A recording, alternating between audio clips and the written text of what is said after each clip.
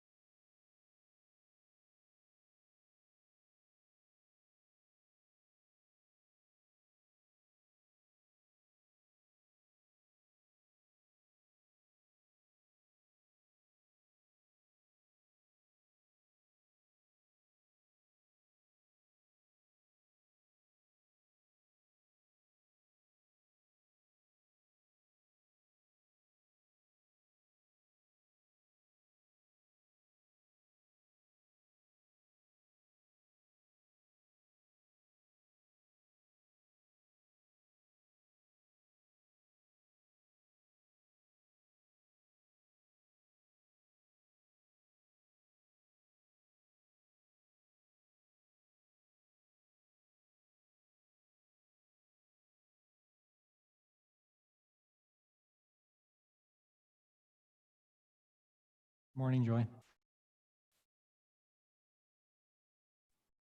Hi, Chris. Can you hear me? Very perfectly. Thank you so much. Okay, bye.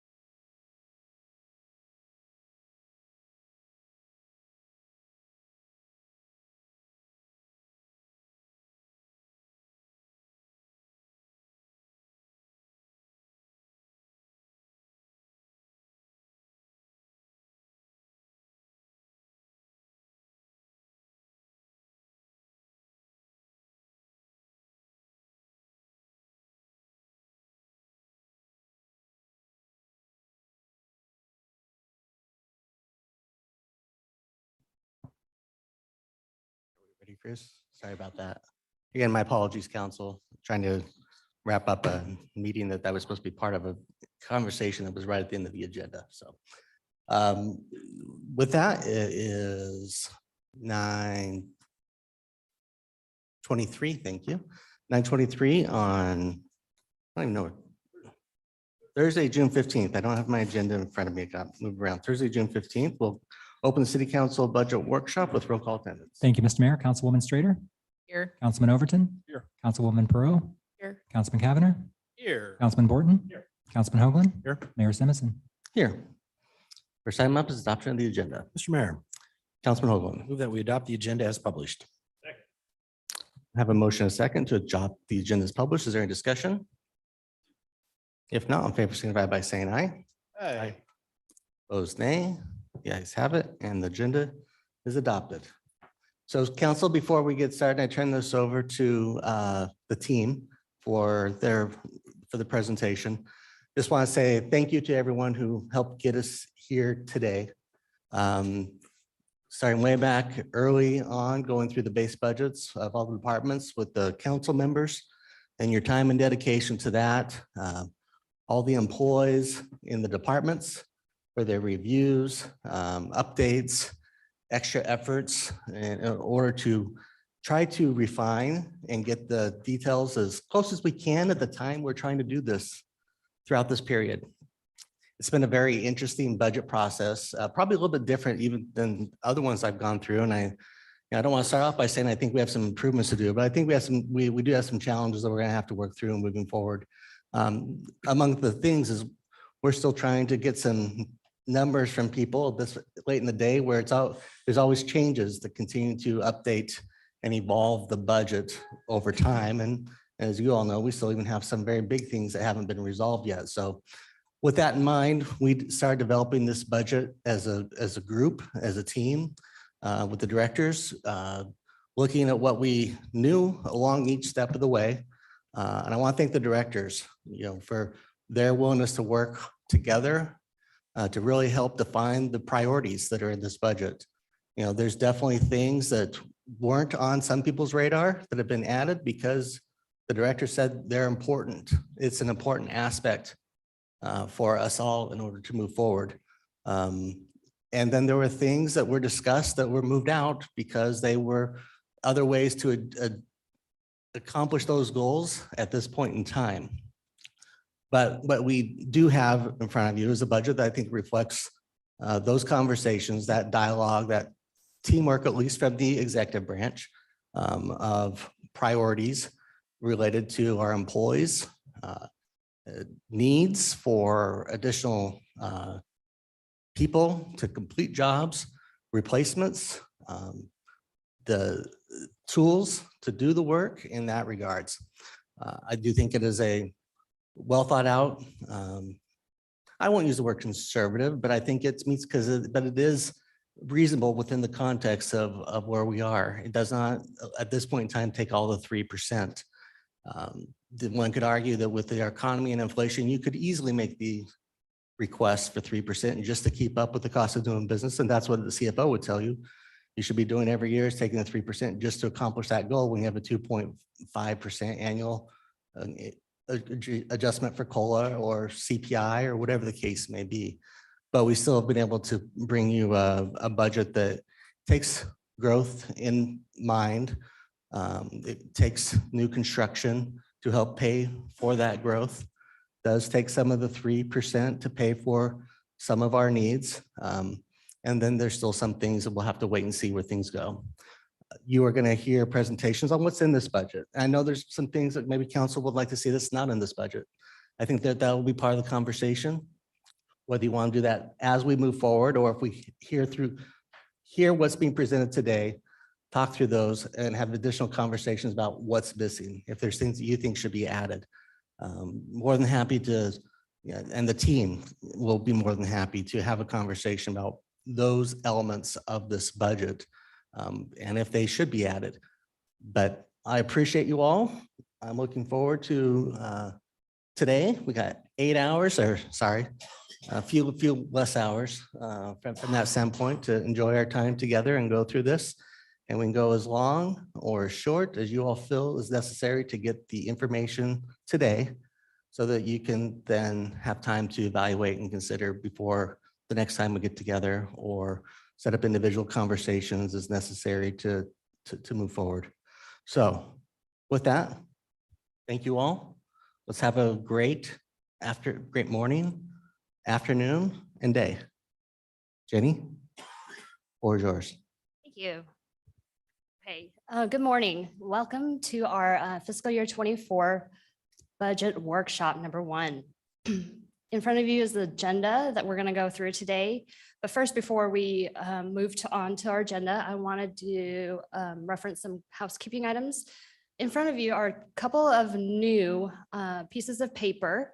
The first one is the list of itemized changes that we have changed since the original publication of the budget book in May. So in front of you is one piece of paper listed out the changes. The second one is a budget summary. That is the most recent updated budget summary, summing up all the numbers that is in the 350-page book. Also in front of you is the freshly printed budget book that we will reference page numbers throughout our day. So with that, I'm going to start off highlighting some stuff in our agenda. We are going to set some expectations, what we're trying to accomplish today, budgetary assumptions, budget overview. Departments are going to be invited up to present their budget requests. And then at the very end, we're going to have questions and any parking lot items that we wish to discuss. So with that, this is our second year using Questica budget software platform to help manage and develop our city budget. I personally want to thank Mayor, City Council, and department staff for your ongoing support and understanding as we continue to use this technology to modernize our budget development process. Our budget team is here. We're very dedicated to making improvements to the process each year. Today's expectations are simple. Oops. We are going to present and please ask questions regarding our fiscal year 24 budget. We have the subject matter experts here to provide answers. We encourage you to engage and have open dialogue discussions with us and each other to ensure a smooth flow and allow us to go over the key points within the allocated time. We propose on utilizing a parking lot system for the in-depth discussions. If any topics require more attention or time, we kindly request that we add that to our parking lot items. If there are any questions that needed further research, that we simply don't have that information after the budget workshop. So with that, I'm going to go over some key assumptions underlining the proposed budget. Real quick, Yes. Jenny, just for process decorum, what I would recommend is whoever's speaking from the staff side, go through them. You don't feel like you got to go through me. Just ask Jenny, don't say Miss Mayor. Let's just try to keep it informal. But we'll let whoever's on the presenting side control the mic. That work? Mr. Mayor. Old habits die hard. So are you okay with taking questions throughout? Or how do you want to do this or save them for the end? Because like even within the assumptions, I have questions, so. We can take questions throughout, and Okay. if there are something that requires more attention or time, then we can parking lot that. Does that work for you guys? Yeah, I'm sure, of course. I think that would be good because if something requires presenting material in a different way. then- Yeah. Thanks. Okay, so our first budgetary assumption, we're going to go over property tax, then the citywide revenues and citywide as a whole expenditures. The first topic is property tax. For more detailed information, this is on page 9 of your budgetary book. The proposed budget is taking a 1.6% allowable of the 3%. That is roughly around $725,000. And to point out that's about 26 cents per month for every $100,000 taxable value. New construction totals about 1.49 million. New annexation is about 75,000. Our projected levy rate is 0.002085, which is an increase of 14.51% of our current levy rate. And those are in front of you. Any questions here before I move on? Yes. Hi, Jenny. Thank you. So I just wanted to sort of dig into this a little bit and understand, because previously in the old budget book, when we were taking the 0.8%, I was really struggling to understand how ongoing revenues were paying for new ongoing expenses. Can you walk me through either now or later, what ongoing expenses the 1.6% pays for? And specifically, I'd like to know if the phase 2 compensation plan is included within the base budget, or if it is broken out as part of the 1.6% updated. Okay. So the second part, I can answer your question about the compensation plan. Yes, that is included in our base budget. To walk you through how, I think the best way is to utilize the budget summary report. On there, we break out the base budget up top, and then ongoing requests is in the middle section, and then any one-times. So our. projected- Sorry, Oh, you're go going ahead. a little too fast for me. worries. I'm just, and I think this will probably be the worst one that we get stuck on in this section. So Okay, I think where I'm struggling a little bit is if we're including the phase 2 compensation changes in the base budget, and therefore those are an ongoing expense, and you're saying that those are not covered by the 1.6%. no, those. Is that true? No, those are covered by the one. Okay. So, and were they covered by the 0.8%? Was that the difference, or what is the difference of the new ongoing expenses that were, I guess, identified? Sure. So our base budget changes that have a ongoing impact, excuse me, are the ones that is the reason why we're taking the additional, the change from 0.08 to 1.6. Todd, do you have? Appreciate that, Liz. This sheet that Jenny gave you, it's called the budget changes since the budget book was produced in May. That was the summary of the information that we wanted to convey to you that has occurred. And with those changes, we did have some increases to the ongoing needs for the city. Thus, we went from 0.8 in the original book. Look at the changes on that sheet, the Percy changes, the health insurance changes, that increased our ongoing needs. So therefore, I presented to Robert for us to cover those ongoing needs. I need ongoing revenues. And we had some wiggle room with the 3% allowable. And Robert and I discussed that. Let's go ahead and increase the needs of the 3% allowable to pay for those other expenses that occurred on that sheet. So now you're up to 1.6 because of the changes on that sheet that are recognized as the Percy changes, the health insurance changes, and that is why you're at 1.6. But this budget that is presented to you is fully balanced. All ongoing expenses are covered with ongoing revenues. And just so I can understand, because this is something that I'm struggling with a little bit. So at least in my mind, having reviewed the meetings the council had, and I was out on maternity leave, so I wasn't here for them. I understand that council has approved like the principles of the phase 2 compensation plan, but I guess I was a little surprised not to see it at least separately highlighted as an enhancement, or at least to have a discussion about it. And I didn't see it broken out in the budget. And so that's what got the wheels turning. What part of the budget was it included in? And so you're saying it's included, that the entirety of it is covered by an increase in property taxes?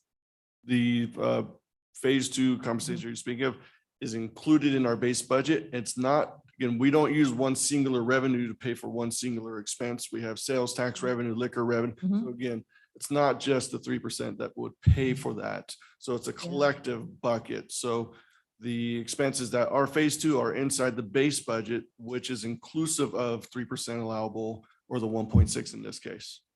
Right. And so I guess I think where I'm struggling and what I'm really going to need, I think that's going to be helpful, is I'd like to see kind of a sources and uses table with all new sources of revenue and all uses of that new revenue. So I can really like understand and process that. Because I am concerned that perhaps, at least initially to me, this looked really thin. And I just wanted to make sure that we weren't just folding in those phase 2 compensation updates as part of the ongoing base budget, that that's being broken out separately and that we're assuring that it's accounted for with sources of ongoing revenue. I think if you guys could parking lot that for me, if you could come back, and again, I'd like to sort of see like a sources and uses table of here are the sources of new ongoing revenue in this next fiscal year compared to last year. Here are the new ongoing expenses that covers comprehensively. And it doesn't have to be like, in tiny individual line items, but I need to have a good feeling of confidence that the new ongoing revenues support the new ongoing expenses that we're taking on. We'll parking lot item and we'll figure out what we can develop for you to meet your needs. Thanks. Super. I think I've got it in here that can help.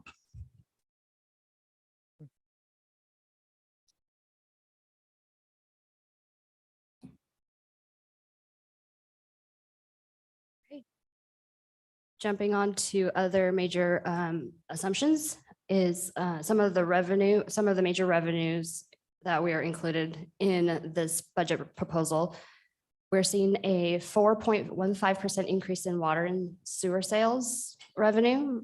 Total development revenue increased about 12.64 year over year. Sales tax revenue increased about 4%, and liquor revenue increased about 0.79%.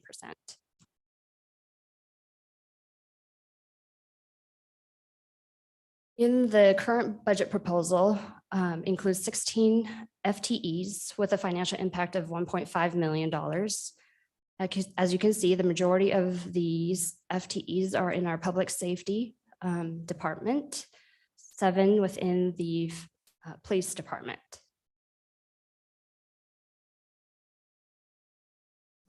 I'm going to go over our budget, total budget, breaking out general fund and enterprise fund in my next slides.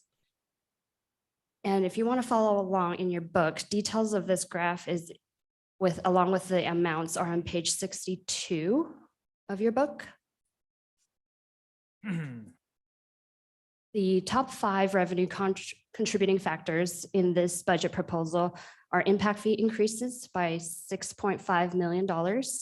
And this is solely a result of an approved rate increase this year. Increase in interest revenue is about 2 million. Property tax increase also about 2 million. License and permits increased about 1.2 million. And also utility sales increased about 1.2 million. I'm going to move on to our citywide expenditures. This detail can be found on page 63 of your budget book. The citywide expenditures decreased about 50 million, and that's about 23% decrease as to compare to the current fiscal year 23 budget. And this is primarily due to some major capital projects in previous years.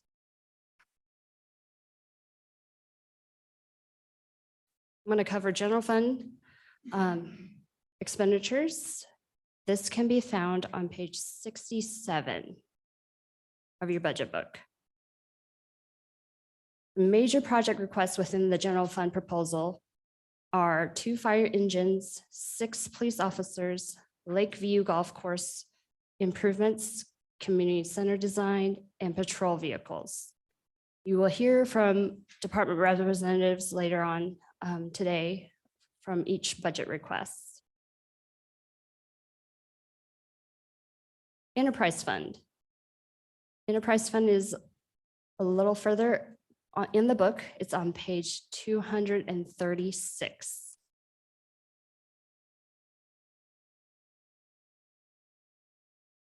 Major budget requests within the enterprise fund are tertiary filter expansion, Can-Ada lift station, our aeration basin, well 10 and 34.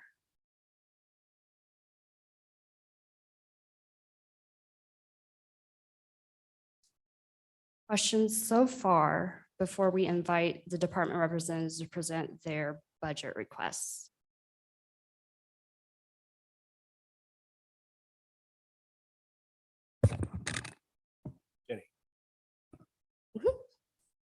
Two things. It's super quiet and like feels like somber in here. Yeah. Yeah. So I don't know why that is. Hopefully it's not a question for you. Okay. I come into this process kind of bouncing a little excited. It's stressful for the departments, but today is kind of a fun day. This is a mechanism to provide tools to do what you want to do for your department and to grow and be successful and accomplish the goals. And so we don't get a lot of chance to do that as council members directly, right? We don't oversee the department. So it's a fun day for us to hear what you want to do and why you want to do it and what it takes to get you there. So I don't want it to be tense. Feels kind of tense. Just an editorial comment. Other thing you've got in the budget book, which I appreciate because I think it's a really important piece of this. We're not covering it right now, is the policies that we've adopted about the budget. And some of the note prep work, I made reference to those policies to help guide decisions, the budget policy in particular, the financial stability policy. I think those are some important sideboards that you've utilized in developing this budget with our directors and the mayor. Help guide and inform our decisions, some reasons why and what we put into certain reserves, kind of long-term focus. So I think reference to some of the policy considerations that we're adhering to as we go through this is going to be helpful. It kind of reminds us we're not winging it. We've got some structure to how and why this is set up the way it is. So neither of those are questions, but I just wanted to put it out there. It's some of my frame of reference. If there's questions down the road, it will be tethered to those two things. I really want to say Mr. Mayor, but I'm going to try not to. If we could, I think, identify a place where we can talk about the policies, I think that would be really helpful for everybody. So whether you want a parking lot that, or if it fits naturally into another area, I think that's important. Thank you.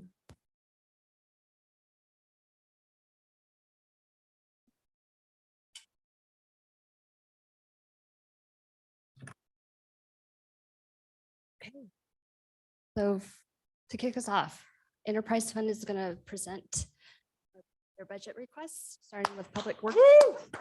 All right. Sing some music.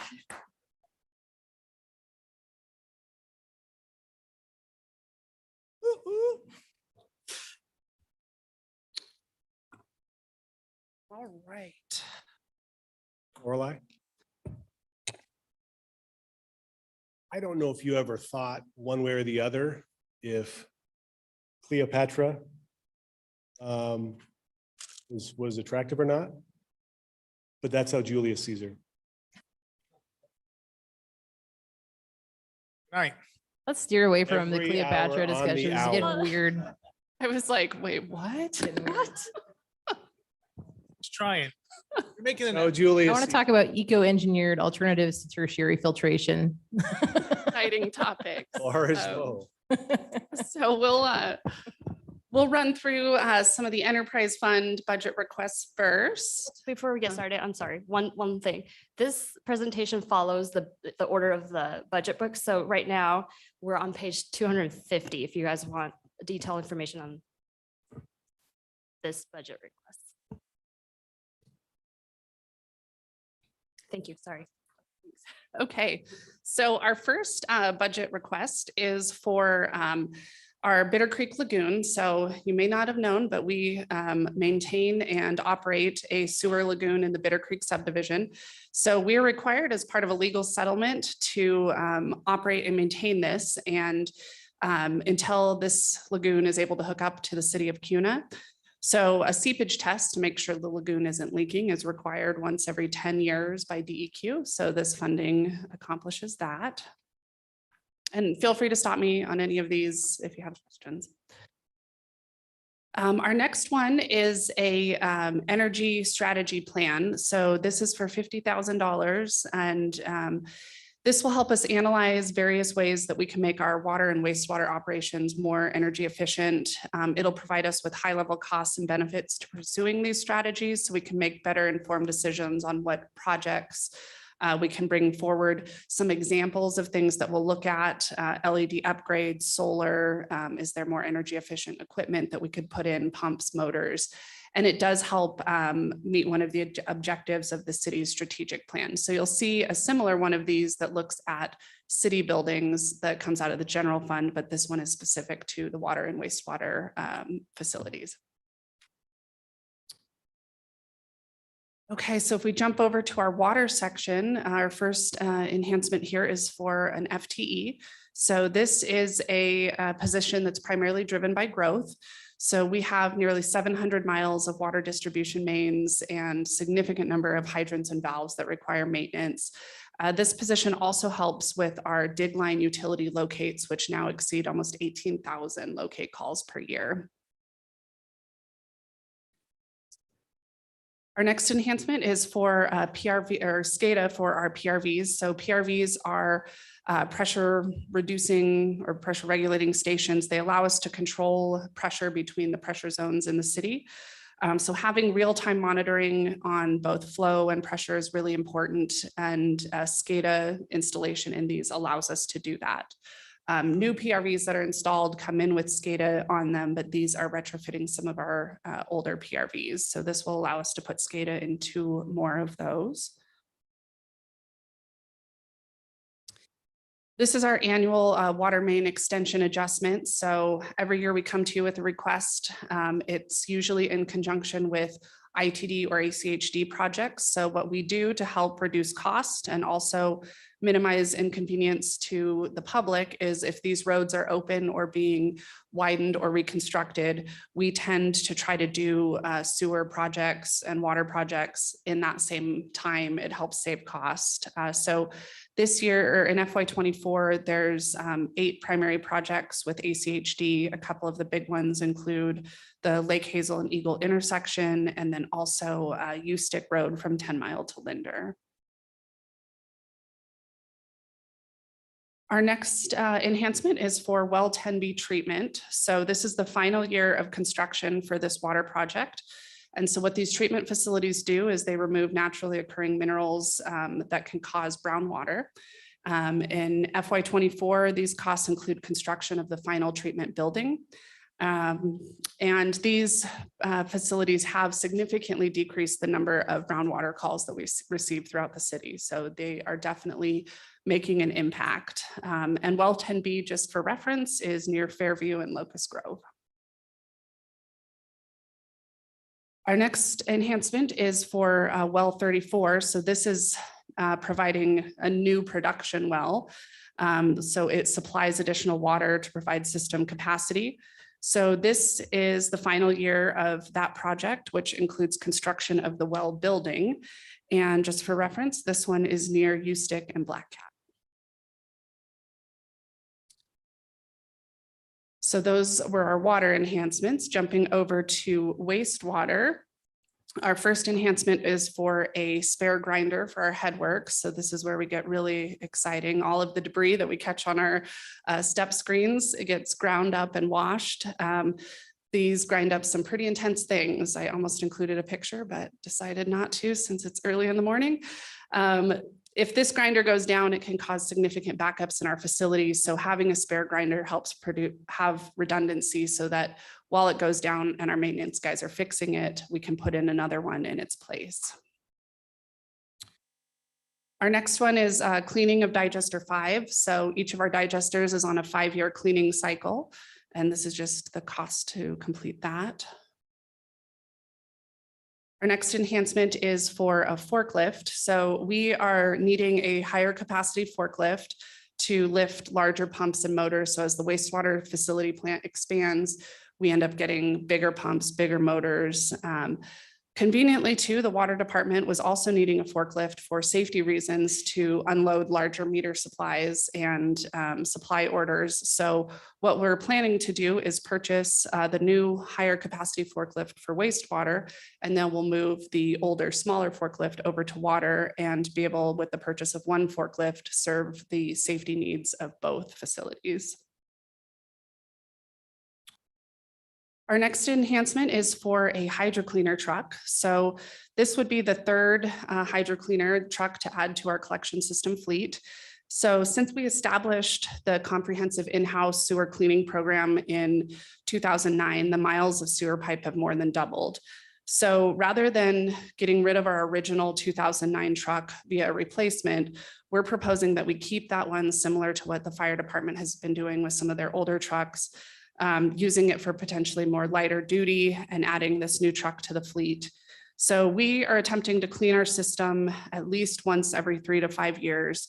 However, about 60% of our system is behind that 3-year goal. So this is due to a couple of things, both truck availability and also staffing. So our next request you'll see is a staff to accompany this. But if we can keep these trucks on the road cleaning at least 5 days a week, we hope to get closer to that system cleaning goal.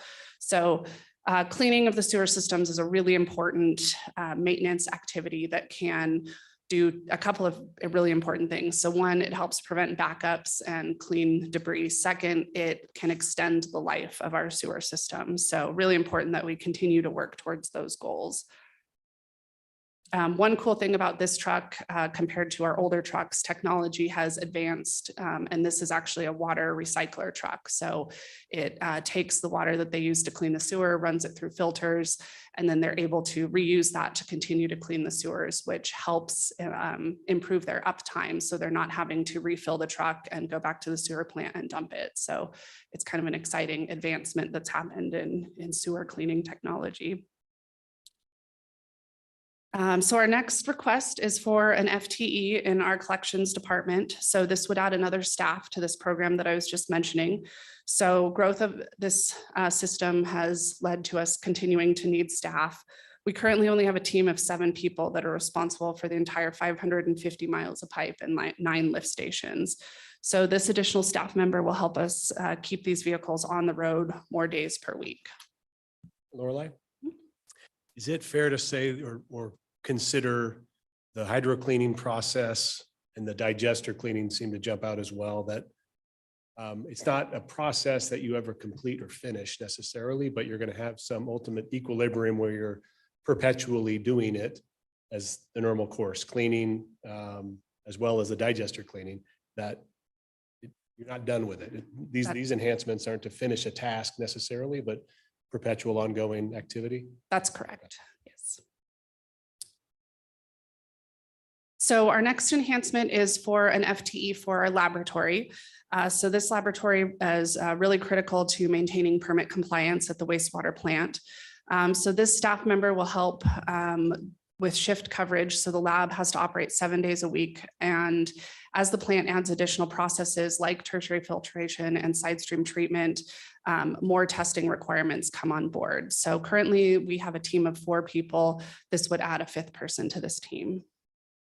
Hey, Lorelei, when you talk about new requirements, do they roll out on an annual basis, on a 5-year basis? How much notice are you given before these new requirements have to be fulfilled? So great question. There's 2 ways that we get new testing requirements. One is through permits. And so permits we get generally every 5 years. This one is actually as new processes come on at the treatment plant. They aren't necessarily required, but we have to be able to test every day to make sure we know how the process is running and make process adjustments. And so the request for this staff is more driven by additional new processes at the plant that are being installed to meet permit limits, but these aren't necessarily permit requirements that are driving the position today, but ultimately those processes are to meet permit. Our next permit we anticipate is likely in 2027, but we're currently on administrative extension. So it could happen at any time, but DEQ is also backlogged like they normally have been. And we've told them that we have plenty of limits to meet and stuff to work on until 2027. So we're hoping that we don't get a new one before that, but So our next request is for the Canada lift station. So this will be the first year of construction. So we're finishing up design this year. This will be an important project that will provide sewer service and open up the area in the Fields District in Northwest Meridian. So this will install a lift station, a force main, and a gravity transmission line. And so this initial infrastructure will then allow development to occur, and development will drive the rest of the infrastructure upgrades in this area. This is the companion to the water line adjustments. It's the sewer line adjustments, similar projects with ITD, ACHD. While the roads are open, we go ahead and go in and extend and adjust lines. The same projects that were on the water side, Lake Hazel, Eagle Road, U-Stick. So this project is our tertiary filter expansion project. This is the third year of a 5-year project. So it will design and construct advanced tertiary membranes. This is required by our permit to meet the 2027 permit limits, and we have to have it in place and operational before 2027. So this will be finishing design and starting construction. And our next enhancement is for aeration basins 9 and 10, and also our plant remodel. So this is year 4 of 6 of another permit required project. So this project will remodel part of the original plant. It'll retrofit some of the old basins. You'll see those there. They have original redwood baffles that'll all be retrofitted to the new process. And then it also adds 2 new basins to the back of the plant. This is also required to meet the 2027 permit limits and also has to be constructed and in place by 2027. And our last enhancement is for odor control. So this is year 3 of a 6-year project. And we are targeting 3 of the largest elements of odor from the facility. This year specifically, we'll design odor control for the primary clarifiers. Once all improvements are made that have been identified in this study, it's projected to reduce odors from the plant by almost 70%. And so those are all of the enterprise fund budget requests. Hello. Can you talk to us a little bit about the tertiary filtration and the eco-engineered alternatives and how those might fit into our future plans? Sure. So eco-engineered alternatives could be things like utilizing wetlands or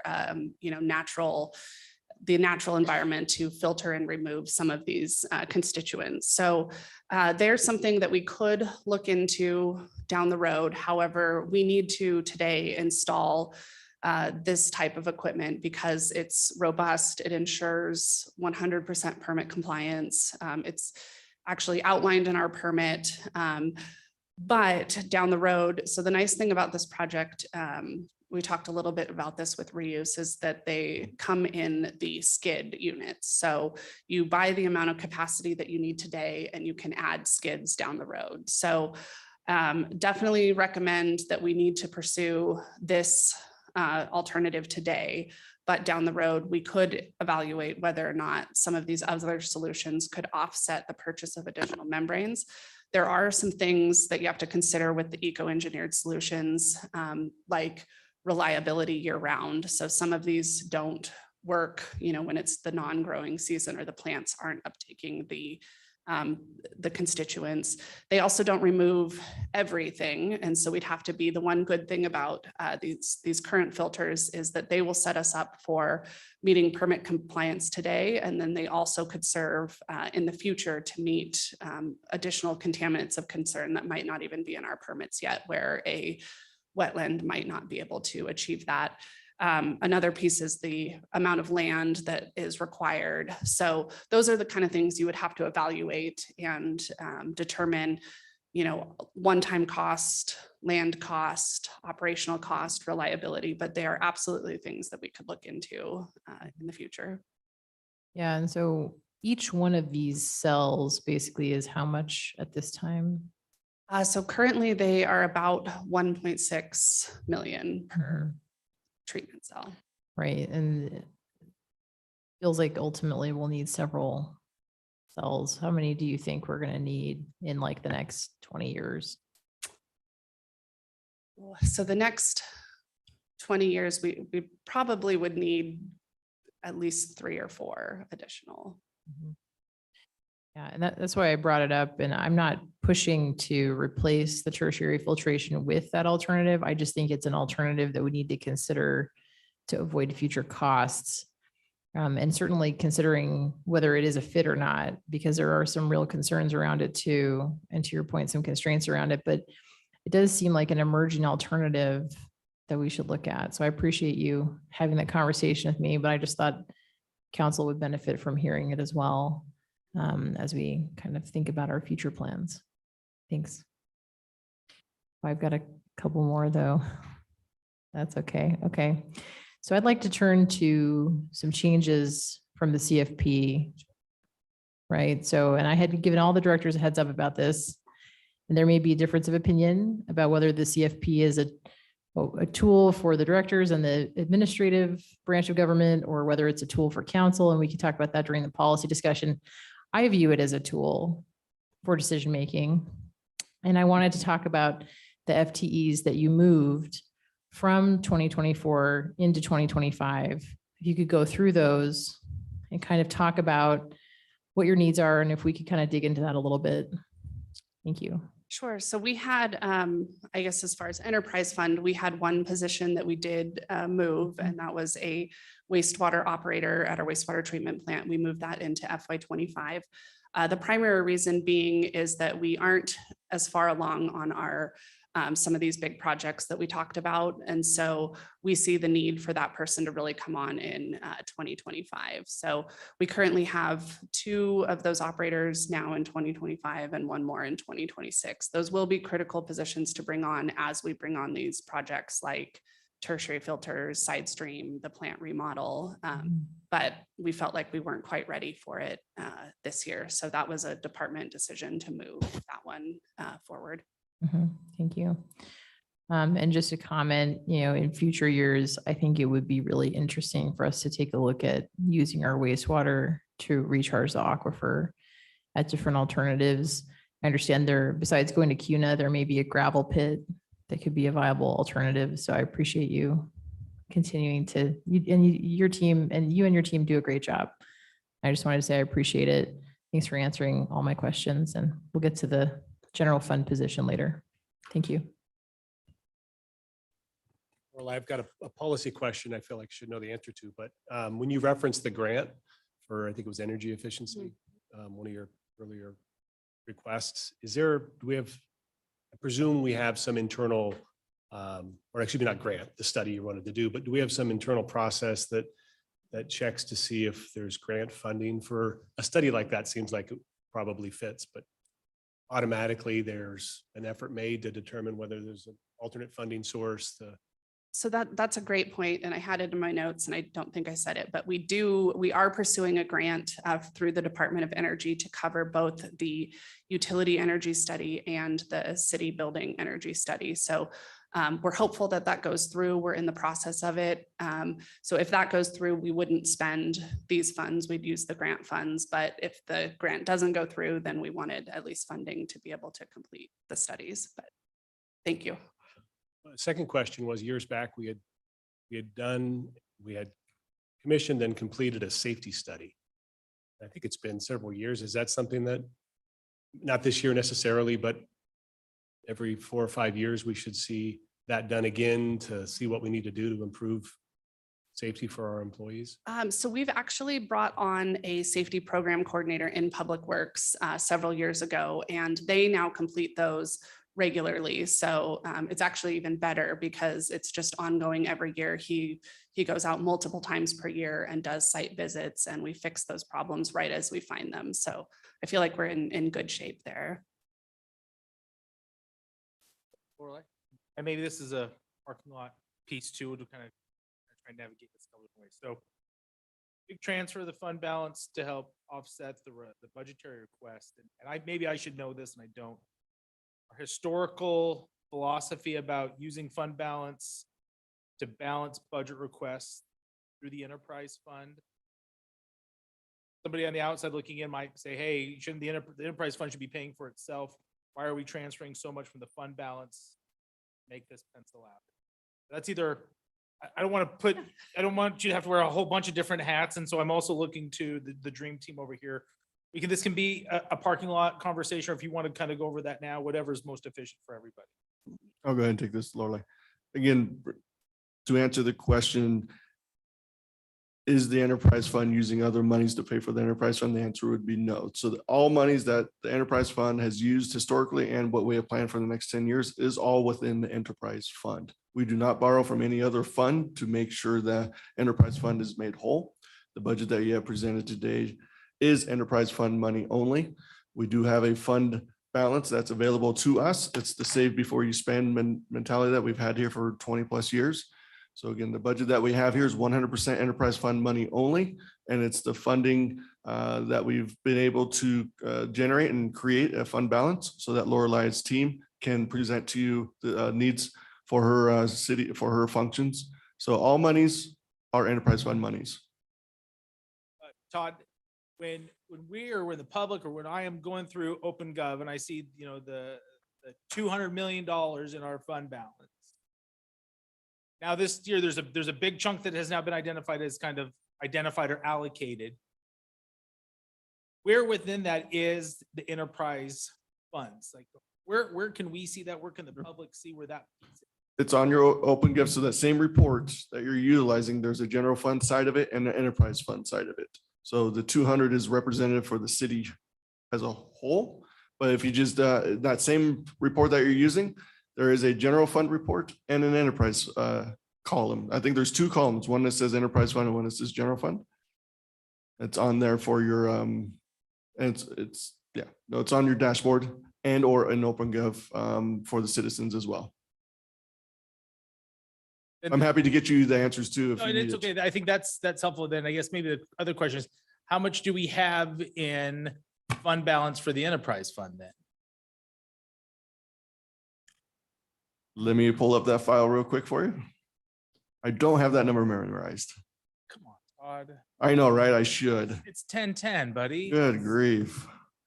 And if we get, just from a practical standpoint, since we're educating our community, we save before we spend. So that's our philosophy.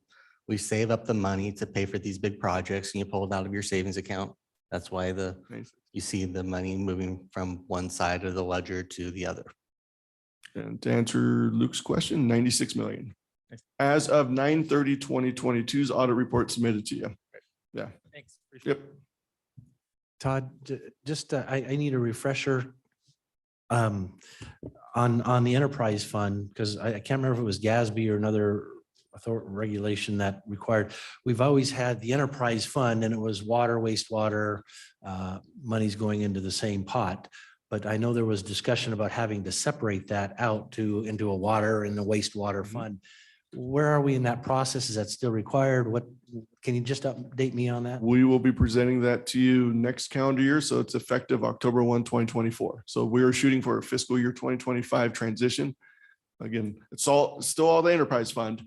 We're just now going to manage it a little bit differently. Shouldn't make any changes, but it's still the enterprise fund. Yep, 2025 fiscal year. Thank you.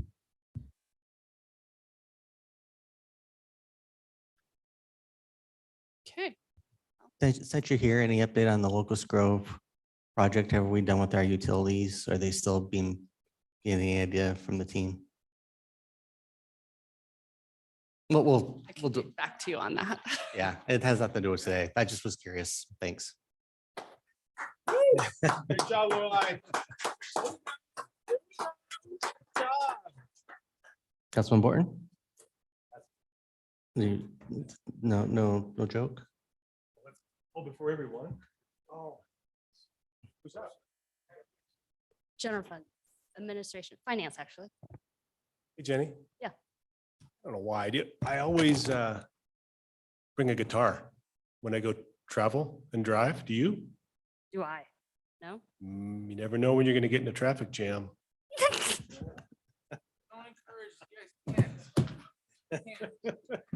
Was there a clapter back there? Thank you. Always one. All right, our general fund budget request is up next. You can follow along on page.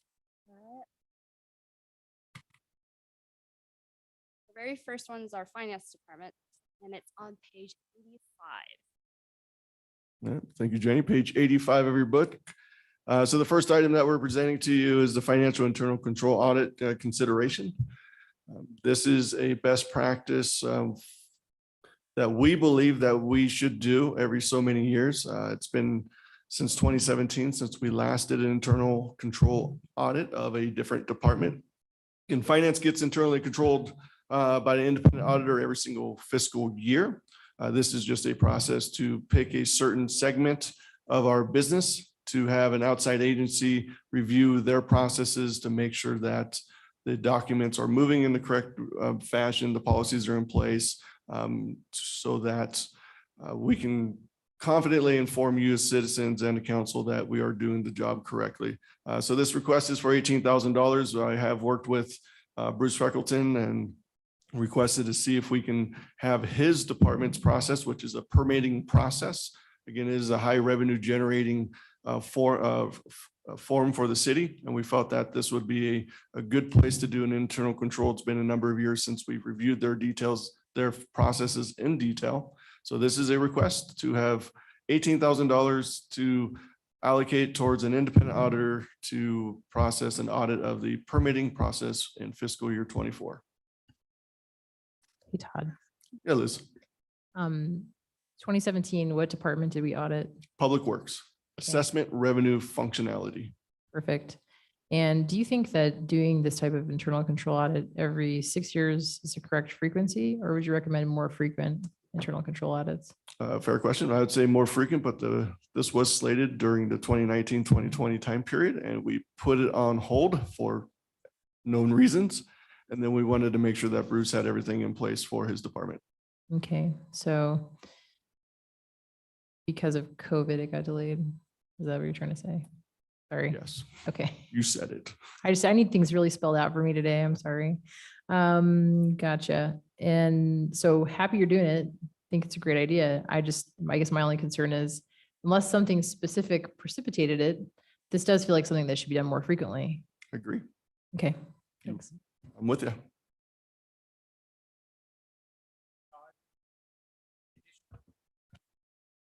This is talking about depth. I guess my perspective is breadth.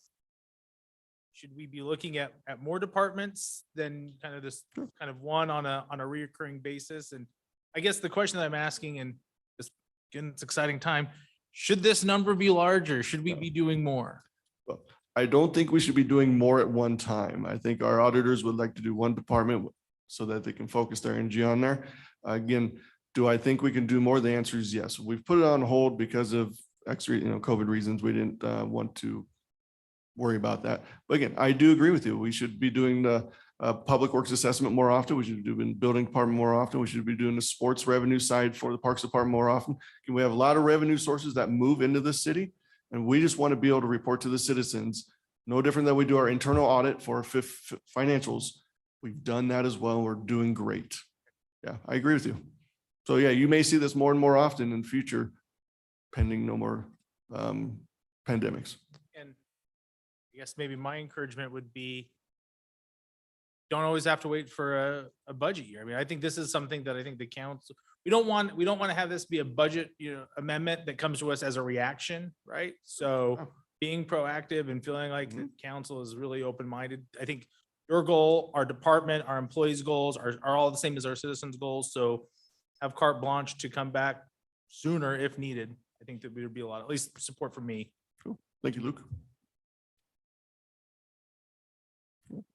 Next item we have for you today is a request for a new employee, a new full-time employee in our procurement division. Working with the executive branch and the directors and our customers, they have requested that we consider promoting to you a request for another FTE so that we can provide the services that they need in this growing city. Again, we've had a staff of 10 years. Again, a number of years ago, you gave me the opportunity to do some technology as opposed to hiring an FTE. And you gave me that opportunity. We've maximized the efficiencies of the technology, and now we're still at the same point we were about 4 or 5 years ago when you allowed me to try it before adding an FTE. So now we're at the point we've extended all of our opportunities with the technology. We still needed the FTE back then. You gave me the opportunity. I'm bringing it back 4 or 5 years later. We need the FTE based on our customers' input. So standing here in front of you, asking for an FTE for the procurement division for this, for fiscal 24. Todd. Yeah, Liz. So my concern here, this was identified in the CFP for 2029. So I felt like this is a pretty big move forward. Can you kind of walk us through if it's, what the metric is that we use to measure the workload? Fair question. Yeah, we did have this in 2029. I did put it as a placeholder in 2029 as my initial, just don't lose sight of it. I need to consider this every year. Okay. In this particular year, we worked with our directors and they informed us that they would like to see a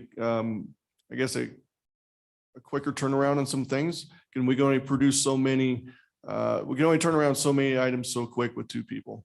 So it's more of a turnaround thing. There is not a metric, I would say, per se. You don't track how many items the purchasing department approves or Oh, kind of do. some sort of a metric. I think it would be helpful if there was a metric around the workload that could kind of back the request up, if that's possible, if it's not a lot of work to research. Liz, we actually produced a report card just a couple of months ago, or about a month ago, to our customers, showing exactly what you just said. We produced this many requests for public works, this many requests for parks. This is the type of request, how many days on average it took us to produce X requests. So we have that available to you very easily. So I can get that forwarded to you. Keith might be listening. So Keith, if you're listening, forward me the Thanks, email. Keith. There he is right there. Yeah. So again, we have the data. Yes, we have data. Just some data to back up the Do that. request. Thank you. Yep, no problem. Thank you. And just to go into a different component, Todd, you gave some very interesting information when we celebrated someone's 20-year anniversary the other day about your department and growth and size, and not everything is always the same. How many employees did we have in our utility billing department 20 years ago? We have 6. We had 6. And how many accounts were we servicing at that time? 15,000. How many employees do you have now in that same unit? 7. How many accounts are we servicing? 52,000. So not everything is dependent upon numbers or metrics, and technology changes and differences. They can deliver how much they do. I think the question is probably better to our other departments on their expectations for, or what they would like to see as an expectation for how quickly things can be delivered to them in today's environment for needs of the departments. And I don't think that we've established a metric of we want to turn around in 10 days, 12 days, 15 days, because everything is different. But I think it's a question that, so I encourage you to at least talk to the departments that asked to bring this forward to get their perspective, if you're concerned once you see the information that comes from Keith. Thanks, Mr. Mayor. That's a really good point because, utility billing is a scalable type of business model. And I guess it's a question we have here, right? You use technology to get by before. So, are there other opportunities for efficiency too? And yeah, I would appreciate hearing from the directors some feedback around that. That'd be super. Are we just waiting an extra, 2 days, or is it making it so that we're actually losing out on, important opportunities where we need to make those transactions happen? Just help us understand the urgency. Thanks. We'll call up, we're right on it. So let's just, they're in the audience. So I was one of the directors that requested this to be brought forward. So Public Works takes a significant amount of purchasing time. We've not only seen the number of projects, but the dollar value, the complexity of projects. And while Keith and Darren work really hard, we consistently see really long lead times on getting projects out to bid, getting purchase orders through, getting contracts through, and that just slows down our side. So when you see big carry forward amounts, sometimes that's a result of we couldn't get the projects out to bid There are some benefits too, depending on the time of the year that you bid these big public works projects. Different times of the year have some potential savings, and sometimes we miss those. This group, the variety of tasks that they do. So it could be as easy as issuing a contract purchase order that we do every year. And that could take a couple of days up to a couple of weeks or months. But some of our big contracts that are millions of dollars, those can take months, and it just delays our work. And while they work really hard, having two people to do it has been, it's been a need since I've been with the city. And so I was one of the really vocal proponents of this. This needs to move forward. It's a position that impacts all city departments in a big way. And I think the growth in that department, the need is definitely there to bring it forward. That's really helpful. So we're talking about a matter of months to get things done. Okay, that seems like a really unfortunate amount of time. So I guess now it gives me a better flavor for the issue. Okay. Do you have a goal to have someone dedicated to the enterprise side, or how would that all work with this new? So we talked about that, but I think this model is probably preferable, right? So then it's not these people can all work on all city projects, rather than if you Sure. had the enterprise fund just dedicated, they would only be able to work on enterprise fund projects. We do pay for half of their wages Good, anyways, okay. but So you contribute Yes. your proportional share based on the amount of time that they spend. Fantastic, thanks. And I think just from a practical standpoint, vacation days, holidays, sick, each one of those can delay when you only have two. 3 does provide a little bit better coverage and planning to ability. So a project may not be stalled if you only had one person, or sometimes two. And if you lose a person because Darren decides to go find another job and it's down to Keith and it's one, well, Keith, cancel all your vacation plans. And that's what the departments would want. I can say it from that standpoint. And Lorelei, the solution I think is easy for enterprise fund is the projects you brought to us. If you just lop up a couple zeros on some of those projects, it might go quicker. They can do things faster probably, but see what you can do about that. Any of our other directors want to come talk about this? Yeah, I did. So you could get some variety. Yeah, while Steve's walking up, I didn't take this request. I thought it was a great request. It made good sense. We've been very intentional with having this activity done with a single point through finance. The benefits far outweigh the cost. Keith's the best in the state and needs help. And one of the things that we never, ever, ever waver on is getting these things done accurately, right? We're doing 9 figures a year of stuff and we don't get lawsuits and protests because it's done right. So I don't think we'd ever going to waver on this. This is just a natural byproduct of what we've been doing year over year to continue to do it right. And I think Lorelei's perspective of that helps the single point do it right and a little faster makes great sense. I'm happy to add on. I was also supportive of the request. In fact, as we looked as a group at all of the requests that were on the initial draft, many of us, including me, agreed to push positions out. But I was 100% on board for the record of the preference for purchasing, HR, and IT to get the support staff that helps me as well.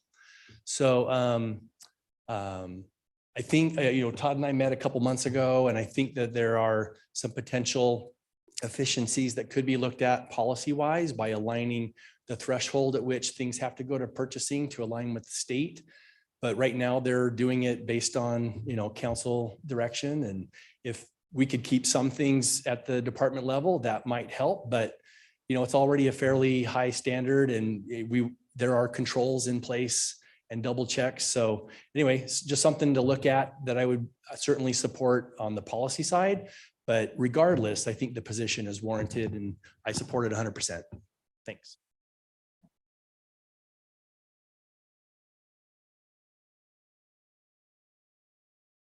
Any other questions on this one before we move on to IT department? Good job, finance. Woo, IT, All right, Dave, you're up. got something? Want a dumb joke to start off with? It's my dumb joke, I have a dumb joke. Why can't you hear a pterodactyl go into the bathroom? How come? There's no pee. The P is silent. I was gonna say, the P is silent. Yeah, that was, I think my 14-year-old told me that yesterday, so. Thank you, council, for being here today. Excited to talk to you about our budget request that we have, which is for a new FTE. It's a support specialist. So this is for our service desk team, which is really the technical support that we provide to all of the other departments throughout the city. So this need arose, feels like it comes up every around 4 to 5 years as the city continues to grow, to add new facilities, to add more staff. In turn, more technical support is needed. We'd love to say that everything works perfectly and we're never needed, but that's not the reality of what we deal with. So to give you an idea, in 2008, we had a couple FTEs that were really dedicated to technical support. In 2013, we went to 3. In 2018, we went to 4 technical support employees. So this is about 6 years since we added a technical support person, and we just feel like to keep up with the workload, again, all the other employees that have come on board and new facilities come on board that all have technology that we assist with, it's time to add another person. So, and this was a position that we also felt like there was support from other departments on, because it again affects everybody, every department in the city. So with that, that is our only budget request from the IT department. Mayor, would you like me to talk about the replacement item that I? Okay. So we have one replacement item in the budget right now that is for upgrading the city phone system. And I would like to bring that forward as an amendment in the coming weeks, rather than leaving it in the budget, because we feel like the timing of that is critical to advance that sooner than this fall. There's a number of reasons for that. One of them is we have a contract with our carrier right now that will expire. And because of FTC changes around telecom, pricing for traditional copper services, whatnot, are going up at an insane rate. Sometimes 200%, sometimes 5,000%. It's pretty crazy. We don't want to be in the situation where the city has to deal with that, but we also feel that having a rollout that is over the next 5 months, as opposed to trying to do it all in a weekend, is going to be a much better experience for our customers, all the rest of the city, and what they deal with on a day-to-day basis with dealing with phone calls. So that will come to you as a budget amendment probably on the 27th, I anticipate. Dave, thanks for forecasting that, and I'll hold my questions about the phone replacement then until you bring the budget amendment. I want to comment on a couple of things that you just said there, and I don't want it to get lost. You talked about our city employees being your customers, and I want to commend you and your staff. I think you guys just lead when it comes to customer service for our employees. You are a vital resource and a need for them. And as long as I've known you and your department, that's something you've always led on. And I want to say thanks, and it doesn't go unnoticed, not just for employees, but for council members as well. And I just want to say thanks. And then maybe just a quick question. One of the things that you've always done a really great job of too is forecasting shifts in trends and technology that I think honestly have saved us and the taxpayers a lot of money, because we've been able to be ahead of the curve on some of that stuff. So because you just got one budget request and we've got a few minutes, anything that we as council should be thinking about or pondering as other shifts and changes in technology that we need to be prepared to address in the coming years? There's a couple, obviously. I've talked to you probably about both of the main ones that are on my mind a lot. One is the continual changing threat landscape as far as cybersecurity goes. Last year, we were able to add a position that will help with some of those needs as we continue to assess where we're at and adjust technology technological, administrative, physical controls for cybersecurity and information security in general. So that is going to be a changing beast over the next 5 to 10 years. And it has changed dramatically over the last 3 years. But we feel like we're in a pretty good place, but we will continue to, adjust as things come up and be proactive about that. The other one is, again, another one that I've brought before you a couple of times, and that is the move of software to be a traditional license it, you own it, you pay for support on it, to a subscription-based model. That's going everywhere. Some of it's cloud, some of it's not. But in turn, that turns a lot of the software expenses into a more OpEx model as opposed to the more traditional CapEx model that we've had over the years. The side effect of that is those costs raise and they eat at revenue sources, right? And so a number of large applications or large systems that we're using in the city right now, over the next 5 years, I expect they will move to a subscription-based model, and it will be, we use it or we find something else that will have the same model, or we go back to the old school way of doing it with pen and paper and say, hey, it's not worth it, which in turn will probably turn into a lot more FTE requests from other departments. So those are the two main ones. And I anticipate, we have probably 4 or 5 large systems in the next 5 years that will go that way. That was my assumption, and I'm disappointed that you're confirming that, not at you, but at the reality of it. Maybe just one more quick question. And Councilmember Hogan and I were talking about this a little bit earlier, just the rise of artificial intelligence. And in my day job, we're using AI to help communicate with cancer patients on a more regular basis. Is that something you and your team are exploring? Are there ways that we can use artificial intelligence to improve efficiencies at the city and to better serve our citizens? Or is that something that we're a little more tepid to jump into that water? That's a great question. It's really cool technology. And I would say pretty much everyone on my team that has dabbled with it enjoys it. It's a lot of fun. There's definitely value there, and there's definitely potential to create efficiencies or use that technology for things. There are also concerns. I'm sure you've heard, it's been in the news that it's been used for cyber attacks and other things. And there's been concerns, luckily, that we don't have around intellectual property, things like that. So there are also risks. So kind of keeping tabs on where that's going and where it makes sense to use it, I think is our direction. But if there are places where we feel like, we need to jump in and use it, we're all, open to that. So. Sorry. What's the habit? I guess then, Dave, my challenge to you, I look back at 2000, 2007, 2008, 2009. Meridian was really on the forefront of how we were communicating with the public, right? We were doing social media before anybody else. We were blogging before anybody else was. I'd really encourage you and your team over this next year to be creative. And at next year's budget, I'm really open to some creative ideas on the ways that we can use AI to improve your team's work, our department's work, and the lives of our citizens. So that's my challenge for you next year. I'm looking forward to hopefully seeing something that you guys think can do to harness that to show again, Meridian can still be on the leading edge and benefit the lives of our employees and our citizens. Sounds great. I'm envisioning a council presentation that's completely AI driven. You won't need any of us here. I'm not quite ready for that piece yet. It'll be great. I thought we were going to have council here. Ooh, Okay, let me transition quickly then. some people would after like that comment. And we are probably. going to take a break as soon as this line of questions done, because I know there's been a couple of requests. And this actually question with Mayor for you as well is as we look at it, and I'm looking at it as well for where I work, and there's 2 parts to it. One is the actual application and usage and different things, but it brings up a whole nother issue of policy. What do we do? What are the sideboards for using it? Is there notification?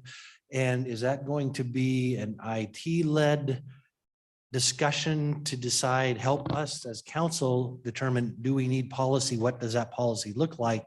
How is it utilized?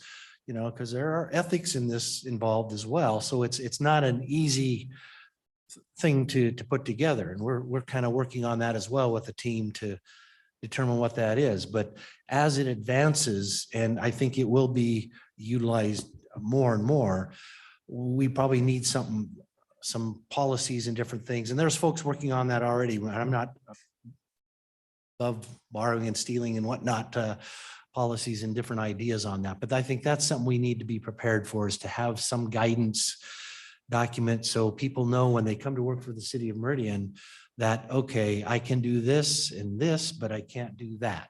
Just because there are areas you can go into and create some problems. So just something to kind of be ready I for. would agree. I would agree. I've sat through many meetings with, like-minded individuals, CTOs, CISOs, et cetera, across the nation on this type of topic. And there are definitely ramifications, and setting up those sideboards is important. It's in an early enough stage that I think everyone's at this point of reacting. How are we going to use this? Where does it make sense? And where are we going to get ourselves into trouble? So very Yeah, good. Dave, to that point, I'm probably more on the conservative side of this one. So I would just urge people to, like, for example, within the communications department, I think I would be disappointed if I found out that we were using AI as our voice, to the public, for example, although people are already using it to write things like news reports. I think we all have to have a collective discussion about, our authentic voice as a city and how we want to leverage the technology before we do. I also think that the technology has at least indicated it has some flaws that people are seeing. So I don't want us to get into hot water using it already if we haven't had a talk about it. One thing I wanted to talk about, do you have the resources that you would need to make an app for our pathways system? We do have resources that can develop mobile technology, mobile applications. At this point, we are, those resources are busy. It would be something that we would need to, schedule out and look at timing of. We have looked at options, and I don't know how much the mayor wants me to go into this, but we have also looked at alternative options. You can go into as far as you can, but I think it's going to be better to have a presentation about pros and cons of apps. What they hear from other users, what they see from other users, as well as what our app would actually be. But they do have an option. If we just want an app, we can get an app, but what will the app be?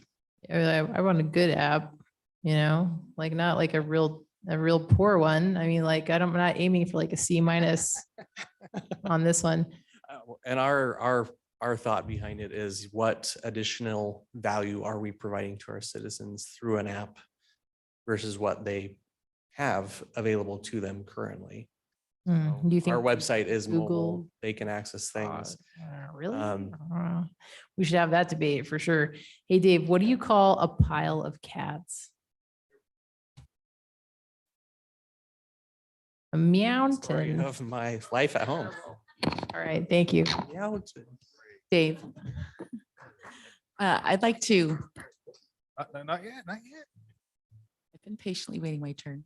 I'd like to echo Councilman Kavner's appreciation for all the hard work that you all put in. You're not before us very often. And so I want to take this chance to say that we are incredibly impressed with your talented team and all of the programs that you've developed internally for us to use without having to go outside and purchase a software program. That just blows me away. I doubt that there's very many municipal governments that have folks talented enough to do that and implement it with the minimal amount of flaws, at least that we hear about. Also, I appreciate Councilman Kavner's question about the subscriptions. Has there been any conversation with the mayor's office about putting together a cost guideline of what that's going to look like over the next 5 years, and then implementing perhaps something, one new request per year to start a subscription base? You said there's about 4 or 5 programs. It sounds like that we're purchasing with a capital expenditure, and we haven't moved over to the subscription based model. Can you put together a plan or a timeline that shows the cost of what that will look like and how long it would take to transition to that? I assume that it just somewhat depends on when that software is going to release enough of a change to purchase another version of it. I don't know how far in advance you get that. In many cases, that's going to depend on the software vendor and when they will continue, how they will continue to support what we're currently using versus we have to transition to something else. But we are working on a plan for those software packages. A couple of them are community development driven. I've talked to Bruce about, is this something that we, look at adjusting fees or other things to accommodate, so that is definitely something that we're working on, and we'll have more discussions with departments about that. Sounds like that's the subscription-based model will be more expensive overall in our base budget. But I appreciate the flexibility that it creates as well, moving away from a software that we don't feel like, no longer serves our needs. I think there's benefit there. I also think it'll be easier to plan from a budget standpoint, knowing what our monthly or annual subscriptions are versus at the vendor's will when they decide they want to make a release that's going to be a capital expenditure. So It is definitely a more consistent and predictable model. For obvious reasons, that's why. of course, thank you so much. I appreciate it. Thank you. One last comment I can't help but say, after all these years, you putting in for an FTE, and it's well-deserved and it's well-needed. But historically, I gotta say it, the late Keith Bird sat up here in this chair, and I sat over there, and told me once, we hire an IT person, you turn your back, we're gonna have 2 or 3 more. And he was right. He was right. There were many times I had conversations with Keith about that very thing.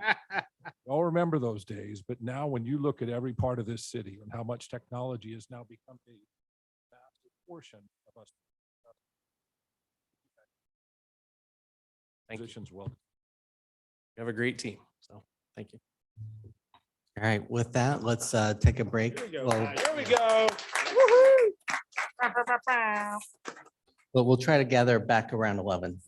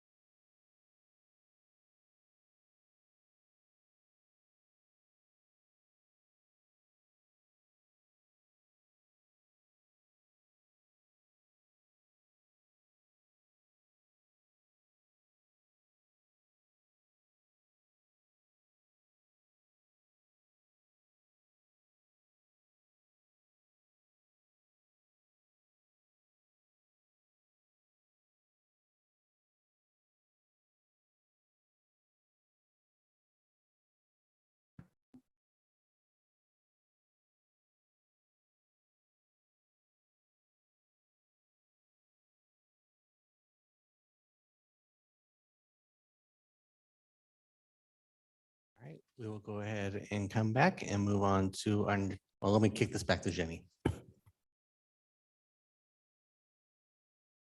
Thank you, Mayor, Council. We are gonna start off with human resources. And you can find the details in page 94 of your book. Welcome, Joe. Woo! Here we go. Come on now, bringing it back, bring the energy back. We lost all the support services momentum with the break. You guys were all talking about how we need better support for our departments, all this. I was gonna just dive right into that, but We're bringing the energy back. Don't worry. all right, all We're here right. for it. So we are here in front of you asking for an HR generalist to add to our team. Just some information to share with you all. In 2019 was the last time that we added a position to our now 6-member team. At that time, we had 550 full-time employees. Currently, we're at 677, and in this budget, there's another 16. So we are in desperate need of another staff member to help provide services to our departments. So we are in front of you requesting that, and I will answer any questions that you guys might have. Thank you. Hello. What about leveraging a program like Workday? Or one, there are these HR programs they're pretty comprehensive. They do performance management, compensation, benefits. I assume that we've looked at the alternatives and we've decided that this is still needed, but kind of begs the question about scalability. So if you could just speak to that. Absolutely. We are currently in the midst of an RFP for an HR time card payroll system. We actually have a demo scheduled at the end of this month. I would love Workday if we could get support for that, but currently we're looking at ADP and doing a demo with them. Even with bringing on that system, although that will bring significant amount of efficiencies, we are still in need of another person to keep up with the growth of the city. In addition to the FTEs, we've also brought on Lakeview Golf Course, which is additional seasonals and full-time employees. We've brought on the pool, although we contract out to Personnel Plus to fill those seasonals, it's still a piece that HR has to touch. So the work has continually grown in our department, and we've stayed fairly stagnant with our staff. Oh, to that point. So I'm looking, and it was in the CFP under 2028. So sounds like the need crept up on us. Maybe we just weren't updating our need in the system and understanding there's new leadership, all those things. But has there been any thought given to implementing the HR system after the RFP, seeing how that goes, and then evaluating staffing needs? Or is it like, help me understand the urgency of why we wouldn't do that first? Certainly. So there was actually a compensation specialist in the FY24 budget in the CFP. After talking with the mayor and with our staff, we determined that because of where we are in our current compensation study, it doesn't make sense for us to hire a compensation person. So we haven't outlined exactly what that looks like yet, but it does give us an opportunity to train someone within our department to cover compensation going forward. But the real need is a business partner for our departments, handling employee relations, being that support person, and honestly being able to get out into our departments, building those relationships so that we can head up some of the issues before they become a problem. I appreciate you saying that. Most big HR departments that I'm aware of have a person assigned to each department. Is that the model going forward? Yeah, currently we have a business partner model. Laura and myself share the city Okay. departments fairly equally. But this will be a backup support person so that we can take vacations, be out of the office, but also have that continued support. When there's an investigation that's going on, Laura or I are typically pulled into that. It consumes a large amount of our time.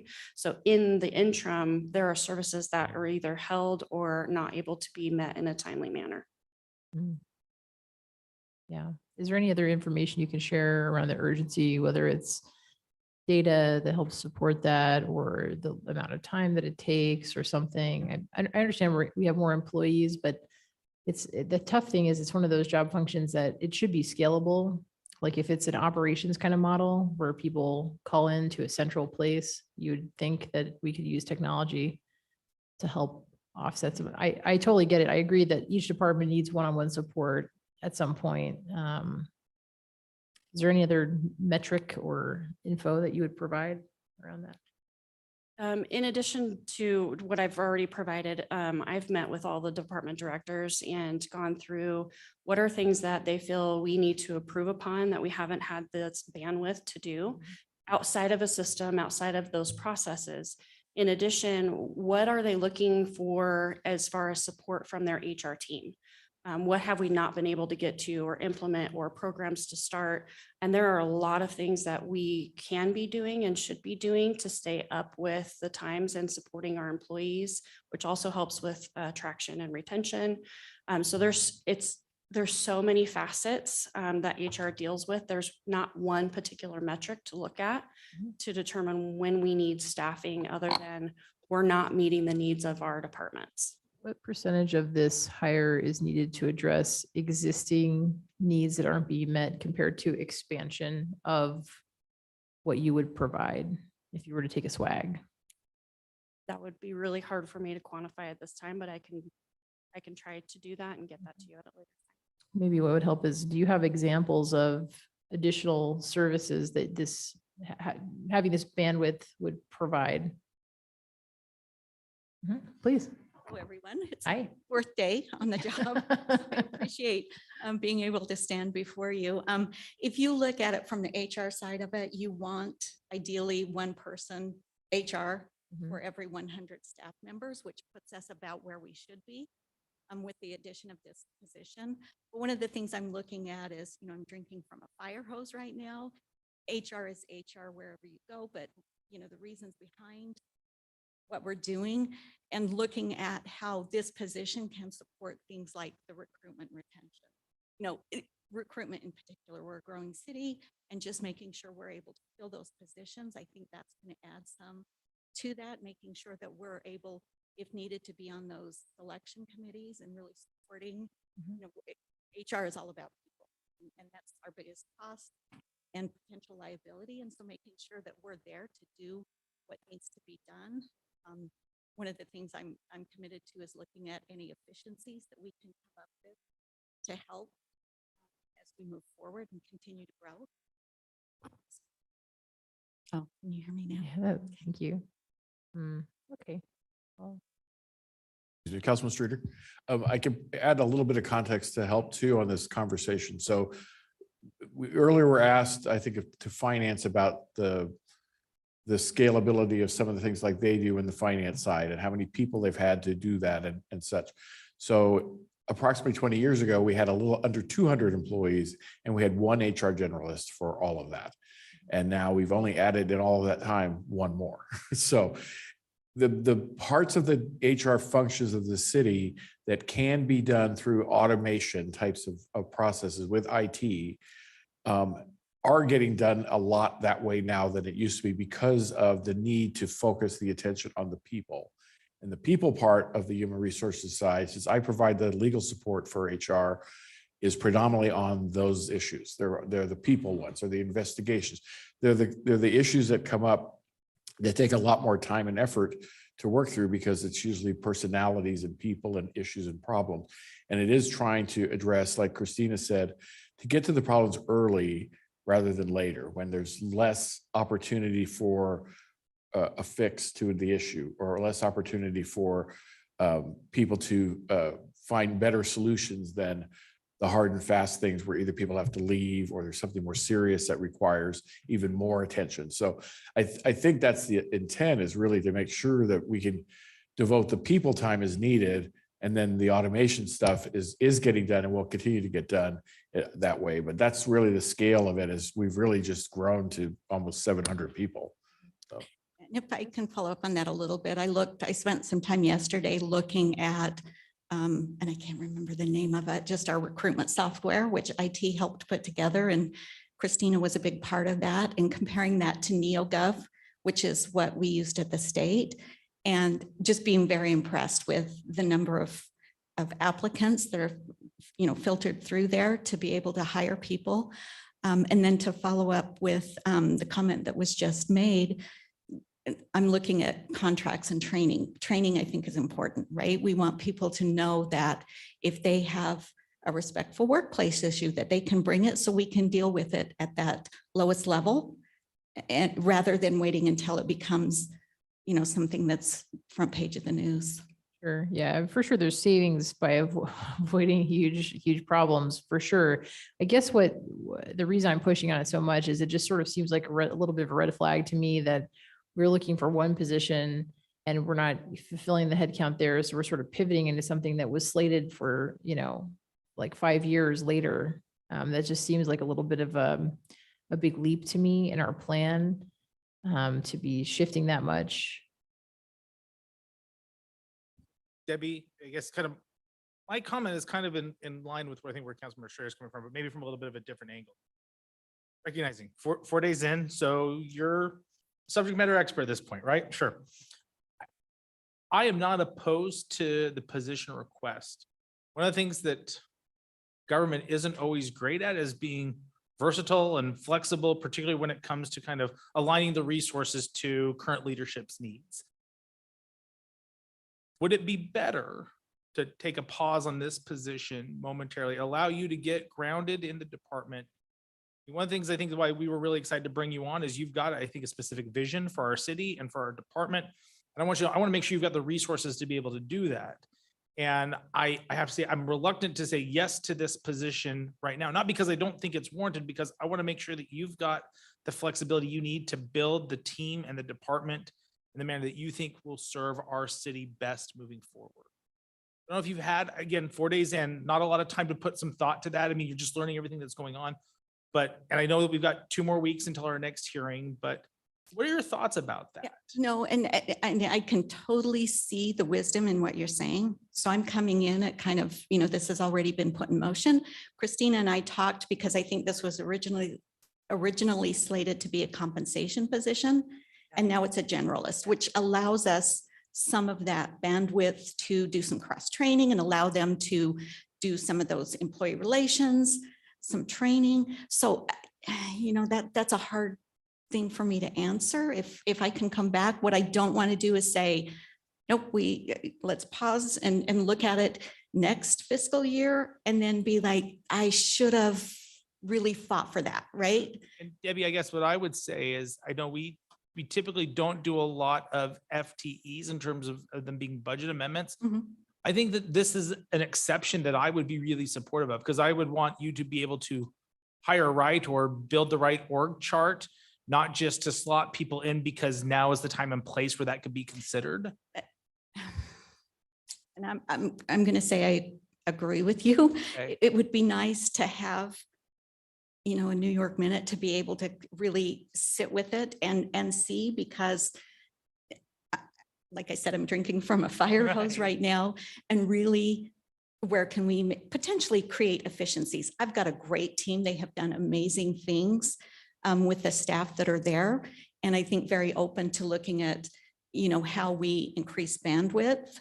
And so if you're willing to, If council's and maybe finance is supportive, maybe this is a piece that we move to a parking lot for at least 2 weeks from now. And that gives you at least half of a New York minute to gain a little bit more insight. And again, we can revisit this, I think, at that point in time. At least from my perspective, I'm not opposed to the FTE request. I just want to make sure that we're getting you and the team what you guys need to feel like that you're not for the department now, but for the department that's going to be in our future. absolutely, absolutely. And that, I appreciate that, because that will give us some time to really think through. And the team, I think, is pretty excited about what we can do maybe differently, what we're doing, because they're doing a lot of great things. And so really getting some time to review and see. And if I come back and say in 2 weeks, yeah, we do need this position, or maybe we can hold off, I would appreciate that time. I think it also gives time to kind of answer some of Councilmember Strader's questions, as well as about kind of metrics and stuff like that. Great suggestion. Debbie, welcome. Thank you. I had the privilege of being HR liaison 2 years ago, and it was clear to me at that time that position was already needed. It's been needed for a long time, so I'm fully supportive of it, of the request this year.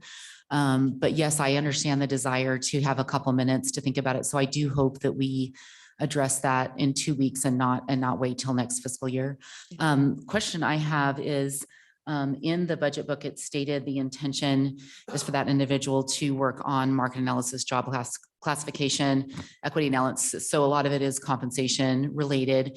What are we currently hiring out, or what consultants are we currently paying to do this that we no longer will need, and what will we keep hiring out? I'm not exactly sure what you're referencing because the compensation stuff should have been replaced in the budget book to align with an HR generalist position. We currently are reviewing our compensation, and so that's why that information was removed. Again, I can't speak to why it's in there, but when we get to that point, we will no longer be using an outside consultant to do our job classifications and things like that. We will continue to use them for the larger projects when we do our compensation reviews every 3 years. But we're looking to bring those classifications and things that we need, in a budget year, in-house and do those in-house. Okay, that answers my question. Thank you. Christina, Debbie. Just real quick, just a slight different angle on what you've heard so far. I am not concerned at all about an item that you place on a list 4 years or 5 years down the road. I spent years helping a department put stuff on those lists at the best information we had at the time. Things change. And this is one of 3 positions I see right now, besides the one in IT and the one purchasing and finance. It doesn't just benefit HR. It benefits every department in the city. And I think it's important. I can go along with it being in the parking lot, and we work on it over the next 2 weeks. But I think it's critical that you get that position to move forward, because I think the city's going to benefit from it, not just the HR department. If I can speak to that, it is all about the people, and not just the internal customers, but also the citizens that are applying for positions. We really do touch everybody in the community, as well as internal city employees. And so I would like some time to just talk it over with staff and then bring it back at the next meeting. I just look at the amount of things we could be doing, kind of that proactive, some of the training and just being a resource to current staff. So Would this new position be taking on some additional responsibilities when there's consideration made of possibly a new software and all of the time investment that's going to take to implement that over whatever point that started? I assume it's going to be 1 year to 2 years before that really gets fully implemented and trained. Is that an additional reason that there's a need for this now versus later, or was that not a part of the consideration? No, that wasn't a part of the consideration. And one thing that I do want to kind of touch on, and we'll have more conversations, obviously, but over the last 4 or 5 years, our staff has been so dedicated to providing customer service that we haven't invested in ourselves, because all of our time is spent serving our customers. So where there's training needed and, making sure that we have the skills we need to provide those services and be current on everything, we try to stay as current as we can, but we just have not had the opportunity to go and do training because we are trying to meet the needs of our customers. So this gives us a little bit of breathing room to do that and to continue to hone our skills and be that resource for our customers. And counsel, if I could say that, I know it's kind of awkward in the context when you have a brand new director coming in and providing a resource. I get that concept. To me, an HR generalist gives the greatest flexibility for where this position starts from. I think if it needs to transition into another function or role, I think that's a conversation that if council in the future wants to learn about that, like come September, they say, you know, we've kind of reevaluated, we've been here for 5 months, and this is what we think we want this position to be. That to me, if council wants to have that conversation at that time, we're happy to come back and do that. But it does give Debbie the flexibility to work with the team to identify those needs, the very direction, because I had conversations with the previous director about it. She's the one that kind of initiated this is where it needs. The directors also agreed that having greater, and again, I encourage any director to come up and talk about the need of level of support that they would like to see from human resources that maybe becomes a challenge if you have someone out on maternity. You had, all those little things. So that in general makes a lot of sense. And I don't want to go into step on anyone's toes though about other conversations that Christine and I have had about where she can think this goes, because her and Debbie need to have that and their team needs to have those conversations. That's what that needs to be about. But I can't, we can only impart on you what we believe the need is. But yes, we want them to have a successful team as it works with the skill sets that Debbie brings, along with what happens when we lose a compensation person from Gallagher, and now we have to figure this out by ourselves because we don't have dedicated support for them. So I appreciate that comment. The other thing I want to speak to is Christina and I had a conversation as they were talking about shifting this request from compensation focus to generalist. And I think that was the absolute way to go, because it does allow us that ability to use them in multiple ways. And one of the things you want to make sure you maintain is that compensation, and classification, and making sure that you're staying current. And one of my goals is, 6 months from now that we are an even better, we're great now, even better where we can be, a human resource team that really provides that cutting edge service and the ability to be nimble and to provide recruitment as needed for the departments, and make sure that we're focusing on kind of boots on the ground.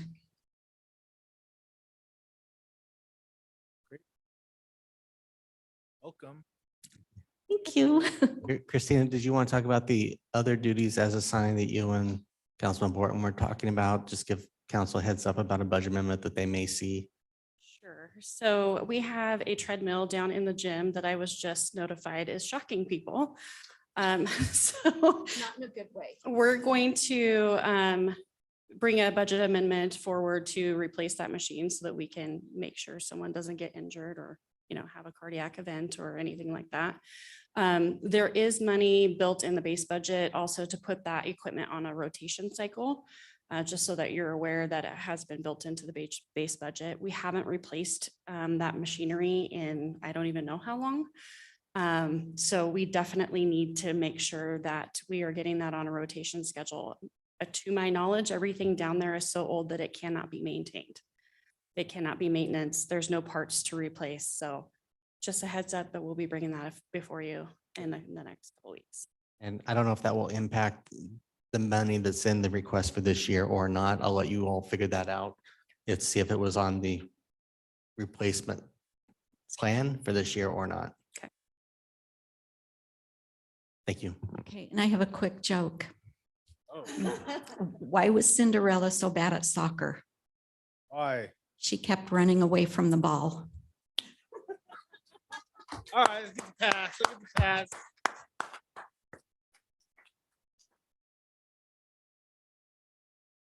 Okay.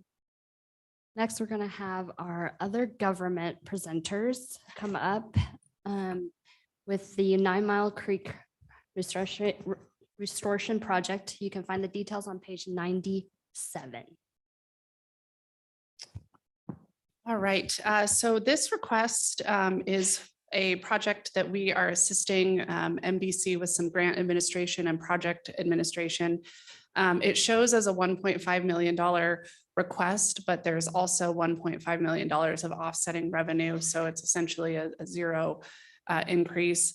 That is hopefully coming in the form of a grant. It's a 90-10 split between FEMA and MBC.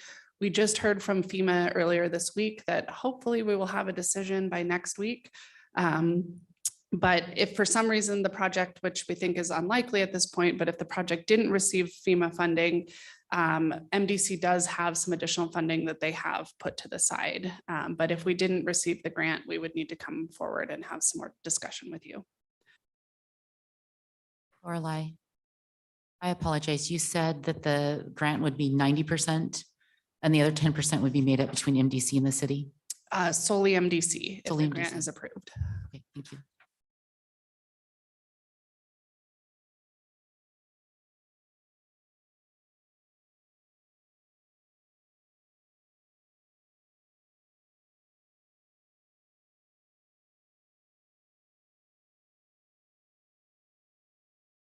So for this budget request, the details are on page 98.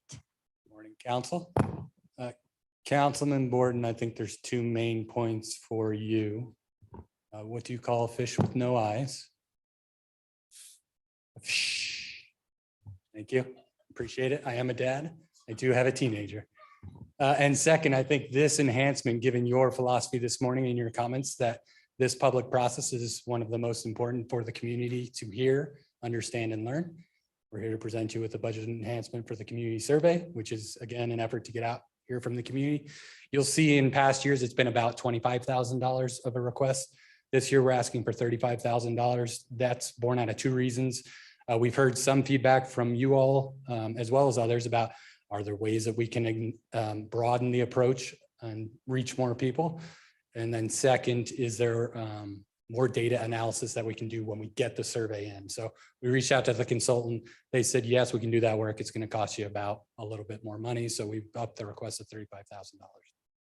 I'd just like to say I appreciate this because it seems to me that the average responses have been about 500 to 600 residents, which is a very small amount of folks that are making, these, in my opinion, that are responding to these and in relation to the importance of what we use this survey for, and especially as a part of our strategic plan and all those other things. I would really like to have an opportunity to hear from more. That just because we put it out there doesn't mean we'll get the responses, but if there is a way for us to potentially increase the number of responses we receive, that would be awesome. I appreciate that comment, Councilwoman Strader. It feels like a small number. Sorry, Perot. It feels like a small number. It is statistically valid, and that's the challenge. I think you look at national surveys and they do 1,000 people. And so, but I understand that and agree that we can try and reach more. Thank you.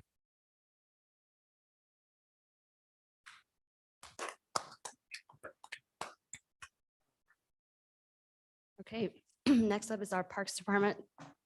And this budget request is on page 99. So Lake Hazel Road widening shouldn't be new to you. It's been under construction now for a year. There was a cost share that was brought to City Council that City Council approved last fall. This request would complete the funding that's needed for that cooperative agreement for those improvements on Lake Hazel. And this number is based on actual bids in this case. And I'll stand for any questions on this one. I got one more. The next one, another government, is MAPS, which stands for Meridian Art and Public Spaces. This one's an existing ordinance to fund the equivalent of 50 cents per capita. And based on the latest population estimate by Compass, this would be the amount that should be allocated for that budget.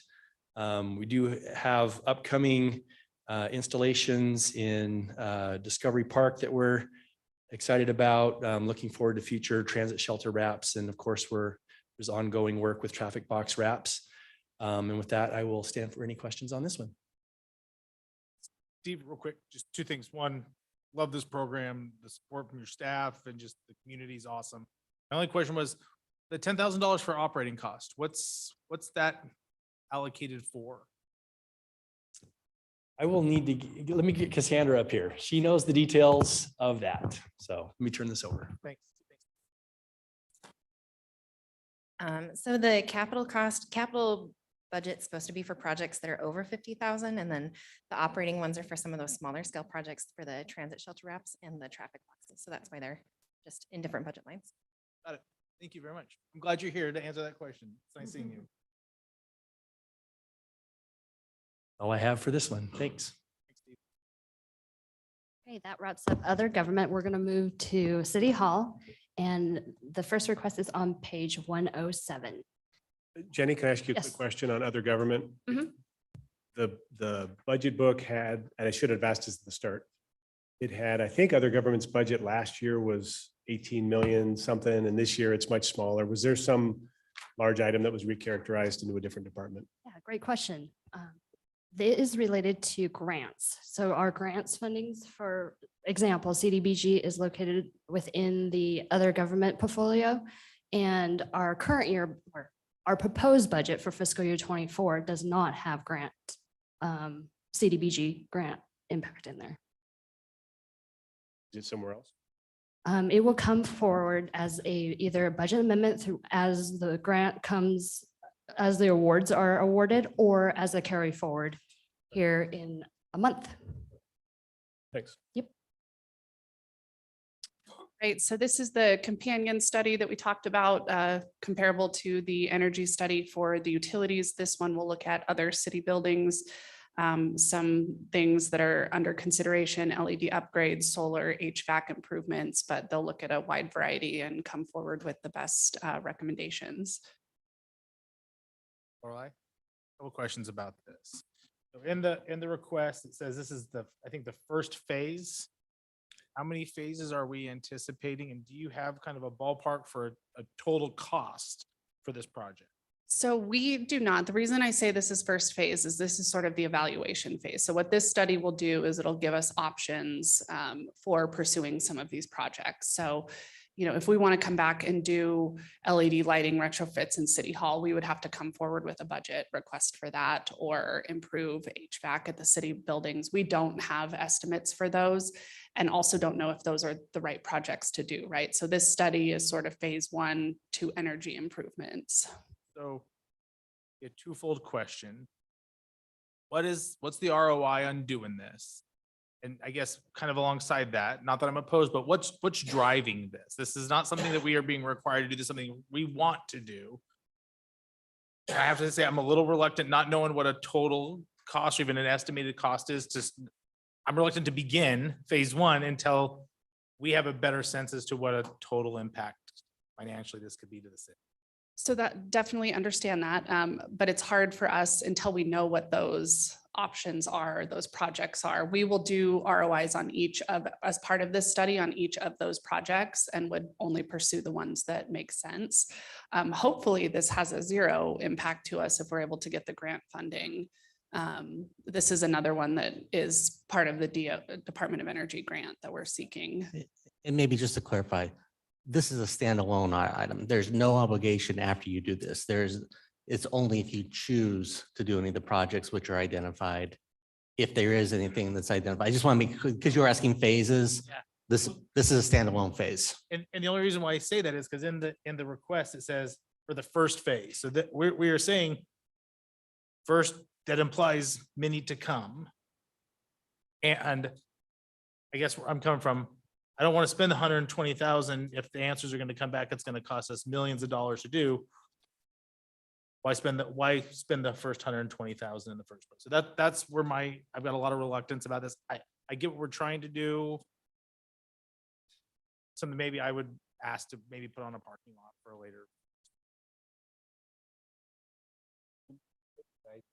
Oop, sorry, just a question on that. I might have misheard you. If you don't know whether you've got expensive solutions until you do the analysis first. But I guess no, why are we doing this in the first place? I guess that's the question. I understood it to be, there might be a solution or an action we could take that's really cost effective for the return we get. Maybe there's not, but we don't know what we don't know. So, yeah, so I think if the solutions came back and said, you know, you don't save any money if you redo the HVACs, then we wouldn't do it, right? So this is identifying solutions that will make the city more energy efficient. So hopefully those would have those return on investments that, you know, we wouldn't bring forward projects that don't make sense. But if it tells us that the results are you can do X, Y, and Z, the return's terrible, but you can do them, right? So you might want to, if you spend 5 million, you might save $1,000. We would probably would not bring that But forward. the study would still tell us Yes. that's something you could do. We choose not to. I guess we just don't know whether that's going to be the result until we do it. And this also helps us answer, you know, some of the questions if citizens bring forward, does it make sense to do solar projects for the city? Does it make sense to spend a little bit more today to put in energy efficient HVACs? Where is that return coming from? And so it would allow us to at least answer those questions and say, yes, we've looked at these things, and yes, they make sense for the city, and here's why we're pursuing them. And I think generally, I feel like I've heard at least from enough of members on council that there is a desire to have an energy plan for the city. You know, we've had one many years ago when we first moved into this building. You know, we had the lead. You know, that was done, I think, primarily internally at that point in time. And this is just what is the next step? I mean, I don't know when the last time we've had this building evaluated for, are there savings that we can have through other upgrades in technology? But just at that point, it is strategic plan driven from that regards to have an energy study or energy plan for the city. And that's what is here and why. I believe the last time we did have a consultant help us was in that, I think, 2010 timeframe, and that's that study. So it's outdated. Just a comment. I know when you're looking at the clean energy resolution, I had a conference call with, I believe it was the city of San Antonio, who did a similar energy audit of their buildings. I think it was really successful. So there are examples, I think, of different cities that have used, like, leveraged that feedback to save a significant amount of money.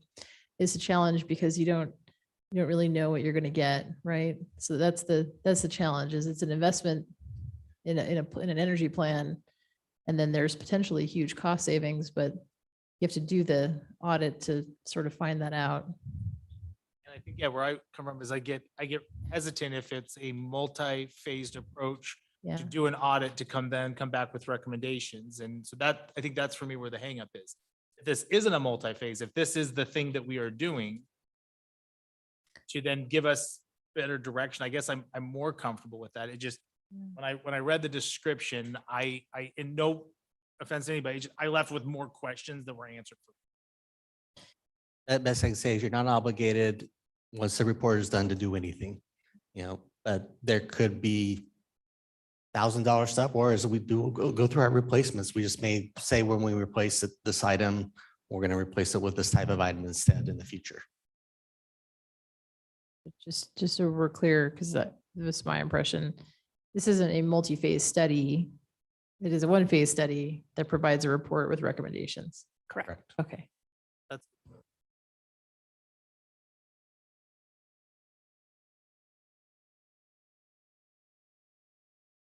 Okay, so our next couple requests are streetlights. If you need a quick streetlight joke, do you know how many birds it takes to upgrade a streetlight?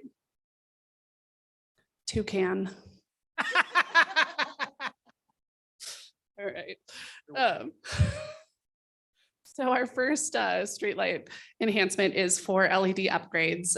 So this is our annual budget that we use to convert streetlights from high pressure sodium to LED. There is an ongoing savings on both power and maintenance costs. So this request will primarily focus on recommendations from the Meridian Intersection Pedestrian Safety Task Force Committee, which recommended upgrading all of the streetlights on the major arterials in Meridian to LED. This funding will upgrade about 180 of those lights and will be our primary focus for FY24. And then our second streetlight project is our annual budget that adds new streetlights to underserved areas. So this is the one where we prioritize walking routes to school. We look at traffic, crime data. This request, in addition to some of the money we have in the base budget, will add 8 lights to the Carroll's subdivision, which is near River Valley Elementary School and currently has no streetlights in that subdivision. And those are our two streetlight requests. Lorelei. I know you mentioned in the first one about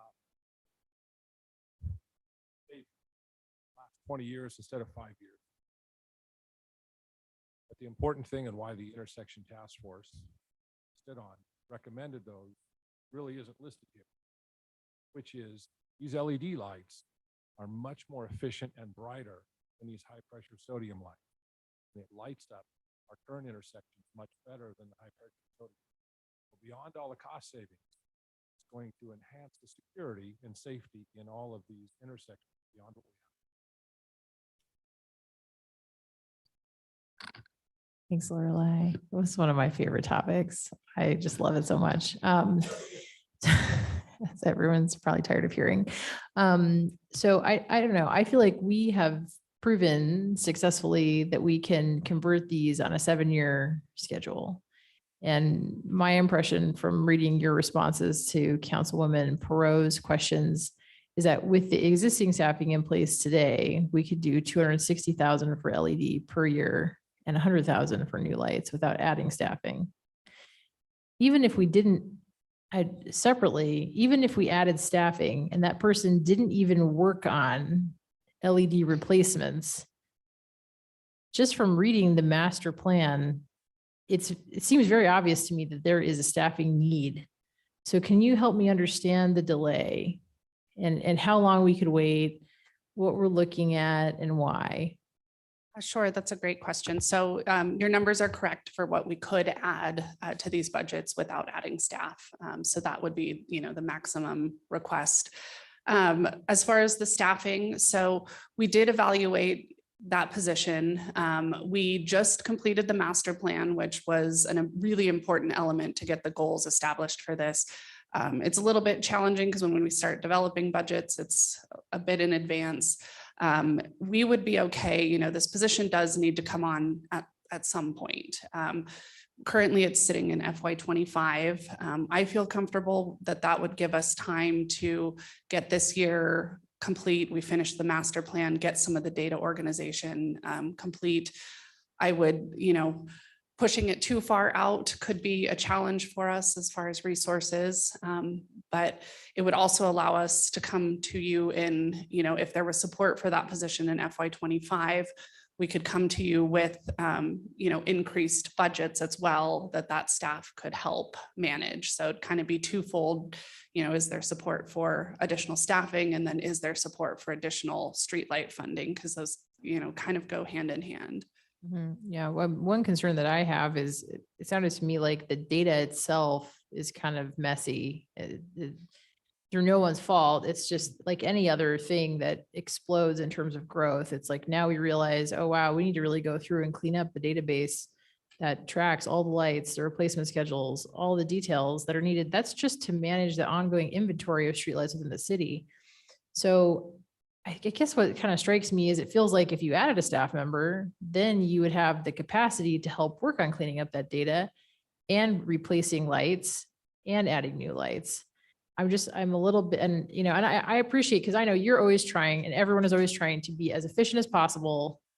But I feel we should parking lot the FTE on this and at least have a discussion, because it just have reading, and I read every page of the master streetlight plan, and it's just 100 years at the current rate that we're installing them. And, the amount, it's 3 times as much almost of streetlights that we have now with the same amount of staffing. Really, it doesn't seem that different than other support functions within the city. So I don't know. I feel like if the existing staffing can support a higher budget, we should do that.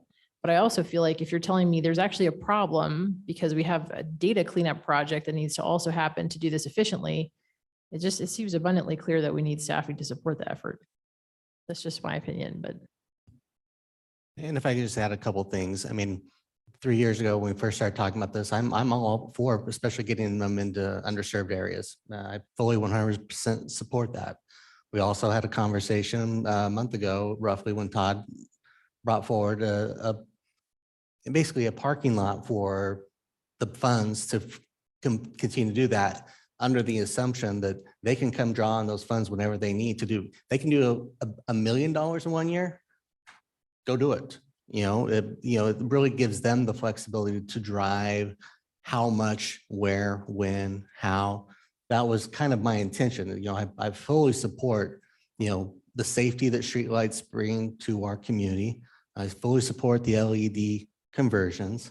I fully support putting funding to do it, to make it faster and make that appropriate. I also just want to make sure, even in our conversations, we've had the conversation, it's a half-time person. So if we bring on a full-time person, it may be better placed in community development to be part of our community development process for where they should exist. And how does Lorelei split out the halftime between the current person, between what they do here and what they do there? So do we need just one full person? So we basically take the halftime resource, but we're only adding half of it to the general fund with solely focused on streetlights, which in theory would double the amount that we can do in any year compared to adding one full-time FTE. I just don't know what you do with the other halftime. And those are the conversations that still need to occur. Are we really doubling it by 50%? Are we doubling it by 200% if we put a FTE to it? So those are kind of some of those underlying premise, but you'll get you want to increase the budget and put more lights in. You got no opposition from me because I think we've laid out a framework to do it. I think there's just a personnel question around this. I've thought about that as well, and initially felt like an additional 20 hours, which would, however that needs to work out, I would be in favor of doing even this budget session so that there's 40 hours committed to streetlights. And how you would want to work that with the current FTE that commits halftime to that. That's for you and the mayor's office to figure out. But the one question I have regarding the 45,000 is we've typically done the 75,000. That's where the base has been. So can you help us understand the 30,000 less this year? Is that related to the staff time that's a concern? So we have the 34,000 sits in the base budget. And so it doesn't show in this request. So you add those together and that's where you get that. So it's there, it just doesn't show up on here. In regard to the proposal that was made for streetlights a few months ago, the one thing that I would, first, I feel like we should sort of have a trial run year. If we're going to approve 325,000 a year as again, it's intended to be flexible, but I would definitely want the staffing in place before we were to put that into a fund and just have a trial year to see how that goes. My understanding from being the liaison last year, and correct me if I'm wrong, it wasn't just about staffing here at the city, but also some of the contract work that we had, they weren't able to complete that work, which is out of our control. Is that still the case? And is that contract work going to be inconsistent from year to year? Or are we going to be able to would we be able to fully use 260,000 a year for LED replacements with contract work? So we do feel like we could execute to that. I would be hesitant to go much above that. And, the mayor and I have talked about an approach of, do we ask for that base amount? And then if we are able to execute on it, do we come back mid-year for a budget amendment and, say, hey, we can do this much more and keep working through it. Some of the contractor and supply chain shortages were directly related to pandemic supplies. We are seeing that shift and get better. So we hope that's not an ongoing constraint. Fantastic. I hope not either. I had opted to request that the conversation about the streetlight fund be continued to gather more information. And I feel like I've done that enough to have some thoughts on it. If a fund were to be set up, and I don't know that we're making that exact decision today, but while we're on that conversation, my preference would be that there isn't an option to move that money back to the general fund unless for some reason we have to, in the case of where we're going to dip into reserves or where we need to maintain our reserve amount in the general fund. I would prefer that it's 100% dedicated, that there's not the option to move that back to the general fund. And that's a conversation we can have with finance and fellow council. But I'm not in favor of creating a fund until that sideboard would be to put on it, because I just think that doesn't give you the ability to unequivocally say, I can plan for this if there's an option for council to move that back to the general fund in future years. And unfortunately, I don't think that's something we are able to, unless it was set up as a streetlight utility, which would have a very dedicated, any council is always going to have the ability, except for like impact fee, impact fees are, if there was impact fees for streetlights, we could do it. If there was an enterprise fund, but absent just general fund dollars, there's nothing we can do to keep another council from doing whatever they want. That goes with any of the existing funds as well. So there's just not a legal mechanism to limit future council action. Then I don't see really what benefit it adds versus just requesting it from year to year, truthfully. So if it really doesn't protect those funds that you can guarantee that you will receive them, I'm not seeing the benefit of it, but that's something we can talk more about later time. I would love to come back to the utility discussion. I haven't quite given up on that yet. So I'm really hoping we can come back to that. I also feel like, in 2 weeks between now and the next budget hearing, you would have additional time to think through, because there are more issues. I understand, if you eliminate one person spends half their time on it, and then do you have the capacity for that person to spend their time on the other things, or do you need another headcount? Like, there's a whole bunch of repercussions. Unfortunately, we can't hire half of a person, right? So, you got to think through that. So I don't know. I would encourage you parking lot it. If you could have discussions for the next 2 weeks, maybe explore the utility thing a little more, because I really feel like we shouldn't give up on that too soon. And I do not, just like as a general thing, I hate having like siloed discussions where we're taking a topic like streetlights and then like kind of siloing it off into like a separate discussion about like the fund. Like, I feel like it's part of the budget discussion. I kind of with Councilwoman Perot on that. Like, I think it's worth discussing it, figuring out if that makes sense at this time or not. At this point, I think if we're within the framework of the budget traditionally, as we look at it, I would recommend, a little bit of enhanced funding based on what you say you can do. And then to the extent that you have additional ability to, you could come back to us. We had a huge carry forward though, from when we accelerated this. I'm really happy that the team is working through that and able to finally deliver on it, because every one of those is like a 20% ROI.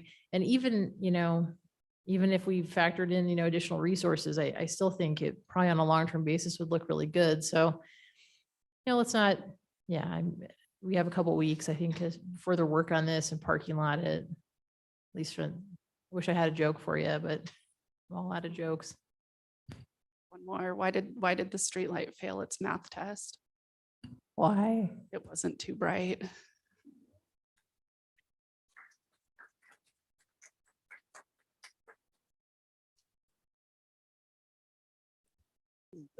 Okay.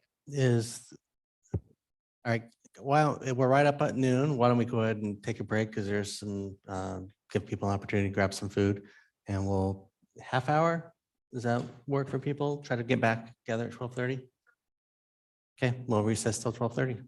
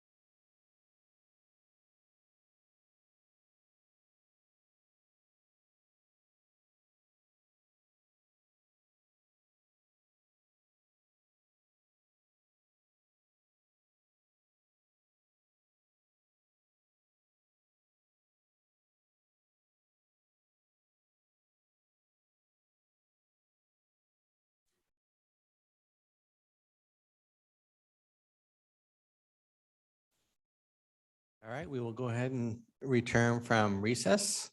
Priest and a rabbi walk into the. I have one. You want to hear it? Okay. What do you call it when a prisoner takes their own mugshot? A selfie.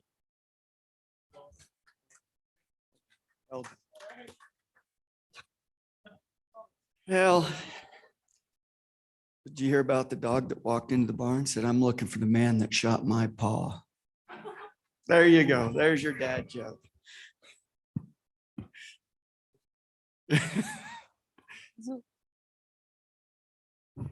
Mayor, members of the council, pleasure to be before you today. Just got back from Pocatello, Idaho, so it's even more of a pleasure to be here before you today. Okay, stop. I smelled Buddy's breath. You were not happier this week. So the first thing that we're looking at for our budget request this year is cloud storage for our cellular extraction.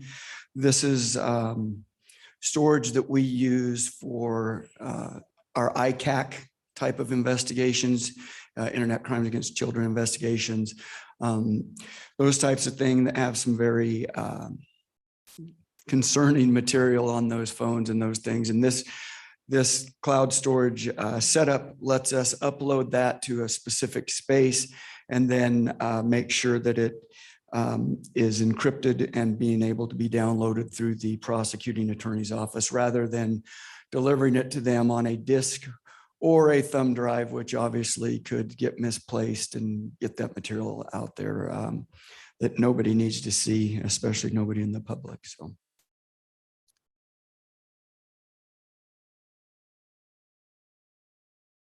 And next, we're looking at two community service officer trucks. We've added to our community service officers. We now have 7 community service officers, and they're sharing the current trucks that we have. So we're in need of 2 trucks, which these 2 will be housed out of the precinct. And so we'll have officers that are working directly out of the precinct as well, just like we're doing with our regular patrol officers.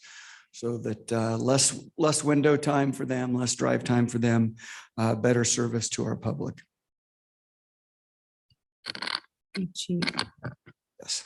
So on this one, is this an example of one of the vehicles in the fleet that's driven 24 hours a day by different shifts? Not quite 24 hours a day, but they're driven different shifts. So those trucks will be shared by the different officers. Our code officers, we're trying to get more coverage across the week, but they only work until 9 o'clock in the evening. Mm-hmm.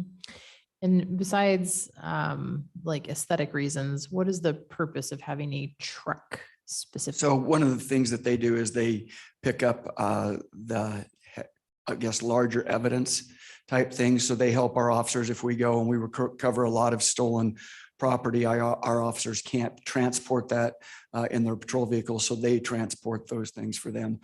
They also, any lost found bicycles, anything like that, the CSOs are the ones that respond to those and then transport those to evidence. Thank you. And next, we're looking at a drone. Our drone program continues to expand and continues to get better. This is a larger drone, works better in the different weather types. It's more stable.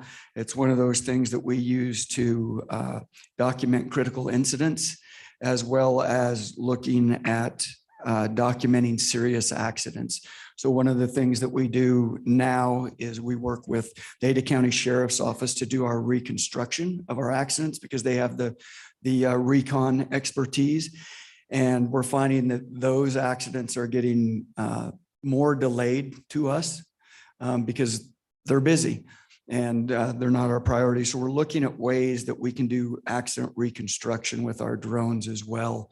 And hopefully cut down on some of the costs for the training to send people to reconstruction schools. That's a very long process. Yes. So if I remember correctly, you've also got a replacement of 2 additional drones. Is it the same as the one that you're proposing here? Different, I believe. Yeah, they're different. Yeah. So we have different drones that do different things. For instance, we have drones that we send into a residence, and so that we can clear a residence without having to send an officer in there and putting them at danger at times, especially when we're dealing with possible suicidal subjects and things. Those drones are a little smaller, a little less stable for sure. But the one thing that they do once they flip over inside of a residence or bump a wall, they can reset themselves and go back in there. So we don't have to hopefully go back and retrieve them. At times we have to retrieve our drones out of a residence if they get stuck there. So if I'm understanding, the 2 that we're replacing is for kind of an ongoing operational use. Yes. This request is for a new drone that would be used for a separate type of use other than the 2 that you're replacing. Exactly. Okay. Yes. Thanks. Appreciate the clarification.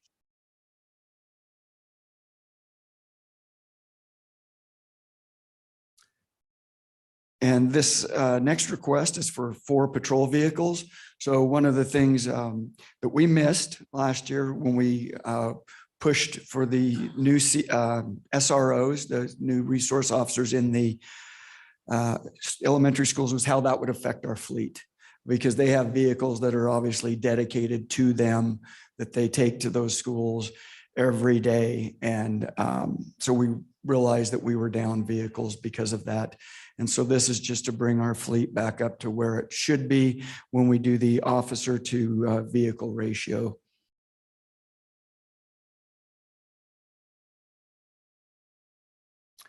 And next, this is a a vehicle for a police lieutenant, if we get that reclassification approved for a training lieutenant.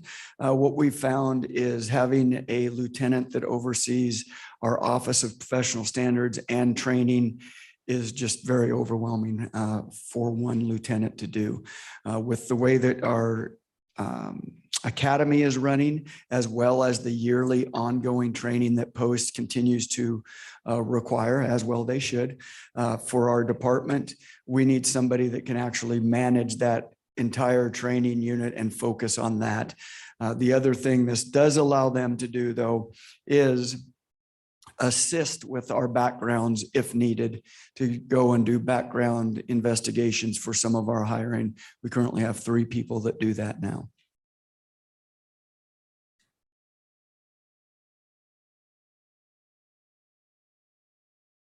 And then the next budget request is for speed signs, cost of $20,000. Seems kind of high, I guess you would think. But one of the nice things that these speed signs do is it allows us to adjust the speed limit on them. So if we want to put them out in a neighborhood on both ends of the neighborhood, so we can accurately count the traffic and the speeds of the vehicles, these signs actually do that for us. When we talk to ACHD and ITD, the signs that they have, these temporary signs do not do that. So these are a little more advanced, gives us an opportunity to really kind of focus on some areas. They're obviously electronic, which gains people's attention a little bit better, kind of reminds them to slow down, something that we can put out even on accident scenes. If we're at an accident and we need people to slow down as well, we have those abilities to do that. And just gives us a better idea of identifying where our traffic issues are without having to rely on a third party to do that for us, and provide us with some data that we can provide to them for some of our neighborhoods and things like that. How many, Chief, how many signs do you get for that amount of money? We're getting 2 signs for this amount of money. 4 signs, yes. So we can do them in different parts of the city. Okay, thanks. And Chief, are we able to utilize these on Eagle Road whenever we want? Well, we could maybe try that and see if anyone says anything.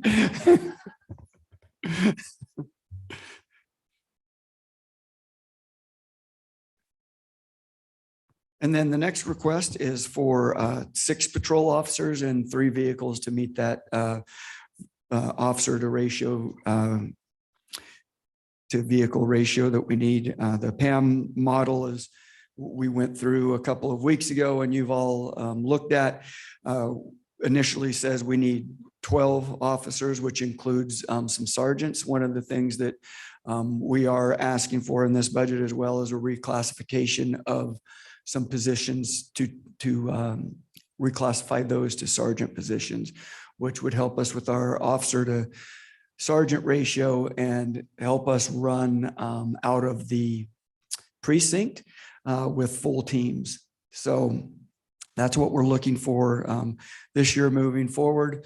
And I know we'll have some questions about some of that as well that I'll be more than happy to answer when we get there, or we can answer them now. It's completely up to you.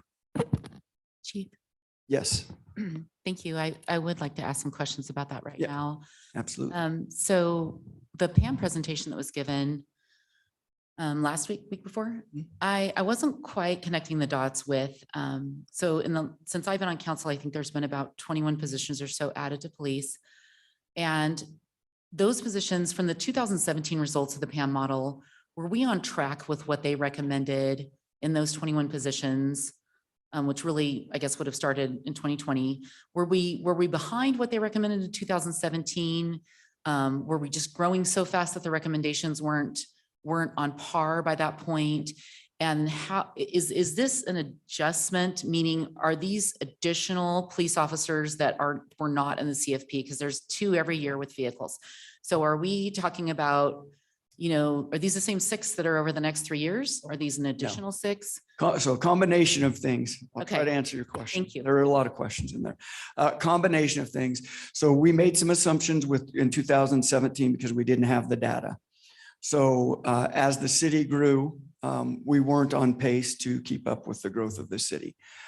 Based upon the new assumptions is where it asks for 12 more. The one thing that we have to remind ourselves of is how many can we actually hire and train? And so the reason we've asked for 6 officers here instead of 12 officers is because talking to the command staff and our training cadre, looking at current openings, which we're getting close to filling, as well as retirements coming up. You give me 12 officers, I'm not sure we can fill those positions. And I don't want to just ask for positions and just leave them open. I would rather be able to come back and say, we've got 8 great candidates instead of 6. Can we get 2 positions because we can fill those? Rather than, I've just seen agencies over the years go off of a model, right? And continue to asking for the officers no matter that they're running empty. And I don't think that that's very good use of our taxpayer dollars. So did that answer your question completely? There is a lot in there. Yeah. Partly, I appreciate that. Just wondering how this relates to the CFP and whether you're still going to be requesting 2 with vehicles. So we've always put those in there as placeholders, knowing that that's not going to be accurate, that we have to wait for the PAM assumptions, looking at our call load. So that usually doesn't come out until late in the year, late December, or earlier in January. So that's when we start putting the PAM models into that CFP. We know we're going to have officers, so we put officers in there just as placeholders. Thank you. While we're on it. So in going through the CFP, the one thing 2 things I wanted to ask a question about. One, I think you partially answered, which was, has there always been an effect of a little bit of a lag in pushing positions? I suspect yes. Yes. Okay. And then some of the positions that are pushed off are very specific, whereas these are general. So like one of the positions was a professional non-sworn community services commander that got pushed off a year. Yes. The other one was a police detective. That's a little more specific. So on those ones specifically, do we feel like we don't have that need yet? Or is it that this need is higher priority? Well, I will say our patrol needs are always going to be the highest priority that we have because they're the most visible. They're the ones who are responding to our most serious in real-time crimes, accidents, and those types of things. So for us, patrol, it's always going to be the be a priority for us. Now, I won't say that we've never prioritized our investigations because we have. When we developed the impact team and those things, we knew that that was something in the future that we were going to need that was going to be very effective for us. So we prioritized them during that time frame. But right now, definitely as the city grows, as traffic continues and continues to be one of the highest pain points for our citizens, we want to add more patrol officers. Thank you.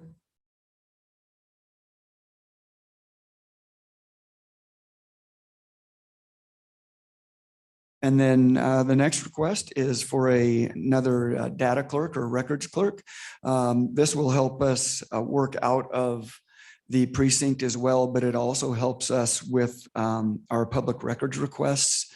We have thousands and thousands of public records requests. We have more public records requests through the police department than the entire city combined.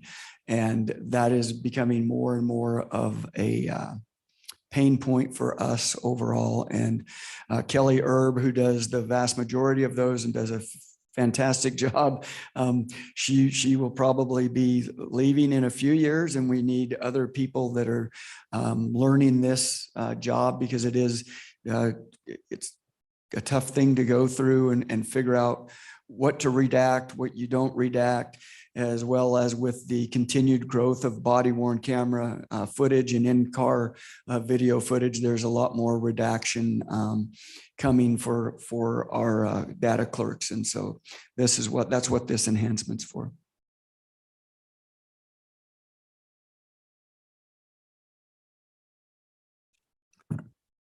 There's no more questions. We have fire. I'll stand for any more questions. Chief, just a budget development question. So maybe a bigger picture, but the process for creating the budget internally, can you just give us a little snapshot of that? There's some things that, you know, from the outside looking in, you always have questions on and wonder, you know, what's the internal process that you develop for priorities? An example of one is the mental health coordinator that I know is in a future year in the CFP, but that's something that it made me wonder, you know, what do you do internally as a team to vet all of these various needs and figure out which one you believe needs to be in a current year versus a future year? So one of the things that we do initially, we put it out to the entire department and ask them if they have any ideas of things that they think that we should look for as enhancements. Please put that through their chain of command. And then the command team gets together, all the lieutenants and the two captains. Captain Coliani is kind of the keeper of the gate. He does all the entry and those things. But then we sit down as a command staff and we talk about what do we as a command staff believe is the most important thing to have in the budget and why. And we have those discussions several times, starting year round, but really starting hard in December when we're really starting to January when we're really starting to look at prioritizing what we need. And so we look at our calls for service. What do our calls for service look like in the past year? That's where the CIT and the mental health coordinator became a real big priority for us and continues to be a priority for us. But we understand there's only so many tax dollars to go around. And we understand that there are other divisions, other members of the city that also are trying to fight for those tax dollars. So we also sit and we talk to the other directors and say, what is a priority for you? And then we'll talk about what is it that we think that we can push off for a year? Or is there something that we absolutely believe we have to have? And oftentimes there's not a complete consensus on our command staff, which is good. Second question to that was to the comment of the 6 officers in the PAM model, which, you know, we had seen years back, as you referenced. Do you anticipate, if it's a model that's not necessarily formally adopted, but if it might guide us somewhat in our future staffing, do you anticipate having regular, even biannual reports to us that track allocation of officer time, being able to capture some of the, Yeah. in the community, in the residential neighborhood, some of the goals that the model tries to promote, track that and then give some reports back showing its success. Yeah, being in the neighborhoods is a little more difficult to track. And the only reason I say that is if you check out on that specific call, it takes you away from the more important calls for service. So when they're going through the neighborhoods, they're not checking out in a neighborhood. Now, if they go to a park, they'll probably check out as on a community policing assignment because they're going to be out of their vehicle and not available for a call. But we do track their time. We track their report writing, all of those things. The other thing that we are doing this year is, and we're getting close to finishing that up, we're also doing a PAM model for our detectives and looking at a PAM model for our data clerks so that we can have more data to bring to you to say, this is the justification why we need X, Y, and Z. Just a follow-up. If you could explain, I understand totally why 12 officers is probably too big of a number, where 6 is probably a very fair number. But for those people that don't quite understand the differences between hiring anywhere else in the city or hiring in police or even fire, could you briefly just go over from the moment you take application, the hiring process, all the extra steps that are involved for a public safety officer, coordinating an academy, following that up with field training programs. From the time you start that, how long you're looking before you actually get those officers on the road? Yeah, so I'll take it in chunks. Number one, the initial, we got to get people through the door to test. Law enforcement isn't getting a lot of people like we used to. When we used to have testings, you would have 200 people come and test for 2 or 3 jobs. Now we're getting, we just started some oral boards because we got to 20 people that had applied. 20 people. And it's not unique to us at Meridian. We're actually one of the more sought after departments, and we're still struggling to get those qualified candidates, even to put in the applications and get to that point. If we get 6 officers in October, we'll be trying to test in October. If we get that completed and we get those candidates through, they'll be going into the academy in March. So we run 2 academies. We run one in October and one in March. We'll be pretty close to having our October academy full. I'll knock on wood. Always something happens. And so then these 6 would be slated for the March Academy. Once they go through that academy, they're looking at almost 20 weeks from start to finish. Once they get out of that academy, then they're going through another 14-week FTO program where once they've completed that, if they get to make it through with no remedial training, then they'll be finally getting out on the road. Leading up to that, they have to go through a background investigation, which takes some time. We're an agency that still sends troops on the ground to do those background investigations. And they've been very, very beneficial for us and caught things that we otherwise would not have caught or seen. So we send them, they complete that background. Once they make it through that background, they make it to a chief's oral board or a chief's interview with myself, and then I make a decision on whether or not I believe we should move forward with them. And there are times where we meet with that person and we pass on them after that interview as well. If they make it through that interview, they immediately go through fingerprinting, and then they go through a polygraph examination. And if they make it through that, they go through a psychological evaluation. And then if they make it through that, then they go to the academy. Very long process. Chief, at one point I remember you had shared that it's like 100 to 1 for 100 applicants is pretty much what boils down to one on the ground officer. Has you kind of seen that cycle increase, decrease over time? We had some good oral boards lately. So they were pretty decent, but it's, when it comes to the background portion of it, especially now, that's where we're losing a lot of people. And we've been an agency that has stood firm that we're not going to lower our standards. Even though some of the state standards have been lowered, we've kept the standards where they were.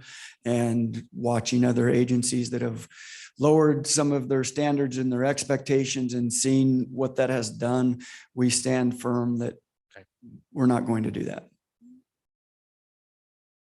Chief, Yes. now that you have the PAM model results, what do you anticipate the next 3 years or so to look like for hiring? To bring the department up to what you would consider an acceptable, or what potentially the industry considers an acceptable.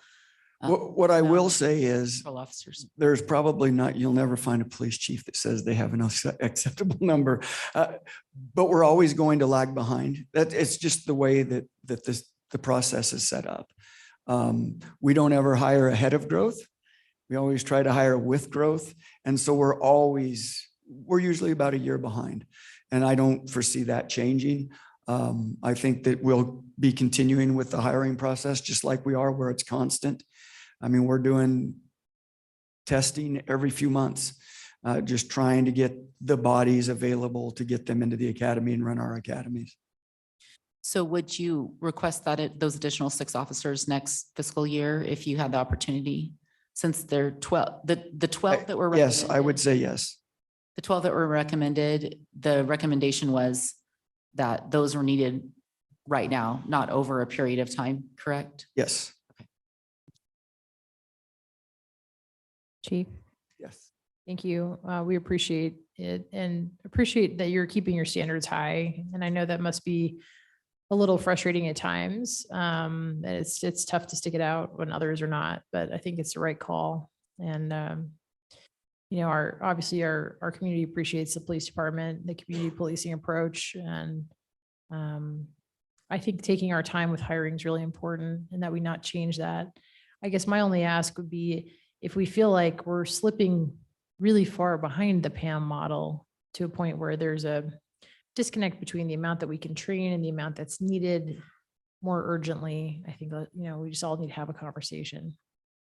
Yeah, and that's one of the reasons I say I would rather have the numbers that we can hire and fill. And then if we need to come back, because for fast and are qualified and ready to go forward, we could come back and then say, you know what, we've seen a little change in the hiring and the hiring pool. Can we have more officers?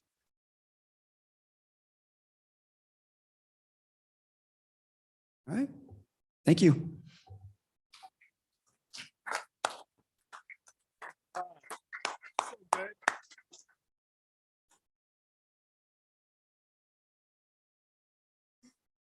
Good afternoon, Mayor and Council.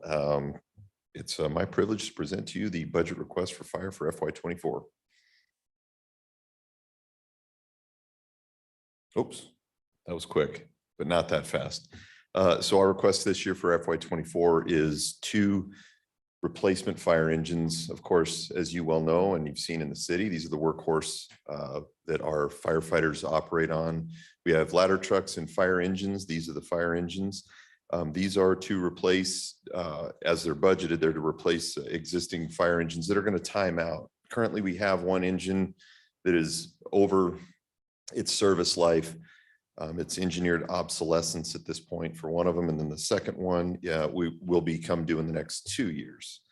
Uniquely, we're asking for these 2 this year, and the lead time from the manufacturer is 36 months. So in the meantime, we're going to have needs that kind of show up. So that's why we're asking for 2 and 2 this year.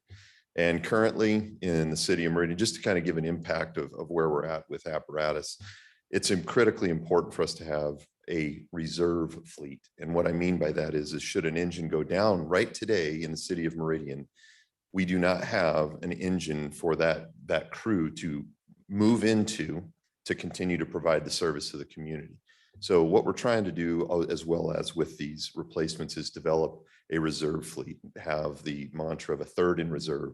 So as we go into 8 stations, being able to have an acceptable number of apparatus in reserve, so that should one of them break down, they can move into it. So that is the request that we have for FY24. If one of the things that we never really talked about, but historically we've heard, you don't order by this date, the price is going up, and we've had to do a budget amendment before it actually made it through the budget. Is there anything like that going on to your knowledge? Are these prices going to go up before, if we wait 4 months for the budget process to continue? Well, you can just, what do you think, Justin? We'll wait till you get up to the mic that way. There is always that possibility that the economy has changed. And so if you look at how we dealt with the fire stations, there's contingency fees in there. And all the manufacturers out there are starting to do that with fire apparatus too. They have gotten to the point where the newest thing now is the EPA is putting tighter regulations on the motors. And so they don't know what the next generation of motors are going to cost for these apparatus. So they're predicting contingency fees for this. So within this budget that we put together, I worked with our sales representative, tried to get the best prices we could, and then also added in what they predicted would be the future cost increase. The manufacturers are starting to do quarterly increases now. So I believe the next one is going to be before this budget is over with. And then the one after that would be in November, and they're looking at about a 1.4% for the November one. So the increases have gone down, but it's, if you look at the big picture, since they're doing them quarterly, it still ends up being significant at the end. So right now, what we're doing is, this is the best numbers that we got for you at the time. We've built in a contingency factor into this for you. So where if these engines are not built by the time the EPA comes out with the new regulations, that we hopefully have the money that to cover the possible increase in costs that they would have in there. And maybe just a couple additional questions about cost. I know we use Pierce engines, so just have to forgive me for my ignorance on this. I remember my first budget hearing, my mind being blown, they were like $750,000. And the only reason why that number sticks in my head is because the fire truck would drive by, I tell my kids that's $750,000 driving down the road. Yes, sir. So now I see 2.5 for 2. So part of that is also the equipment on them.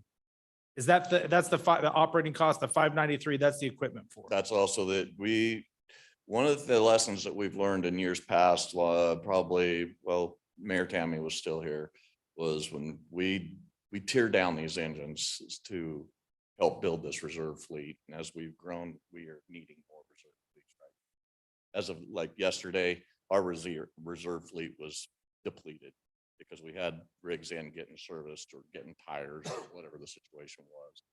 And once we open up stations 7 and 8, it's just going to add that much more demand onto us. So that's what this is trying to do. So when you're looking at this, we're trying to outfit them completely. So it's a turnkey. The guys get out of a vehicle and they get in another vehicle. We're not stripping the hose off. In the past, we didn't used to do that. And I came to the council with a budget amendment back then to actually get equipment for our reserve fleet. Because it would take an hour for the guys to strip a rig to put all their gear on it. So this, yes, is including all the equipment. I believe the equipment for each engine is around 2,000, give or take a little bit. Looking at about 400,000. I'm still trying to figure out what these things have went up like 35-40% in 8 or 9 years. And is there again, I want to make sure that our fire department have the best equipment for them that they believe is the best. Are there other vendors that are out there that can meet our needs that are not seeing these? Like, I guess the part that I get worried about is there a ceiling to the cost of these engines where we have to then say, we need to look at other alternatives. And I'm not saying that we're at that point, but is that something, when I think of less than 10 years ago, 750, now we're at 950,000 per engine. I mean, in 8 more years, we're at 1.4, 1.5 for an engine. I mean, that's more than we paid, I think, for our last ladder truck. Those are the things as a council member, I'm thinking about in the future. And I'm kind of I need to get a sense from where you guys think about where we go as a department and what we need to plan for as a city to afford this type of apparatus. I have a couple of answers for you on that, and it's a little bit twofold. Yes, there's other manufacturers out there, and some of them are going to be cheaper. We are not getting the most expensive manufacturer. The most expensive manufacturer. They're all incrementally going up. It doesn't matter which manufacturer it is. Okay. There's a couple of things that we look at, and one of them is the durability, the longevity, and the safety of the vehicle. And so the manufacturer we've done the research, we believe and firmly believe that the durability, longevity, and the safety of the vehicle, is worth the squeeze. One of the engines that we are running right now is almost 25 years old and it's got well over 200,000 miles on it. That is the quality that this manufacturer puts out. The other thing is on some of these other manufacturers, they can say they're going to meet our spec, for example, and they'll say this, and this, and this, and they'll come out cheaper. But then what comes standard in the vehicle that we're purchasing right now is not standard with them. For example, safety restraint systems like airbags and things like that. And so that's an additional cost. So their initial price as well were $750,000, where the Pierce is $850,000. Then you start adding in the things that we deem necessary, like airbags, safety restraint systems, and then their price comes up and it starts really matching. And sometimes they've actually exceeded the price of it. So it's all how you kind of start piecemealing things together. So my firm belief and intent to you is right now we are definitely buying the best for what we can get. And I appreciate that. And I also appreciate, I think, the education and giving me a lot of that context, right? Because from the outside looking in, I don't see all of those pieces, and I candidly, you get a sticker shock when you see something that you, in your mind, when I heard this was coming, I kind of had a $1.5 million number in my head, and see $1 million on top of that. It's like, whoa, where is this all coming from? So I appreciate the added context. Again, I affirm Meridian is built on being a public safety community, and I want police and fire to have the right equipment. It just surprised me is all. And so I appreciate the added feedback and added context. It comes to a surprise to us too. And I've had many, many hours of long discussions with our vendors, and it's not just fire trucks, it's our fire hose, it's ladders, it's everything. So I guess maybe then for a potential parking lot item at maybe today or next week, not about this, but about the amount of money that we put into our public safety fund. If we're seeing increases like this, we may want to talk more collaboratively about increasing that amount so that we are in a good position as we continue to replace these vehicles. That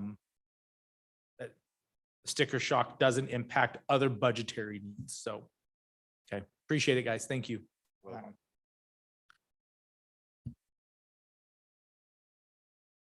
Chief.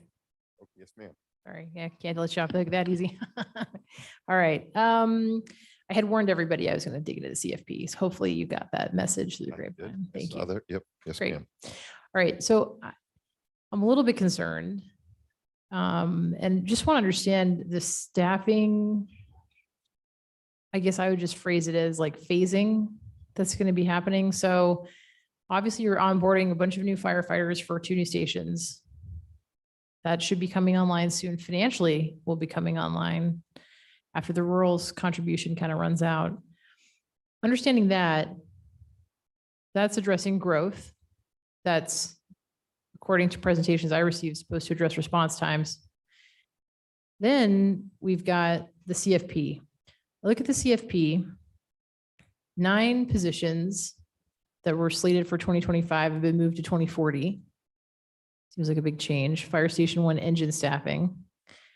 I look, and then there's another 24 positions from 2027 and 2028 moved to 2040.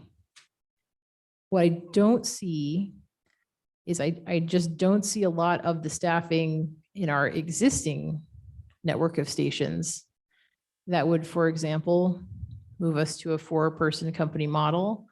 I don't see I guess that maybe what I'm trying to articulate is I haven't heard like a plan. And I also don't think there's a consensus on the council and with you about how to staff and how to sort of tackle things and maybe what a consensus response time is that we should all be achieving for. And so I guess I'm just asking for a parking lot item on that. I think to have a discussion, I think at least it doesn't have to even happen during the budget necessarily, but I just think we've got to have that discussion. It's kind of like the elephant in the room. I just want to make sure that gets addressed because I don't feel like it's we're not doing our duty to the public if we are dancing around that. Do you have any comments? I would, if you, I'll address that and then we can address it later in the parking lot as well. I think one of the important things to recognize is the size of the agency that we were 18 months ago. And in that short period of time, we've grown the department by 40% through 30 staff, firefighters, very specifically at the firefighter rank, as well as 5 in the administrative tier, 2 fire stations, an extra or a second, not an extra, a second ladder truck to support the growing operations. And I think that, quite frankly, to let the dust settle and to see what that has done to the level of service for a period of time, and then to be very clear about the expectation of how we responsibly grow or continue to grow the department in the correct direction with the correct level of staffing is really important. I think I have taken some good notes on watching how PDs presented their PAM model. And I can fully expect that you'll see a consultant that comes in and talks very specifically about the NFPA 1710 standard, which is a national standard established by the National Fire Protection Association on correct staffing levels and response times as it relates to a paid professional fire department. What I don't want to do is that to be a tremendous gut punch, because I say that to say where we're at right now, where we have reported to you where we're at right now with response times is pretty shocking. I could say it that way. It's pretty shocking. But what we're doing is we've invested again this year. Okay, the fire stations aren't online. The staff haven't taken effect. And we're also working with the Opticom to improve our response times. And then we're going to be coming to you, I think, very shortly about probably a budget amendment for station pre-alerting. And that's the second piece that I know that we can address through infrastructure and technology. And once we've done that and allowed the 2 stations to come online and then kind of see where our level set is, then I think that would be a really good time to discuss how we grow the fire department for the city of Meridian for the benefit of the agency as well as the community service that they're receiving. Thanks, Chief. I appreciate you addressing it in that way. I couldn't agree more. I think to some extent, even at the time that we approved adding 2 new stations, it was pretty clear that's foreclosing other opportunities in a way, right? Because of the huge investment that we've made in that, for a city of our size, it's not feasible for us to both do that and, for example, move to 4-person companies. I don't think that's realistic. It does concern me, though, when I look at the CFP and I see that things were moved not just like 1 or 2 years, but we're like kicked to 2040. Was that just because it's like we're taking that issue off the table for now? I mean, help me understand the move to 2040, because that's a long ways from now. I that 2040 was probably arbitrary. Anything beyond 5 years is kind of arbitrary. I think what I can guarantee you that you're going to see from us is in the month of July, where we're at with leadership in the development and our trying to create a 10-year strategic vision for Meridian Fire Department and how we, again, responsibly say, what does Meridian Fire Department look like in 2033? Okay, what does it look 2 years prior to that, 2 years prior to that? How do we back into a model that gets us to 2033? And we haven't done that. And as a department, the CFP shouldn't, in my mind, it shouldn't be perceived as like an annual wish list that you just populate. And we want to move stuff out and then move things in a responsible, measured fashion. And so that's why I think, if I'm answering your question satisfactorily, that's why you see things sort of at an arbitrary date. It's just kind of, it was a dartboard date. It really wasn't. Got it.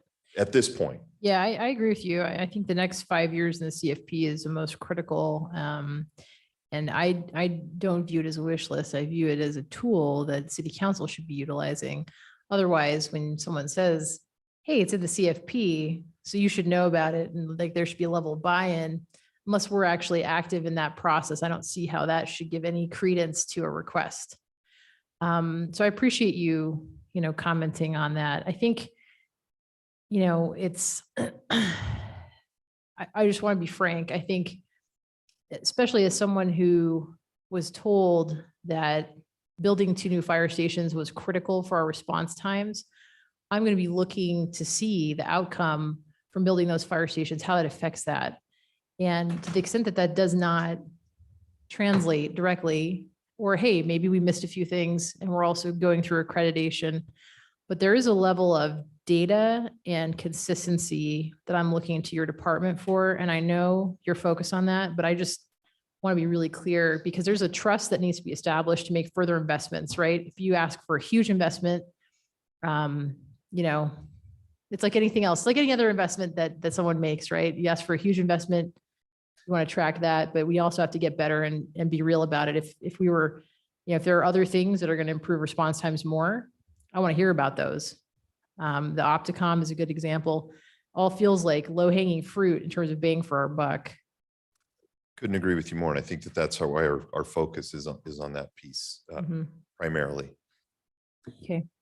Chief, thank you for outlining that. The thought on being really, what's the word, intentional about making sure that we 100% understand what these recent investments are going to do for the department before we make any additional larger financial decisions.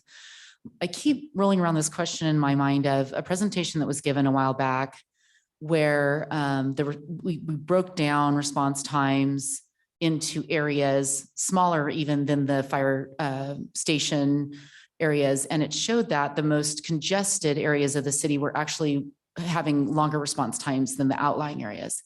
And so since these 2 stations are in the outlying areas, I'm kind of struggling to understand how they're really going to move the needle for us on, and this is not intended to be a response time conversation currently, but from a financial standpoint, how are waiting until these two news stations in the outlying areas coming on board going to address what's going on in the center part of the city where we have congestion issues that are causing us to not be able to serve our community in a way that we would desire. I can't seem to reconcile those two in my mind. That's a fair question. If I think I understand, I would put it this way. It's a systems approach. So we're adding 2 additional fire engines that are going to be available for 24 hours a day. And what I mean by a systems approach is now we do not have apparatus traveling to the outlying parts of town to address calls. Those outlying areas, which are not necessarily, they are outlying on a map, but there's a lot going on out there. There's a lot going on everywhere.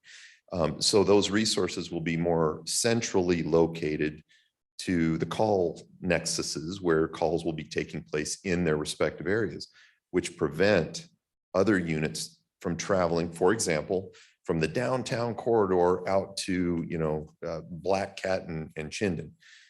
So that's really important that you brought that up. What that does is that increases response reliability and in-service time in the downtown area or wherever a unit would be drawn out of. Because if, for example, an engine company leaves or the truck company leaves the downtown corridor to go to Lake Hazel right now, there is nothing in a 5-mile radius that's going to respond to the downtown Meridian area for the duration of that call. So by by looking at it as a systems approach, we're adding additional resource to the system. So it will be beneficial. And response times, I don't know what we're going to get. I can guarantee you it's going to improve our response reliability. And that's critically important. And Chief, just to add, Opticom may be the answer for congested areas. We don't know that. That could be help in those areas. It may not. And that I think is kind of the point, is once we see the impact, we'll have a better idea about what resources where in the system will help us achieve whatever goal the council would like to achieve. in that, whether that's a response time goal, whether that's a coverage goal, whether that's a staffing level, all that will help set up the next phase and move things out of the parking lot into the right years moving forward. Chief? before you Yes, sir. go, And I know that you worked with the mayor and Councilmember Perot on your base budget. I just was curious on the fire prevention budget, it almost doubled. Can you help me understand the why behind that? I think that was just an error that got caught really early. The fire prevention budget. Yeah. Yeah, that was an error during budget development. Okay. process. We have since fixed it and your budget book reflects that. Sorry, I'm trying to juggle okay. a couple budget books, one with my notes, one without. So I appreciate the clarification on it. Thank you. No one was more surprised than I. Thank you, Okay. Chief. Appreciate All it. right. Well, thank you. Hey, Chief, before you go, Oh, I'm sorry. Opticon, that I Yes. think is a great help and it allows the trucks to go. But I guess there was a situation where the fire truck was headed down somewhere, of course, going through lights and everything, and it came to a sudden stop. I know this is a joke. I No? I was just kind of curious, but Oh. what did the water say to the fire truck? I knew it. I'm baffled. Yeah. Okay, that's good. Thank you. I said it then, so when you walk off to applause, I think it's for the joke. I hope so. I hope. And on that note, Good job, Chief.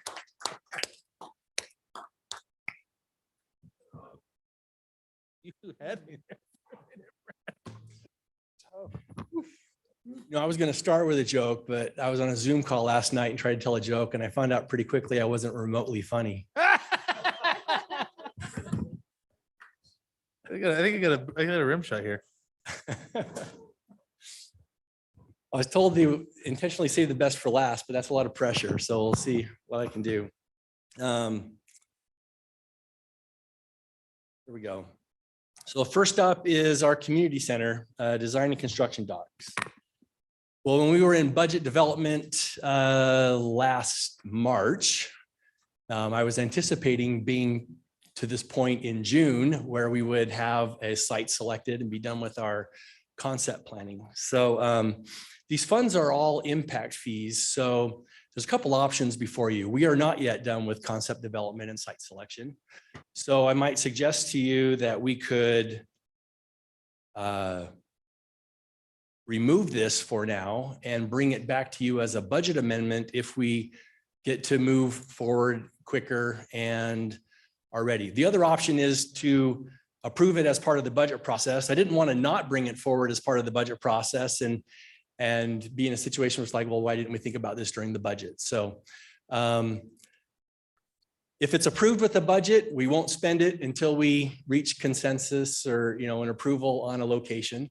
But I am okay with just saying, let's not move this forward with the budget process at this time because we haven't solidified concept development, location, and I can bring it back when it's timely. So with that, I will Yeah, on that one, pause there. does the location A versus location B, would it have a dramatic impact on the dollar that you're requesting? Not on the building itself. If there's land acquisition involved, then That's that a would be a separate- separate conversation. But in terms of the design and all of that piece, I mean, This is what I would anticipate for a 17,000 square foot community center, which is what we've been anticipating for some time. There are more square feet that is authorized through the impact fee study, but we've been planning towards that number through the feasibility study process that we've been engaged in with Greenplay / Berry Dunn over the last couple of years. just my thought. And I know I'm not going to ever be the cheerleader for the community center project, but in terms of from a budgetary request to have the dollars available, we know you're coming back to us as we continue to work on site selection.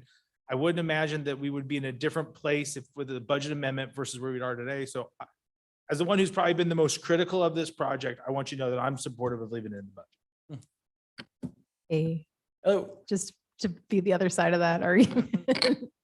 And it's all in good fun and but seriously, I just have developed now in my, I guess, third year on the council, an allergy to approving things with we will come back to you. Mhm. I'm not into that at this point. I really would prefer that we find the right site, then you will approach us asking for design and construction that feels like the appropriate sequencing of events. There's always a chance that the site you select might prompt a change in the requested design. So that's where I'm at. I'm 100% okay either path. I really am. So I'll let you guys decide that. How about who can be more supportive of the budget at the final passage? We'll go whichever direction. I'm kidding. Our next request is for park identity and theming. This is a regular occurring item in our budgets and CFP on an every other year rotation. The most recent one that we are currently working on, it's in fabrication, is out at Seasons Park. I think you've seen the leaf patterns that were approved there to go on some new signage, and out at the picnic shelter. The next park on the list to do some park identity and theming work would be Chateau Park. So the idea would be, this would be our budget to, hire an artist from our artist roster and let them present to us what we might be able to do there to enhance Chateau Park to, if you go back 10 years, we heard a lot of the fact that all of our neighborhood parks were the same. You could be blindfolded, open your eyes in a park and not know which one you were in because everyone had a similar playground, similar restroom, similar picnic shelter. And so there's been a concerted effort over the years to give them unique identities, and this would be the next one on the list. Steve. Thank you. I think it's fantastic for each park to have its own identity as an expression of who we are as a city and our residents. Regarding the 50,000 in this particular park, that's like 8,500 an acre, which seems a lot to me. I guess I would expect that amount in a park that was a little bit bigger. Are we using the same expected $50,000 request for every size of park, or is that changed depending on the acreage? Or is this request really specific? Is it a general request or really specific to Chateau? And can you give us an example of the kind of things that would be implemented? It just seems like a lot to me.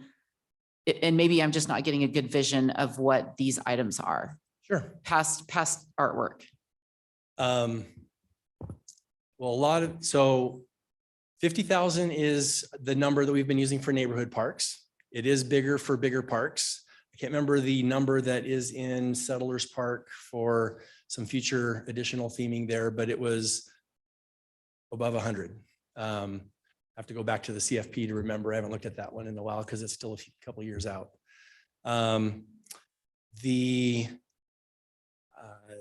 This similar budget was Seasons Park is the most recent example. So that's the easiest one to pull from. We used that budget to do some new artistic signage that has, acrylic colored plates that look like different colored leaves, as both on the signage itself for theming, as well as adding it the same type of motif to the picnic shelter. So those are the kinds of things that happen. It could be bike racks. It could be any number of things. I mean, we work with artists to get creative ideas and work with both the Arts Commission and the Parks and Rec Commission to bring ideas forward. So it can be different at different locations. Champion Park got the Olympic flame looking art piece as well as a sign. Renaissance Park got the pieces that kind of align on the summer solstice, I believe, or is it the equinox? I think it's the equinox, where the sun shines through and creates a point on the bottom. Each of these things are just kind of a unique artistic identity feature for those parks. So those are the type of things that happen with this money. Steve, one thing that's a little problem, I mean, maybe I'm missing some here on Chateau Park. This was just recently upgraded. Didn't we just do an all-inclusive playground and shade structure and everything? And now we're going to look at interactive elements. It seems like we got this reversed somehow. The playground was updated just last year. So yes, we just cut the ribbon on a new playground, but this would be not the playground. This would be other elements, give it some unique signage. I mean, we haven't defined it more than educational, interpretive, interactive elements. It could be signage, it could be art, it could be new, like I said, bike racks, other things. We don't go in with a preconceived notion. We establish the budget. We go to the artist and say, show us what you can do. So this is up to 50,000. It's not mean to spend, it's budgeted, but I mean, if the elements our only budget. cost 35,000 because, hey, this is already done and we can do this and this, it looks great. Makes it a theme for this particular park identity. So we're good, right? Budget. Okay. Oakland, I can tell you, I mean, we dedicated that park in 2003. And other than the playground changeover, I don't think anything else in that park has really changed significantly. The shelter, that basketball court, there's a batting fence. Backstop. On one end of it, backstop. There is some of you may or may not know, there is a 9/11 memorial plaque in that park. But otherwise, there hasn't been any other change to the park since it was dedicated back in 2003. So I would agree. I mean, and it's also about 150 feet from my house. So we go through a lot. And I think a new element to that park would be a nice addition to the neighborhood. Yeah. And so what you're saying, Bill, is both the park and you are old? Is that? That is correct. Classic. Yeah, classic. It's a classic. But that's the thing. We do want to upgrade our parks and make sure we don't have some that are older and have, equipment that you go, yeah, let's not go to play this park. We're going to drive to another park because it's newer. I definitely think we need to upgrade. So I just wanted to make sure that, to me, it was like, okay, we would include that when we upgrade, we include those elements in that, the interpretive and making it all done at the same time instead of coming back as part of the upgrade. So just one of those things on this one is like, why are we doing that now when we could have done that last year? So it's part of the budget process. I'll support it, but I was just kind of curious to the timing of it.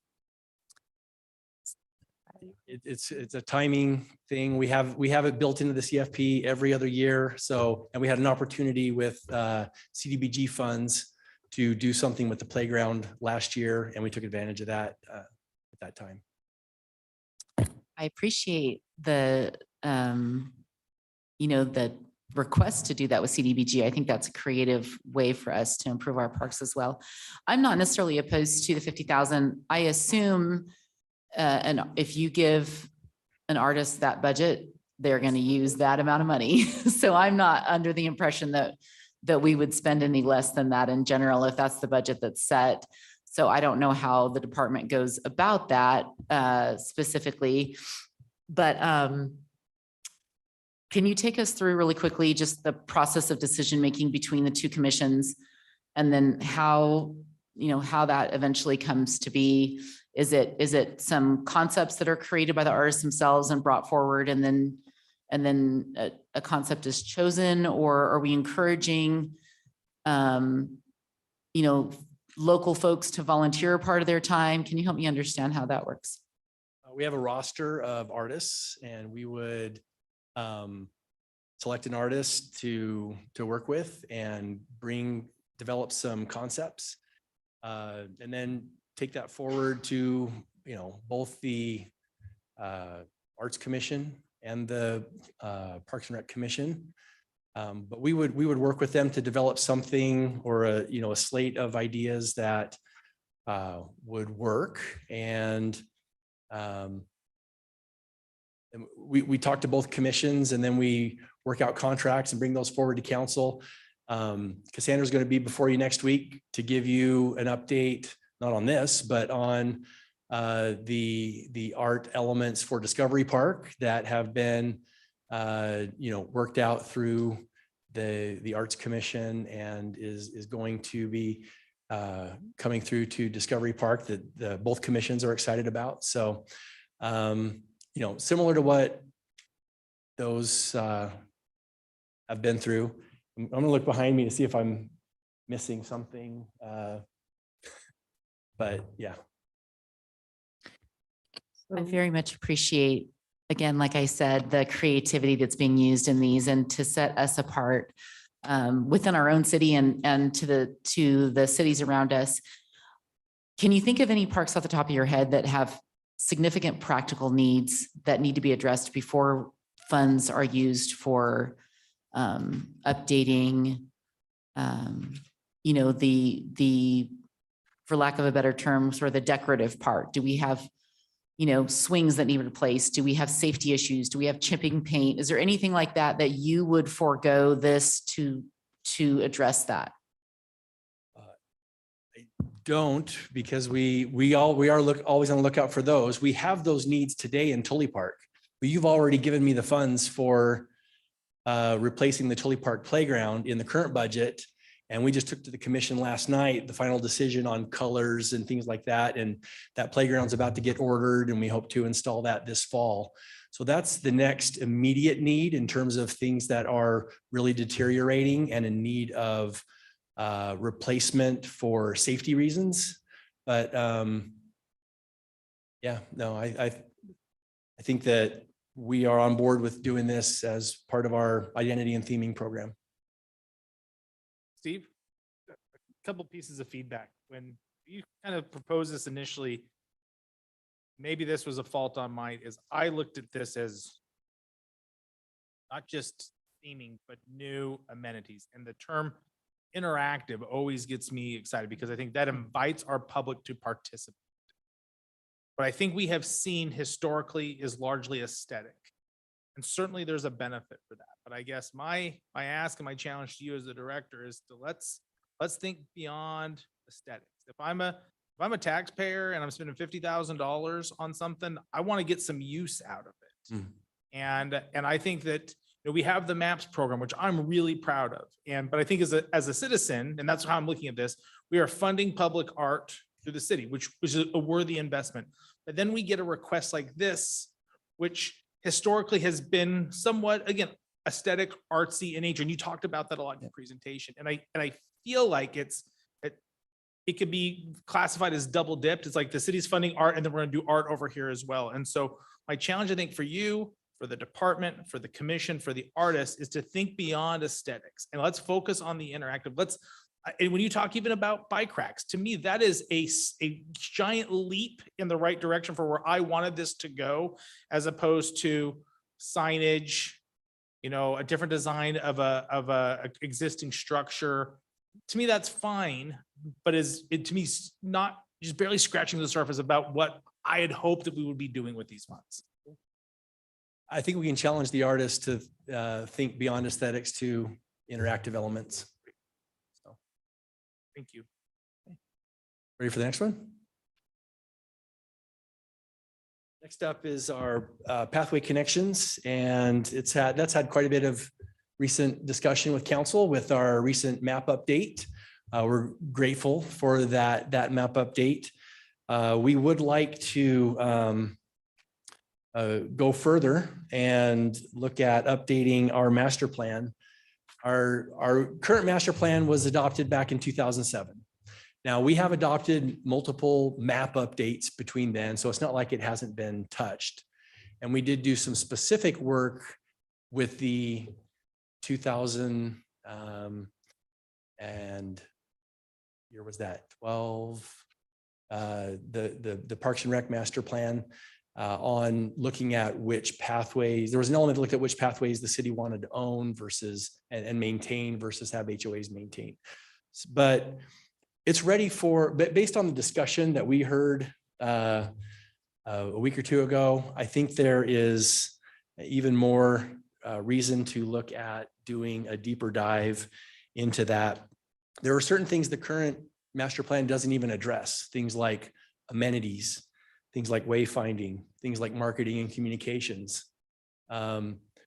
When it was originally developed, that wasn't a big deal because we were really worried about how are we going to build something. And until really now, we haven't had enough connected pathway for amenities to even be a concern or a question, or wayfinding to be a concern or a question, or marketing and communications to be at.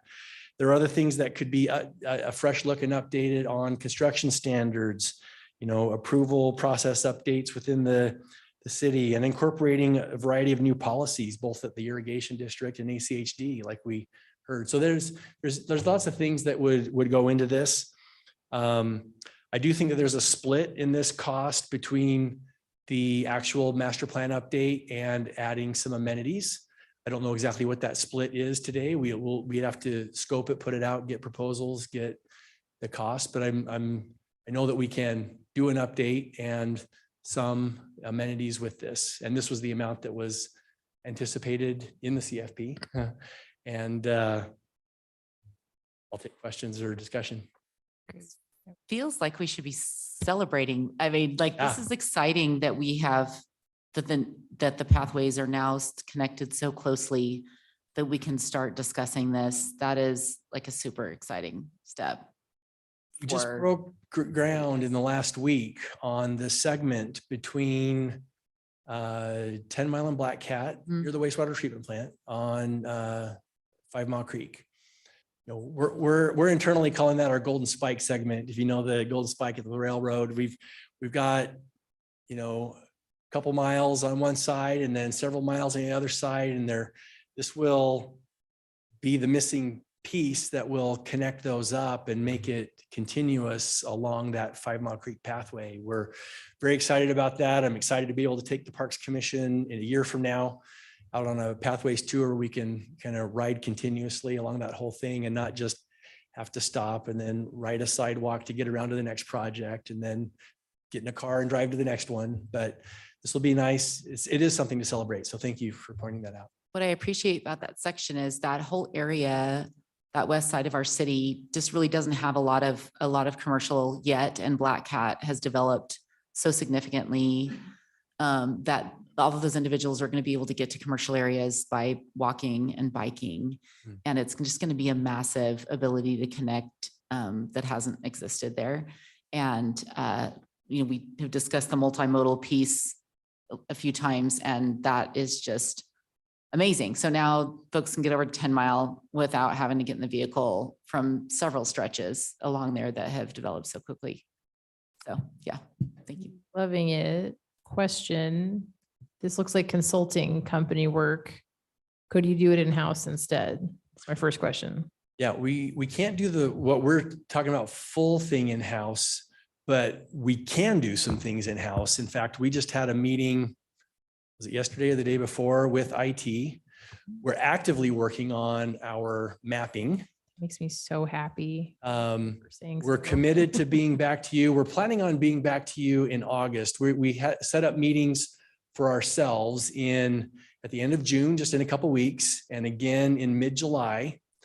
And then we'd like to bring the mapping piece of this to you as early as August. We'd like to go to both the commission, Parks Commission, and you, and show you what we're working on, get feedback before we go too far down the wrong road.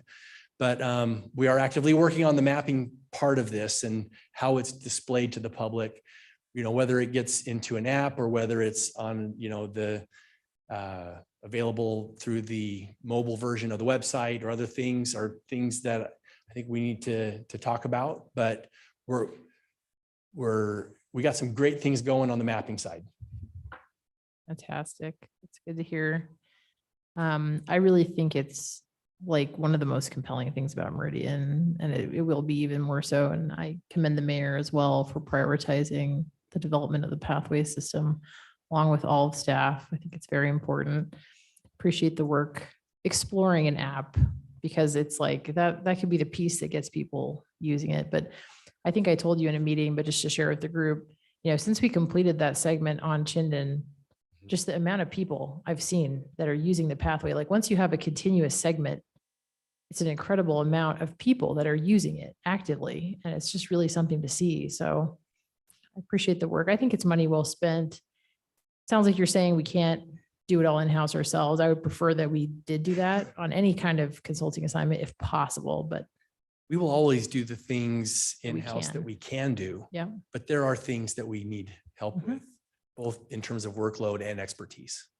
And let me just say, getting this connected pathway system has been a dream of mine since I started with the city more than 20 years ago. I haven't been in parks that whole time, but even in planning, in my early career, it was one of my dreams and goals to get the pathway system started and connected back then.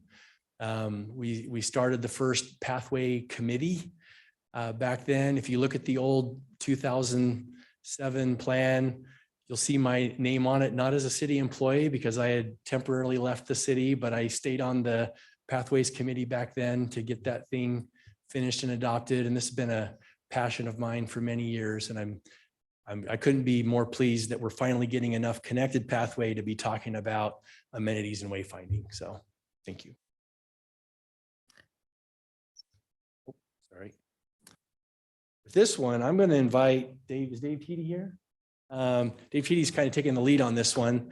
I'll just preface it by saying there's a proposal to do a pilot program to look at adding Wi-Fi in one major North Park, one major South Park. We're already adding Wi-Fi in Discovery Park Phase 2 and under its current contract. The idea was to add Wi-Fi in Settlers Park as the north location that would get that and kind of monitor the use, see if it's of benefit. It would also benefit groups like MYB who stream their games. Let me just stop there and I'll turn this over to Dave. The only thing I'll add is that with the technology that we're looking at using, we are doing our best to minimize costs and use our internal resources to, install things. We've worked with Steve's group to figure out what that looks like from a power standpoint, from a connectivity standpoint. And we feel like this is a very fiscally conservative and responsible way of delivering Wi-Fi to an area like this, if that's something that is desired. Dave or Steve? One, I love this. I'm so excited about this. Something I've been passionate about for a long time. I started to introduce this. Do we have a ballpark about what the ongoing costs are going to be to operate this in our parks? And what should we be expecting to be paying for it moving forward? Absolutely. So ongoing costs for internet service provider at this point, we anticipate being absorbed because we already have a secondary connection that we use at the city that's underutilized that will be used for Wi-Fi access in public spaces like this. As far as the hardware, the technology that's being used out there, we anticipate that needing replaced every 5 to 7 years on a regular basis, as is a lot of the technology out there. Other than that, no additional costs that we're aware of or planning on. Terrific. Thanks. Dave or Steve. So just curious of the origin of this. I know there are other cities that have done this. Most of the time that I've seen this happen, it's been in a park that also has kind of like an amphitheater or a plaza, or where there's presentations or something that's a little more interactive than kind of what our parks currently are. What did we have businesses or community leaders come to us and say, there's a serious lack of locations for people to get Wi-Fi who don't have internet, who aren't capable of accessing internet anywhere else? Was that something that was asked of us, or was this just something done as a way to improve the service we provide to our public? Or was there another, need that came forward? I'll fill that one. Frankly, I'd heard it from a couple different council members who had expressed an interest. Some of it was during COVID. Some of it was just generally. To be honest with you, I didn't even know we were putting in Discovery Park. And then when I heard it was in Discovery, we said, okay, is that the only place we want to do it, or we want to try someplace else? And they said, Settler seemed like a good place to try this, but it was really what I would determine information from council, feedback from council that really drove this. If council feels differently, this, that's a different conversation, but that was why it's here.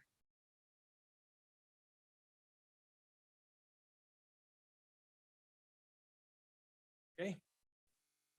Next one up is a park maintenance equipment capital purchase. I think it was a year ago, possibly the year before, we purchased some aeration equipment and kind of told you at that time we had a plan to add to that with the top dresser. This is the request.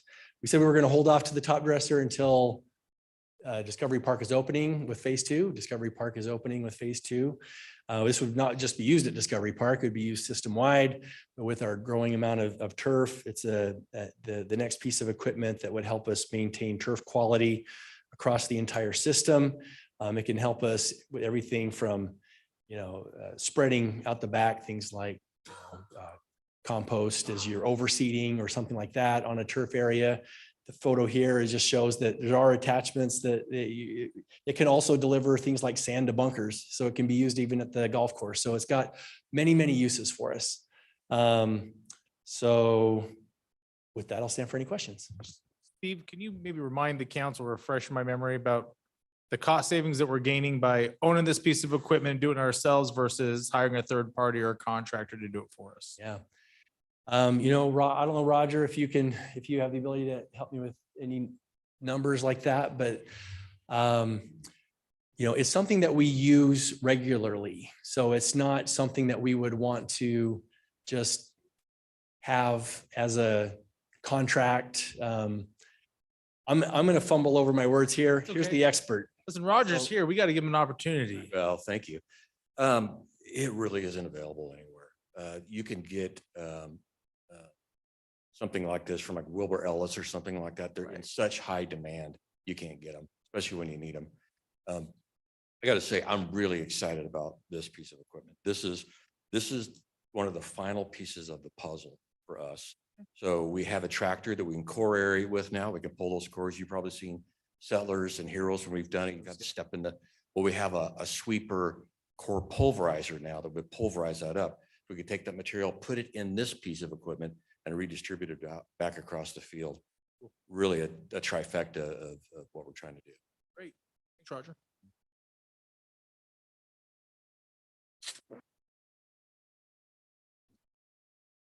Next item up is a conversion, 3 existing seasonals to maintenance techs. That's a really small number for 3 new staff. And the reason is because we're offsetting it. We're going to reduce our seasonal budget accordingly.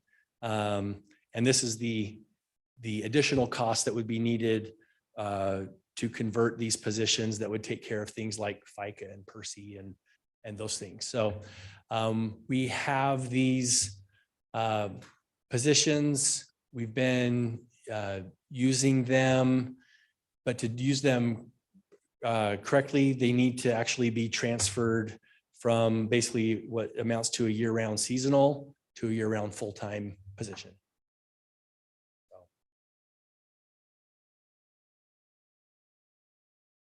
And our final one, which I imagine might be the one that gets the most discussion, but and this one reduced so it was 1.2 some million in the version that went out originally in your packets. That was because it included the shade. When we developed the budget originally, we had all of the improvements that Mike presented to you, several months ago. The council made the decision to fund the shade ahead of the rest and then talk about the rest during the budget meeting. So we have just recently pulled the shade structure from the budget request because it's already been funded. And then what this would fund is improvements to the clubhouse, both interior and exterior. And then we need 4 restrooms on the course. And we're proposing to spread those out over time. And we were proposing to do 2 restrooms with this budget and then talk about whether to do 2 next year or 1 each of the consecutive following years. But that's the proposal and I'll stand there for questions. I'll take if you guys don't mind, I'll take an initial swing at this one. So in Girl Scout camp, they now have restrooms, but before they used to call them biffies. I don't expect our golfers to use biffies. So I do agree that biffies eventually we should have restrooms that are functional, clean, and safe. So I agree that restrooms are important. Where you're losing me is on, beautifying the clubhouse. And this is the reason. Well, first, a question. When does the lease expire for the existing tenant which is the catering company that serves the restaurant. We just entered into that contract, and Mike, you're gonna have to help me out. Can you come up and help me with the Roosters contract? But I think it's worth noting that the improvements are aesthetic, but they're more than that. Oh, sure. Yeah, I'm gonna go there. I Okay. understand. Well, let's get the answer to that question. Steve, thanks, council. So we have a current agreement with the concessionaire that's operating the food and beverage for 3 years. Mhm. And then there's 2 renewal years. So it's basically 5 years if they're doing a good job, but 3. We can, there's out clauses, but we're committed for 3 years. Right. So my position on this one is a little bit nuanced and maybe it needs to go in the parking lot. I don't know, but I'm okay with spreading the restrooms out over time. I don't know if we need to do 2 of them in 1 year. Maybe we could do 1.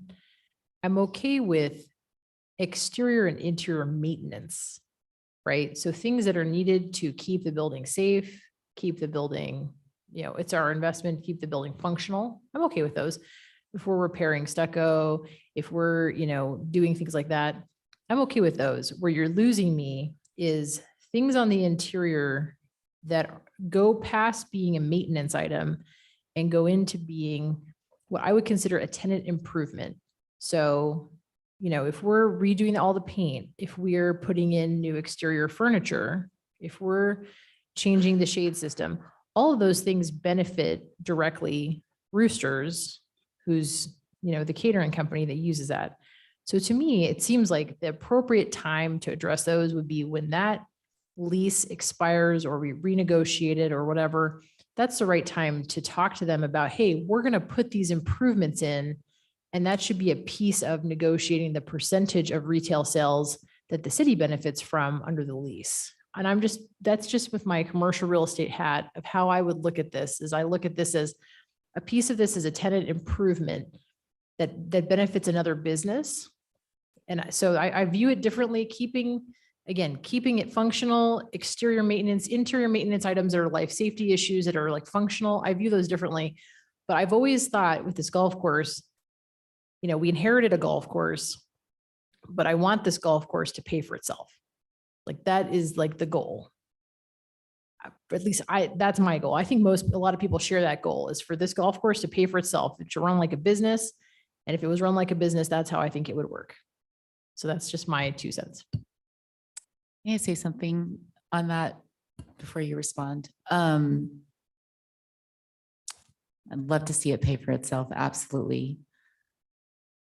I personally think that the interior is very old, very dated. And if I had a choice to go between one or the other, I might choose a different course, because depending on whether I use the clubhouse regularly or whether I don't, I think that our, and I'm not an avid golfer, so this is my outside view. I think for what folks are playing for a round, we're probably in like the mid to maybe a smidge higher for all of the area.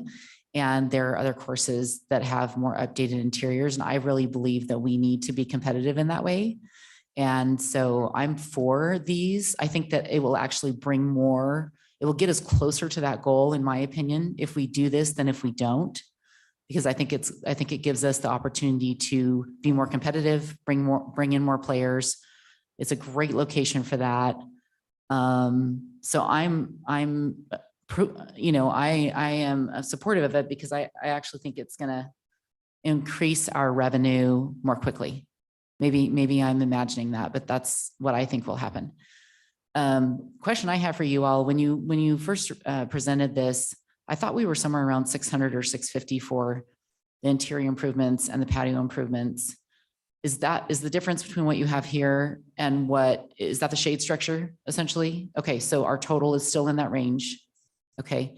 And I vaguely remember a discussion about doing 1 restroom a year instead of 2, but that decision wasn't made when your presentation was done. And I don't know what's happened since then. So can you fill us in on why 2 now?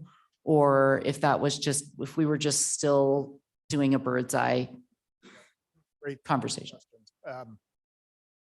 The there was a decision made to in the balancing of the CFP that there was 2 restrooms in FY -- and then 1 restroom in 25 and another one in 26. It was just a balancing. It was a budget. If I I guess to our point with the food and beverage, the food and beverage operation supports the golfers and the golfing and the rounds. So the better they do, the better we do. It may be 2 things. I don't know, there's a balance at the CFP. We have the money that we could do all this when I found balance. I think it was trying to frankly balance what we've heard from council. Heard a little bit like, let's just do it all at once. Heard a little bit, let's take our time and do it. So we split the difference for the conversation here today. You know, Parks Department would love to do all 4 restrooms at once. If council said bring them all 4, if you want to do them all at once. So, you know, that's really what it was. It was just like, what seemed like a reasonable to try to get things up. What are our biggest needs out there right now in this regard? And this helps address some of those more urgent needs, especially with the restrooms. The rest of it, you know, a little different from that standpoint. And then just one real quick to Mike. I assume we could approach Roosters and have a conversation that if these improvements dramatically improve their sales, that we would want to see an increase and have that conversation on the front end, that they would be willing to have those enter into a conversation on those changes. And I think we can do that personally, but I think there's some negotiation there for an increased percentage and extend the time. Roosters has been a wonderful partner. I am so pleased that we brought them on. They run that restaurant better than we would have ever done it ourselves. They know the business, and as they do better, like Mike said, we do better. People are coming to the golf course because of the better service, the better menu, and they buy a bucket of balls or do a round. And it is bringing people to the course, so helping them helps ourselves. Totally. I just want to say, I'm not trying to disparage Roosters or anything. I'm harsh because I care, just in a different way. But from my perspective, it's no different than a commercial tenant. And so it's an easy pitch to Roosters. It's like, if it's a 3-year lease, that's not very long. And it's like, hey, look, you've got your extension options. We're thinking about putting in X amount of investment in the space. We think that will significantly help your business. You know, what can we do to improve our outcome to recoup that?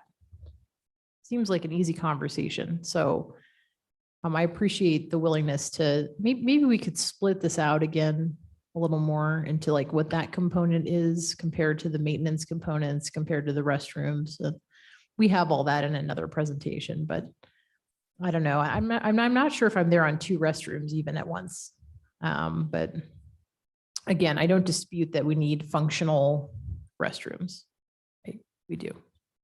Steve, Mike, if I can. Yeah. Mike, Ben. I wasn't here when we acquired the golf course.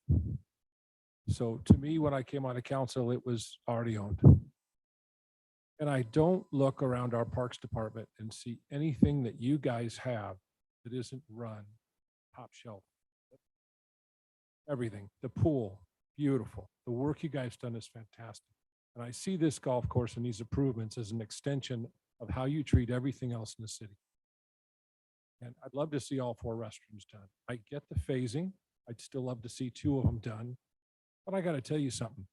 I went to the open house at the golf course, and that place was packed.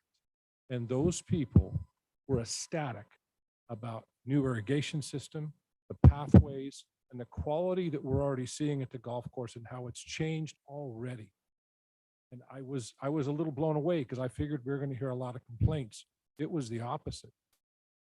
Garrett and Mike and Steve stood there for the evening and heard nothing but compliments on all the work we've already put into it.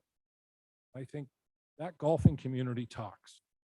And if you want to talk about raising revenue, you continue to make these improvements. I think you're going to see your ROI increase because you're going to see the golfers talking about the investment that we're making into our golf course and how nice. I'd like to clarify that I appreciate Councilwoman Strader's perspective. I wasn't trying to discount anything that she was saying. And I'm the one that said, hey, I don't even want the city to own this and run this. Like, I was not for it. And I'm incredibly impressed with what you all have done with it since. I think from my perspective, it's been about the best turnout we could have expected for all that we inherited. So kudos to you all for just the incredibly hard work with that. Because I have been involved in for the operation of golf course in the past as a financial partner, and have seen a variety of different poor management styles, and I'm happy about that. Where I see this being set apart from what Councilwoman Strader is mentioning in terms of a traditional commercial tenant is, as Councilman Overton just stated, this course is unique in that it does have like a neighborhood that's really invested in it. And there's season pass holders that live there, even though it is not technically a community course.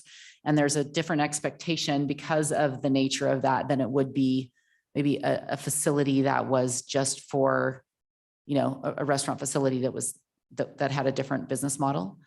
And then in addition to that, so that being said, those individuals who have chosen to buy their season passes at that course, I feel like there's some obligation to them to continue to keep these resources in really great condition. They're functional now. It's functional. That's about the best you can say about it, is that it's functional. Can you talk to the structure of the lease? I didn't get the impression when we signed the lease with Roosters that they were responsible for the entirety of that building. I thought it was, and that kitchen, I know we've done some work with them, but that kitchen is by no means probably what they would ideally want to have to operate out of. And so is there some sort of agreement in the exchange of, hey, we realize this kitchen is not like state of the art, and so we're not going to make a request of you to do other tenant improvements? Yeah. Or is there? Let Mike give the details, but I just want to add my quick 2 bits. Part of what you're saying is it Rooster's restaurant at our golf course, or is it our restaurant that they are operating? And I view it more as the latter, that it's our restaurant. When Roosters leaves, they don't take that stuff with them. We keep it and we find another operator. So it's our restaurant. They're the operator. And I'm going to let Mike add to that. And to Steve's point, we don't want them to leave.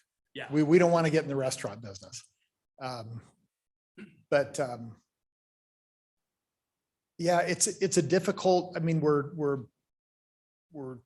trying to be fuel efficient and do improvements that are cost effective, that will bring it up to standard. I mean, we're short of expansion in walls and roofs and things that get into hundreds of thousands of dollars. And the difficult thing I think that we're faced with is that it is somewhat seasonal. So we balance that too. A lot of the improvements on here are what would be considered heavy maintenance.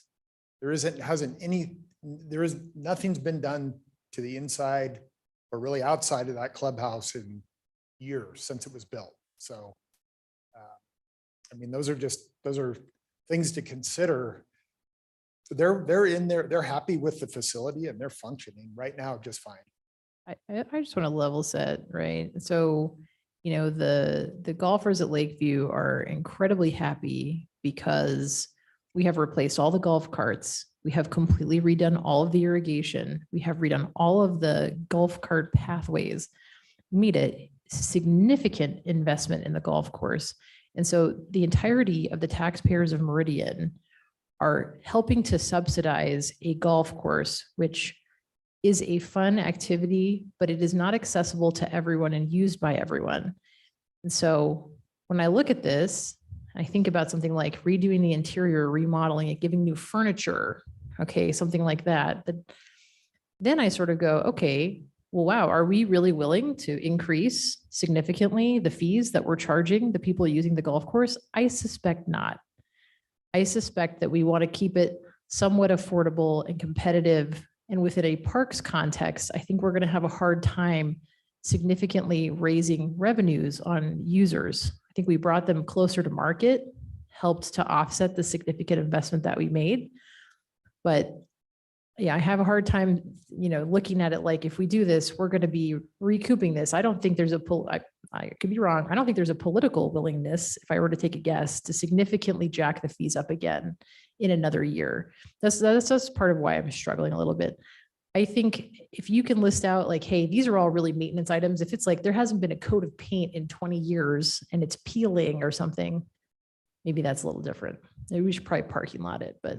I would suggest that maybe I think there's a lot of strong feelings about this. And I think Councilmember Overton touched on something that I think is a good way for just maybe in this conversation to move it on the parking lot, which is Steve, Mike, your staff are credit for creating a brand about stuff that is Meridian City Parks and Recreation. It's quality. And I know that that is what you are wanting to accomplish. You were wanting to have this facility, when we inherited it or took it back over, it did not meet the city of Meridian's brand standards, what our public perceives of something that has our name on it. You're wanting to get it there. I think for many of us, I guess for myself, my struggle is the speed at which you're doing that. And so maybe for the sake of further conversations, let's parking lot this, give us all a chance to take a breath, and we can talk more about it at a later time. And with that, we are in the parking lot because this is the last Well, item. for I the- have actually, I have additional parks questions. Well, just to finish up on one to come. I will disagree with a little bit with you, Councilman Strader. I don't think that we really raised the rates yet. And I can't speak for the council. You guys will be the ones who will vote. I do expect that you will see a different rate being charged out here that will remain competitive with others in the market, but also help recoup the cost to get us to, because you and I share the same goal of having this be pay for itself. Now, are we going to recoup $1.1 million in the next 2 years over increased rounds? No different than we're not going to, collect the revenue from our park shelters or that capital investment from that. But to me, this is not the prices we're charging. We'll at least see something else. Whether council wants to make those changes, that will be a different conversation at that time, just so you know. Yeah, I appreciate that comment because again, if the discussion was, we want to make this investment and that proposal came with a revenue projection, then I could wrap my head around that maybe a little differently, right? If it was like, hey, we think within the next 5 years, the part of this that's more aesthetic will pay for itself. Yeah, it's hard to project that though. I know it's like a total guess. Well, it wouldn't be fair if I let you off the hook without a CFP question. So hopefully you got that through the grapevine. Parks and Recreation, Forestry Assistant and Vehicle. 2024 got moved to 2025. We don't have any fewer trees than we had before. We have a huge number of them. This ash borer thing is really a serious issue. I've discovered personally, unfortunately, in my own home. Why do we feel comfortable moving this out of here? Can you talk to me about that? Well, part of it was a balancing act to not require us to take more of the 3%. I think the position shouldn't just go away, which is why we just bumped it out a year.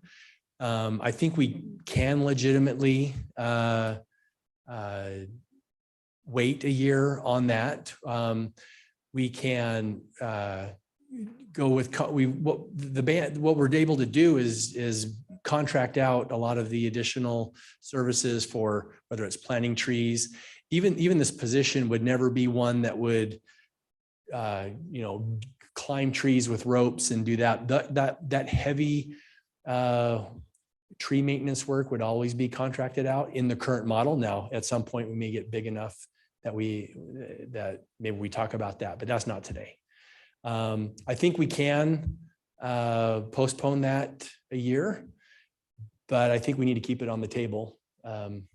But if I had to choose between an arborist assistant versus the purchasing, the IT, or the HR, I'm choosing those three first because those help me too.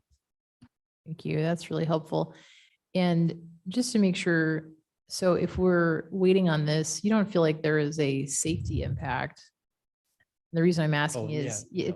some of these trees are huge. We don't want it to be that we're not like inspecting them or whatever it is that we do to keep track of them. If there's a big windstorm and specifically the ash trees, apparently with this crazy beetle, these things can just fall over out of pretty much nowhere.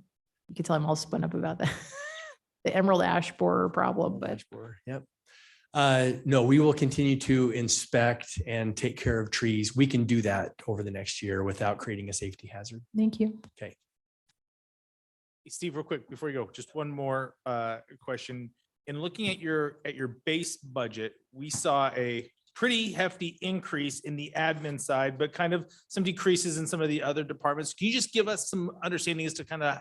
I had the same question this morning for Todd. Okay. Is that what we discovered this morning was that you probably noticed we went from about 4 divisions to about 11. Right. And that was because they're dividing things out differently for tracking cost recovery and other things. So the staffing has been moved around. It's not that we asked for a lot. A lot of them look like they've gone way down in events and way down in sports. Well, that was just we aren't doing less or having less of an operational budget. The operational budget is the same. Those positions got moved to admin, which is why it looked like it went up, so that we can track direct expenses more easily and then be able to say, we will also want to add to that a percentage of the position towards the cost recovery model. So, but yeah, I saw the same thing because I hadn't seen it in the way that you guys had seen it until this morning. I'm like, oh, I'd asked the same question, but I don't know. Is there anything else you would add to that, Todd? Okay. All right. Any other questions for me? Thank you.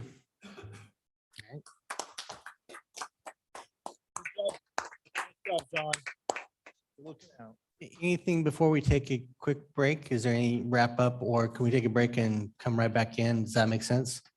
All right. Do we need to take more than a 10-minute break for anything? 15, 20? Okay, we'll try to come back at 2:45.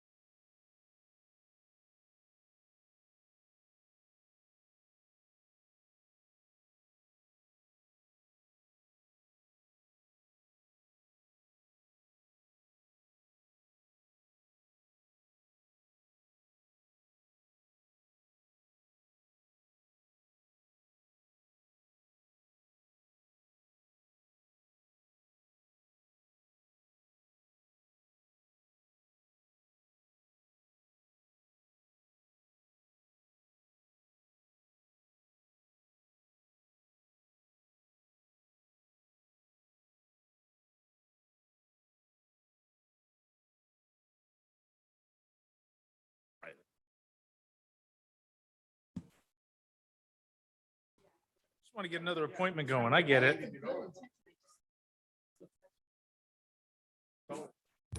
Commission. Yeah.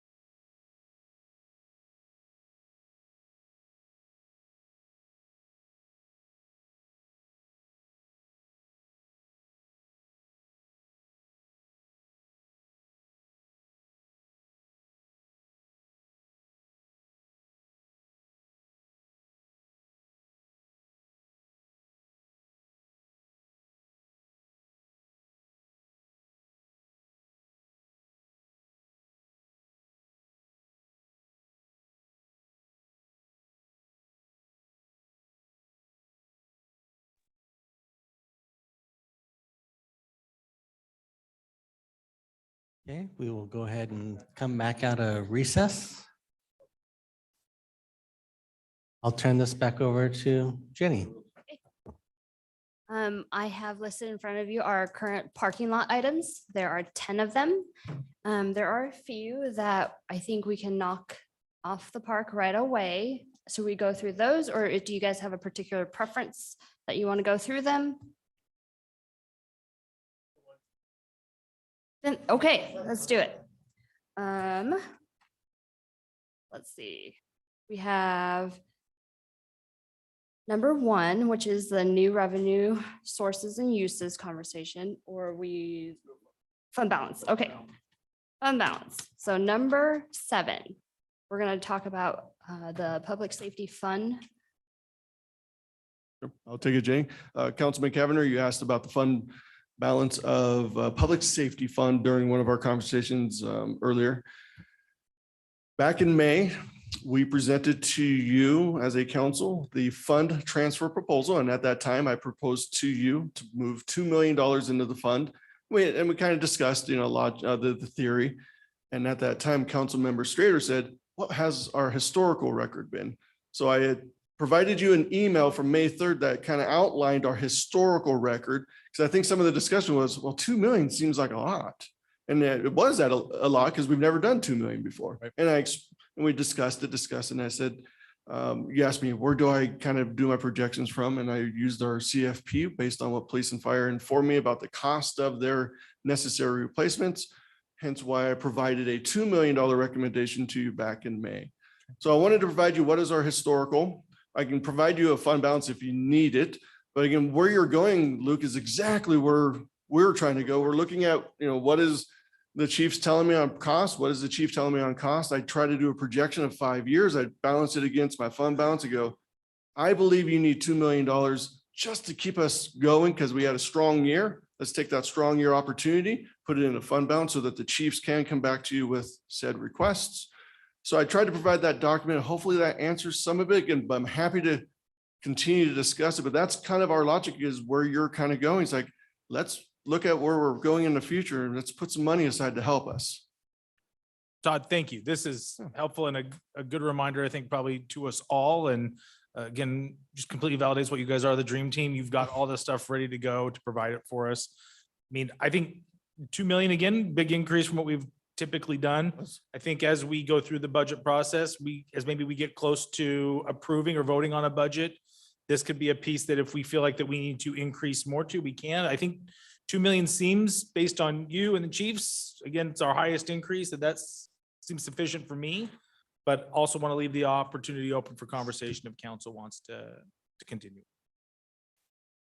No, but again, appreciate that, Councilman Cavanagh. Would always love the dialogue. If you have thoughts, please help us out. Okay. Should we tackle compensation phase 2? This question was brought up, I believe Councilwoman Perot was asking during a break to see what the details of phase 2 entails. Sorry about that. So as far as the comp plan phase 2, finance gave a presentation in the beginning of April. And in that presentation, there were some questions asked, and it was stated that those questions would be answered, and then the policy would be looked at and edited and changed to more accurately reflect the new ways that compensation plan would be prioritized. And so that policy was put on the consent agenda. There was not a discussion by council about it. It was my understanding that there would be a discussion after the end of the presentation that was made in the beginning of April. Is my understanding that council would have a discussion about those changes to the policy itself. Instead, it was put on the consent agenda and approved. And since then, I haven't heard anything about the specifics of that comp plan and how it will tie into FY24 budget regarding 4 things. First, the 15 levels of the step plan that would over time move the positions from 50 to 75% of market. The COLA, actually the COLA has been addressed. Todd had emailed a breakdown of all of the COLA contributions for the different departments a couple of days ago. The longevity, and my understanding is that was still something that the mayor's office and the compensation committee were going to look at, but I haven't received any more information as to what the results of those discussions were and how that would tie into the FY24 budget. And then my assumption with the presentation and the $1,000 longevity bonuses was that would be a one-time bonus at the employee's 15-year mark. So please correct me if that's not Right. And then the conversation regarding penetration. So which of those four, if any, were reflected in the personnel increases for FY '24? Councilwoman Pro, great questions. We did present to you in April with those outstanding items that we would come back to you. And during that conversation, we, as a committee, were going to move forward with building those administration guidelines. We're still in those building administration guidelines. What you have in this budget, hate to say the term, close your ears, it's a placeholder based on the estimates that we provided you at that time to make sure that we have the funds in place while the comp committee worked with Gallagher Consulting Company to build those exact answers. We haven't finalized that document. I think we're about the 90% mark, so that we can come back to you, go before the even fiscal year starts, go, this is what we've done based on the five principles that we presented to you. So we don't have those exact answers. What you have in the budget, though, is the estimates that we discussed of what we believe it would cost, so that when the money is, or when the fiscal year does get here, we do have the money to move forward with the proposal. So you are correct. You have not heard from us because the committee is still building that a guideline with Gallagher Consulting Company. What's the benefit of taking that method or process versus just providing where we would be without those changes and then doing a budget request once that information is completed? Councilwoman Perot, again, we're trying to get the funding available in place so that when October 1 gets here, we do have the funding in place so that we can move forward. Maybe if I could, Is that what, I apologize. I feel like you could provide the number on where we are, unless I'm mistaken, for the penetration. We know the penetration number. Mr. Mayor, correct. The number that we're estimating for this penetration approach was 320 grand for general fund and $253,000 for the enterprise fund. That is that initial bump that we promoted to you for that penetration into the 15-step plan. That's correct. The longevity component is not something we have gotten to in our challenges with losing Gallagher. Sorry, we've had Gallagher's, the project manager, his last day was tomorrow. So just thank you for Debbie coming here. She doesn't realize she may be wrapped into helping work on some other stuff Welcome, Debbie. that our consultant was hopefully going to help us do, but it does provide us some additional resource that we've been lacking for the last couple months to maybe help us bridge to get to that area. Nothing is, Christina's been working hard, but there's other stuff to do. So that's where we are. That's really kind of that last, well, there's other elements, but that's at least the elements that have a financial impact for this year's budget is whatever that longevity component is. Can I just be, maybe, I'm just gonna be really honest about where people lost me and maybe where you get me back. I was out on maternity for a couple weeks after I had my twins, so I wasn't part of the meeting on April 18th. Anyway, but I did review it.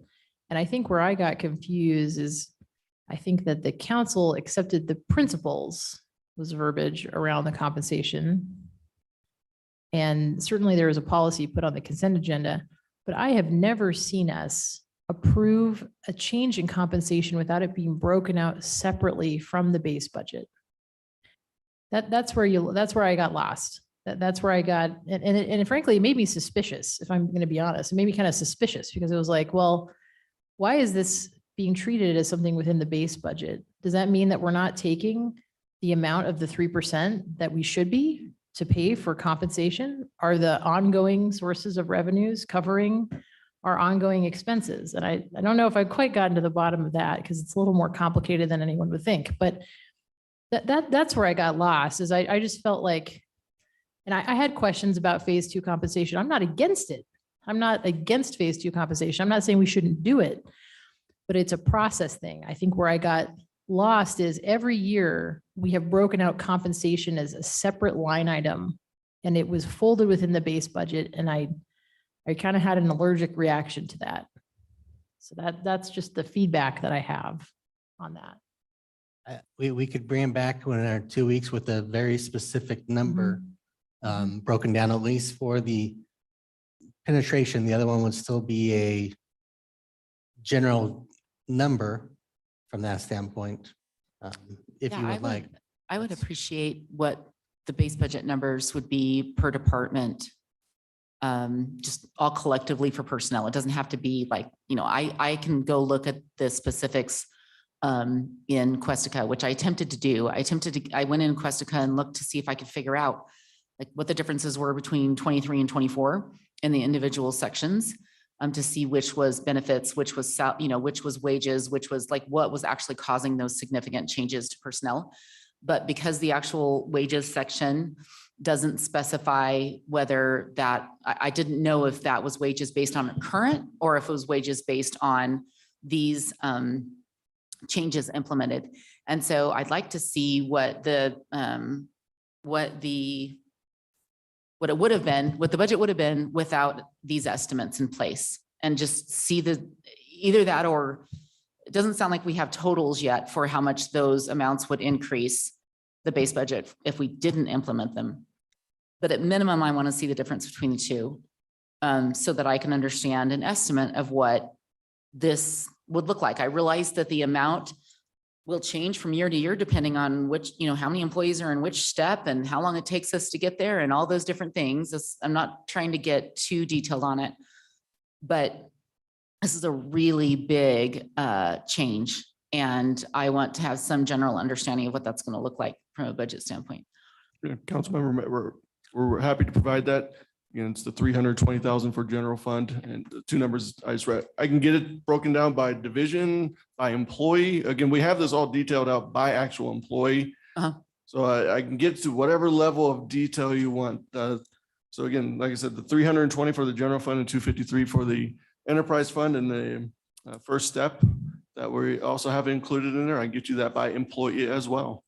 Per department's fine for me. I just, as I had emailed about, personnel went from anywhere from an 8% increase to a 21% increase in each department. And I'd never seen that kind of jump before. So I just wanted to get more clarity on what went into that. And I do appreciate the breakdown you gave per department already. That was really helpful. I just didn't know how much on that spreadsheet that you sent, the new FTEs, the COLA, the benefits. I didn't know how much of that was related to wages, what the wages would have looked like without an estimate of these new numbers. Sure, we can easily provide that for you. Yep.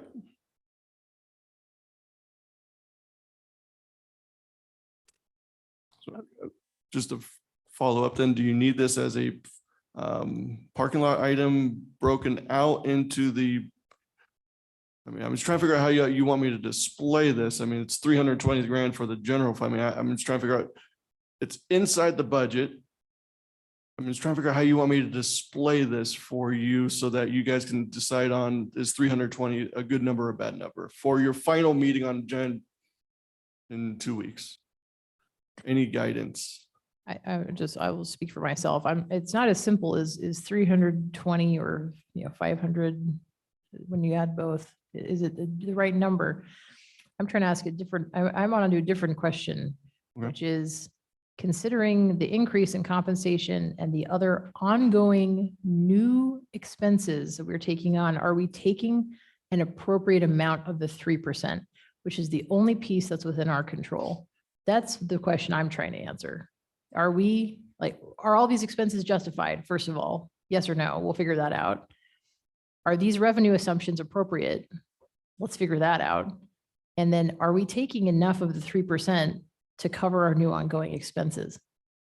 That's what I'm trying to figure out. Councilmember Strader, I'm happy to answer that question for you. I guess I mind if I just close it up with Councilman Pro. How would you like me to display your phase 2 for the final 2 weeks? Is there anything that you want me to do in particular? For me, the chart that you already created with the FTEs, something like per department, just an additional box that says, this is what the personnel costs would have been prior to these adjustments, and this is what they will be after these adjustments per department. Is that doable? And definitely doable. Standing was at 320 and the 253. were just the penetration piece and that there would be numbers associated with what it takes to get, have we gone through each employee and put them in a category for the steps? And if so, I wouldn't mind actually seeing like how many employees are in each step or something that just generally helps me understand the structure of what this, to get in my mind's eye, the structure of what this is going to look like. The reason I brought up the process that's been taken so far is it's, in my mind, it's a very different thing to say we agree with the concept and the principles, but then to go ahead and assume that all of council is agreeable to put it in the base budget, to me says there was an assumption that council is agreeable with all 4 of these types of budget changes. And that net decision has never been made or voted on. It was, here's the principles. We're in agreement with changing the policy to pursue those principles. But at what point did council say, yeah, everybody's on board with these 4 different types of changes in the budget for FY24, and we want finance to include those in that budget? That discussion never happened. So I think that's where part of the confusion has come for me. But I'm also definitely willing to keep the conversation going as long as I can get numbers in the next couple of weeks that will help me understand. Councilmember Perot, again, I apologize if we made the assumption that April 18th did lead us in that direction. And we did move in that direction. So again, I apologize on behalf of the city. Again, and I can get you the numbers. We have all the numbers that you need. The next phase 2 is going to be 148,000 for the whole city. So again, very nominal from this point forward with the step program, but we have plenty of data. We can get you data. We apologize that we assumed that the direction that we thought was incorrect. So we apologize about that. Obviously, next year, this won't be necessary. This is just while this comp plan is being implemented. I assume that it wouldn't need to be broken down again once it's all added to the base budget. Well, So I think to be fair, I think this is also a discussion on, because once we set that expectation for future years, in fairness, it's very difficult to not deliver on that expectation going forward. And so in my back and forth with Todd, before I went on maternity leave, I had asked specifically, what percentage of our maximum 3% property tax increase would this represent for the next fiscal year and projected subsequent fiscal years? And the response was every year would be different because of our total property tax increases each year. But simple math, 1% of our 3% was about $450,000. And so at least in my mind, I had already attached that some amount of property taxes, because they are within our control, would need to be earmarked or set aside to cover this compensation increase. And so I want to understand if that's not the case, was it because, you know, we changed some of our revenue assumptions around intergovernmental revenues, or we changed our assumptions around something else to make up for it? But it just doesn't seem like that's an appropriate way to look at it. If we're not, every other time we've talked about a compensation increase, it's been broken out separately. And we've definitely had a specific discussion. It's played into the 3%. So that's where I got lost. Councilwoman Strader, again, the percentage that we have to allocate of the 3%, again, will be driven by the COLA that we approve as a city council and a city. The STEP program itself will be inexpensive in the grand scheme of things. Like in year 3, it's $100,000 for the whole city. Because now you're just doing minor steps every year, but the step or the anticipated approach to the comp program is a COLA influenced compensation program, which is new. So that would be a fixed number that we would present to you, and like we did in the document, 2.5%. That's the biggest number mover. The STEP program is this only increases, some employees increase from 0.25% to 1.25%. So it's not the big movers. It's the COLA that's going to help us maintain a cost of living and make sure that we're paying our employees accurately, competitively, and marketably. That's the largest number where you'll hear from me. We got to make sure we cover that. And that's about for the 1% that you're talking about. This part of it is, well, But but that being said, we can pull it out every year. I mean, the end result, if we don't have the money, something's going to come out of the budget one way or the other, whether it's a COLA, a step, a person, a thing.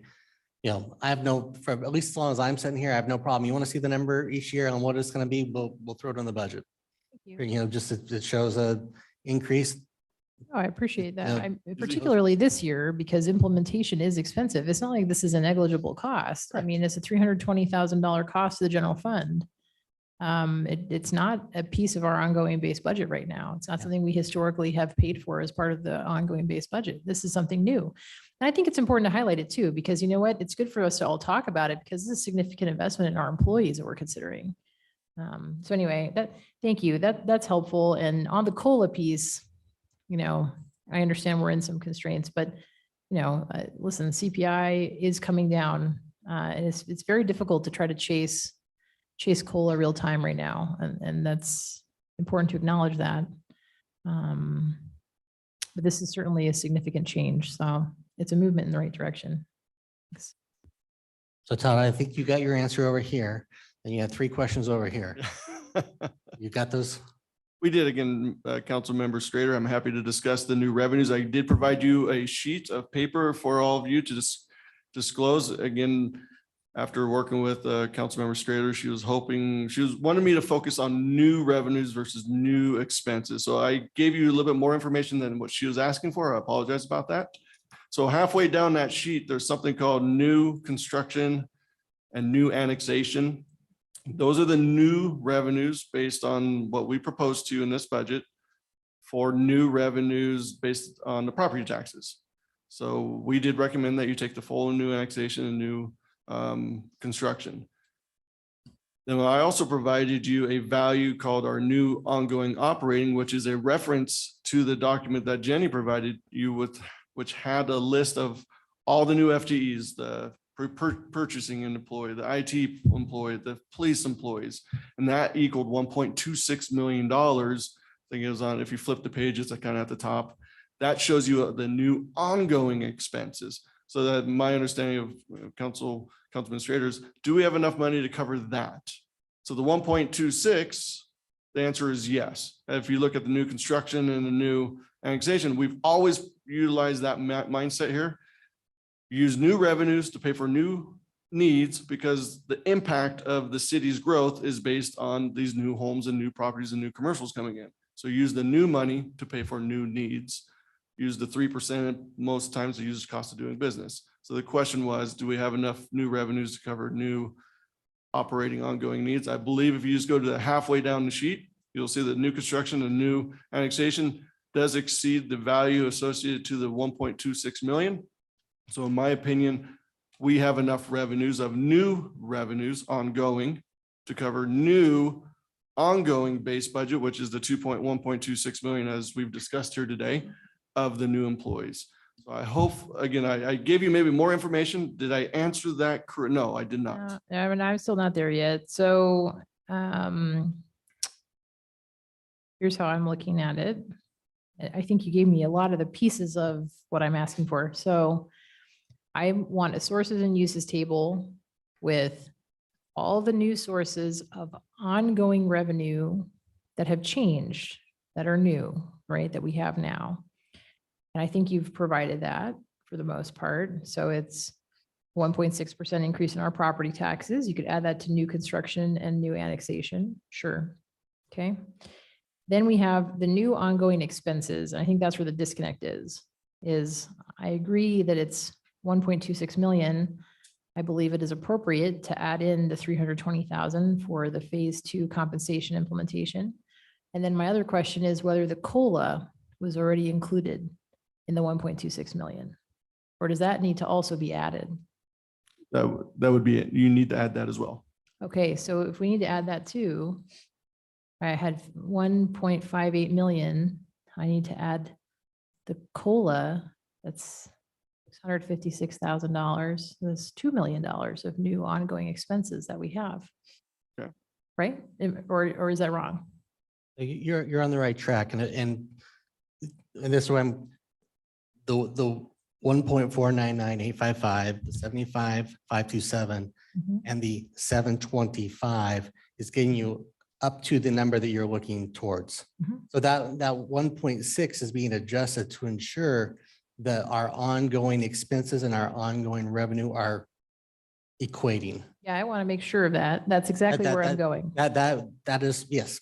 Todd and I keep, every time he makes an adjustment to me, I say, go adjust it. You tell me we have another $300,000 that we need to do, go adjust that 3%. So that's why that number's grown from 0.8 to 1.6 because of changes that have been occurring that they talked about earlier Right. in stuff. So from my perspective, I mean, I appreciate your financial mind digging down, but I trust Todd and the finance team.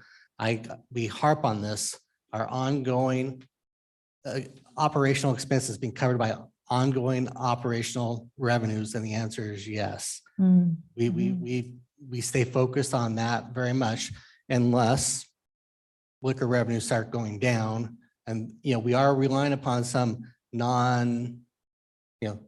stuff that's never gone down, but they're not revenue sources that we control. Right. in That's that where I'm regard. going with it. Yeah. So anyways, yeah, all those numbers add up. Otherwise, 1.6 would be at 1.2 if our ongoing revenue wasn't necessary to make that equation balance, from my perspective, because Yeah. I'm right there with you. We don't want to fall behind in our ongoings. Yeah, that makes more sense to me. It just sort of, and it's not that I don't trust people. It's just that if your revenue projections are conservative, which they are, they're appropriately conservative, but if they're very conservative and we keep continuously, returning revenue, at some point, it's pretty easy to adjust revenue assumptions and then cover, ongoing costs. And so I just want to make sure that, again, it sounds like we're there. I'm just through eyeballing back of the envelope. That sounds like it balances to me, but I mean, I'm just going to have to sit down with a spreadsheet and check that out because that would make me feel better. I think the due diligence is part of council's role. So it's not a matter of trust. It's just a matter of doing our job, making sure that we're not straying from the philosophy that we have set on the right course. Thanks. Councilmember Strader, would happy to talk spreadsheets. We love spreadsheets. So anytime, let's talk about it. Mr. Mayor. Let me jump in the water. So is it, this just got provided, the spreadsheet? Yeah, Councilmember Borton, sorry, slips. Or the other spreadsheet? That one, yeah. List, yeah. Yeah. So tracking this conversation, which I get, it's just consistent back to where we started with this policy. We literally adopted one that says we can't create new ongoing expenditures without ongoing revenues, no one-time monies to pay for those. We've displayed it differently over the years, but we've always visualized it because we want to make sure we never vary from it. You've never varied from it. So this sheet that you provided, I think it just needs a couple of the missing elements to show the complete math that we've talked about. That will just help illustrate it. And maybe we see that in 2 weeks. That adds in the 750 recurring revenue from the 3% portion that we're going to take, and then adds in the expenditures, the placeholder for the COLA and the phase 2. I think that gives us the back of the napkin math that Councilwoman Strader's talking about, showing that your fully loaded recurring expenditures, new expenditures, is covered by your new revenue sources. And the one lever we can move in the new revenue sources is that portion of the 3%. We'll make sure covers whatever the below the line recurring expenditures are. So I think this is really helpful if we just add in those additional items to circulate before the next couple of weeks. That'll be awesome. I took April to be good discussion and I thought kind of was an adoption of the principles of the COLA and the 15-step penetration we talked about and longevity, whatever longevity would ultimately be defined as. But I think those policies are helpful, and I thought the adoption was to capture that. Now we're just seeing the actual figures that fit. So it sounds like in a couple of weeks, we'll have those all in front of us. They're kind of removed from or displayed separately in the budget, not different numbers, but just displayed separately so we can make sure we all see it and understand that we've met our policy. Councilmember What I Borton, saw, so good discussion. we'll get you that information as soon as possible. We have it. I just have one more question, Todd, on this. Sorry. Yeah. I just did the math right here and it looks really good. But I just have a question for you. So is there a placeholder that has somehow, like, how are you? I don't want to get into specifics, but is fire union, is there some kind of placeholder in there for fire union stuff? Councilmember Strader, we do have a placeholder for the union negotiations, yes. Okay, thanks. And that's included within ongoing expenses? Okay, thanks. So then it sounds like we have $2.3 million of new ongoing revenues, and we have $2.24 million of new ongoing expenses. And so it is covered. Quick math, high numbers, yes. Yeah, okay. Makes me feel much better. Thank you. This is just, I don't know. This is how my mind works. A little different, but it's very helpful. Appreciate it. Thank you.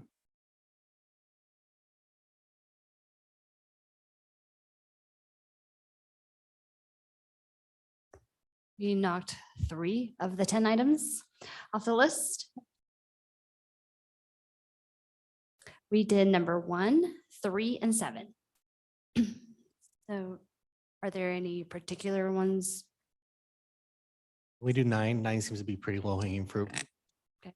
That's just a preference. I think that's a council preference. Which way would you like, leave it in or take it out? So Well, Mr. Mayor? Oh, damn it. Darn it. Excuse me. I'm not supposed to do that. I broke my own rule. Excuse me. I need a jar. I apologize. So respectfully, I thought I was comfortable leaving it in. Gives comments. We all have been consistent that there's some commitment to do it. Where it is going to be decided, but money's not going to be spent until that decision's made. It comes back to us. So it keeps it on the radar for us to commit to being a relatively short-term action that we want to take. Keeps our feet to the fire. So didn't have heartburn either way, but certainly was comfortable if it stayed in. You guys want to just do like a show of hands if you want to keep it in? I don't want to keep it in. I want to take it out. That's just one person. I think I may be on my own. I don't know who else is on that island with me, but. I apologize. I didn't hear the beginning of what you had said about. The beginning wasn't very good. I didn't have heartburn either way. I thought it remaining in the budget seemed consistent with at least our intent to act on it. Which item? I'm sorry. Oh, item 9, sorry. Knowing that there's going to be some location decisions coming in the next 12 months, we hope that just kept it on the radar for us. But again, if it came back as a budget amendment, we understand. As long as we just remain committed that it's something we want to address in the next 12 months. Keep on the tracks at least. From a process perspective, do we want to hold off on 4, 5, 6, 9, and 10 for 2 weeks? I mean, I'm not quite ready at a point to say, let's take something out or leave something in at this point. I think today is really for me about getting information, getting some questions answered, having a couple weeks to ponder, take our conversation, meet with directors with follow-up questions. And I would be more comfortable about, should we leave something in or take something out 2 weeks from now than making some of those decisions today.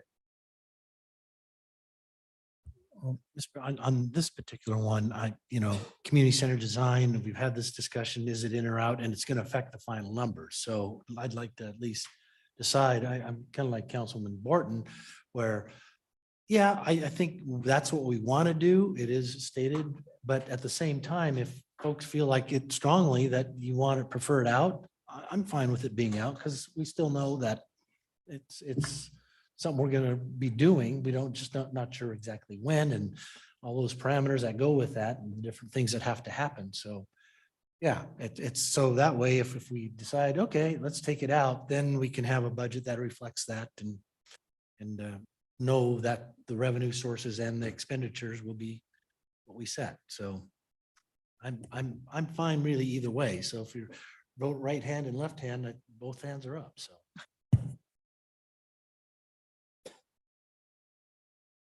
It really has no material impact one way, no, or the other. So these Sorry, I'm speaking for myself, not necessarily for Steve, but yeah, whatever you want to do. It's not that big of an issue either way. I don't think it's going to change anything that we're going to do. Whatever decision you make, it's going to continue to move forward. And when they need money, they're going to come ask for it. So can we just take it out, Steve? Let's just drop that for now. If it comes back, maybe it comes back in a month with a budget amendment for FY23. You never know. In that regards. And if the rest of them you want, the only one that's, I think, I don't know if item 8 is really a parking lot item per se, unless that seemed to be a much larger issue that I don't know is going to be done in the context of a budget conversation. So if we technically drop that one off when we did what Councilman Kavner stated, if the rest of them come back in 2 weeks after people have had time to digest 8, the fire staffing model. I agree. I think that, and I mean, I would appreciate having a conversation about finance policy, but I also don't think that this is necessarily the time. In other words, that decision may or may not, really isn't going to affect the decisions we're going to make next time, unless we're specifically talking about compensation plan phase 2. But if I was understanding Councilman Borton correctly, this is a much bigger, broader conversation about fund policy. And I do have some things I'd like to also ask about that. So I do want to make sure it gets put on an agenda, but I don't think it's necessary for us to decide about the budget for FY24. I don't know. I'm not sure. I mean, I think there are important policy discussions to be had, specifically around the CFP. Everybody's different. We're all looking at its purpose differently, but there's a pretty specific role for council. I think with that, and to me, like that's a finance policy discussion. I don't know if we want to launch into it right now, but it's very important to me. I don't disagree. I definitely want to have the conversation 100%. We don't start working on CFP for next year until August. So as long as, are you, Councilwoman Strader, are you comfortable with doing that sometime before, or you really wanted to make sure it's part of this process? Best case scenario from my perspective, like the best possible outcome would be a willingness and a commitment from council going forward to have a process in place where we review the next 5 years of the CFP on a regular basis as part of our budgeting process. Councilman Schrader, what do you mean by, what are you envisioning when it comes to that? Because I think review, we can review it. We all can log into the CFP and review, but I get a sense from your kind of line of questioning that you're not looking just to take a glance at it, but that there's maybe some action that you would want to take. Yeah, I think maybe that's where it's really like a good conversation. What is the purpose of the CFP? And so when I read through at least that section of the budget book, and when I think about the role of the city council, I believe the CFP is our tool that we should be using, and that it's not a wish list for directors, that the city council should be engaged in the CFP a lot more. And I think it's more critical in the 5 years coming before the budget. Those next 5 years are much more critical, I think, than 10 years out or further out. But I think it, and again, it's kind of like, and I guess this is my message about it, or how I'm like, my philosophy about it. That's what I believe we should be doing. And I think we should be able to discuss, and we may not reach consensus, and that's okay, but I think we should be discussing each of the years of the subsequent 5 years, at least of the CFP as a group, talking about where we have consensus or disagreement. And that's okay. And then that's part of the record for future councils to understand what was planned for and not. And part of it is, I don't think you can have your cake and eat it too. So I think we give a lot of credit for things that come that are said to be part of the CFP, or we understand, like, for example, our fund balance that's unallocated or allocated, that's all part of the CFP, and the CFP directly influences those things. And so I don't think that, at least for me, I can't give as much credibility to those things unless I'm a part of that process a little bit more. I had asked this year for, the other frustration I have not anyone's fault, but the CFP is constantly changing. I understand that that is a challenge. Okay, but it's no different than a cash flow statement. It's no different than, there are different ways to look at these kinds of statements. We could treat it like a balance sheet, and we could look at it at a snapshot in time. And that's what I did this year. I said, okay, show me all of the changes in the CFP from this time this year to the year before, so I could understand what's being moved out, what's being pushed. I think that's important. I think, the mayor proposes a budget. It's very important and that's the administration's role, and it helps get us on board with the priorities of the administration. But I view that council should have a much more active role in the process, specifically with the CFP. So that's just my, I guess, like 5-minute pitch on what I think about that. I think you bring up an interesting point too, because our directors, our employees, they use that is the mechanism for them to work with the executive branch. They bring it to us, they've done everything from their perspective correct.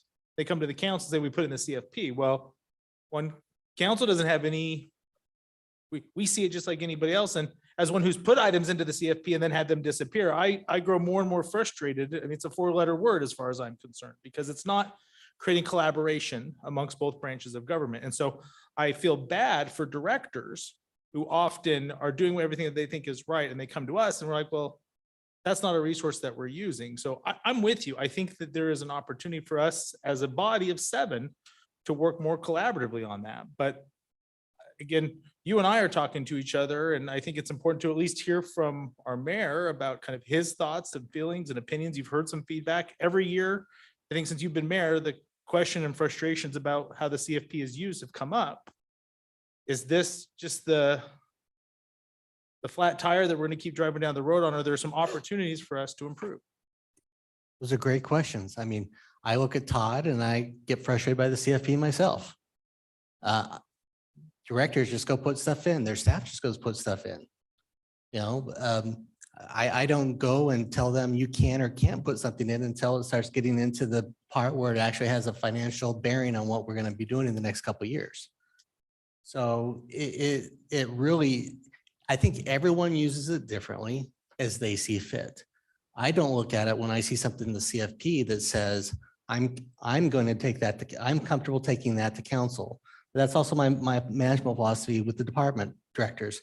You can put anything else, anything you want in that CFP, but when it comes down to moving it forward, then we're going to have a conversation about whether I'm going to be up there arguing against you or supporting you. And sometimes that means moving things out based on the bigger picture.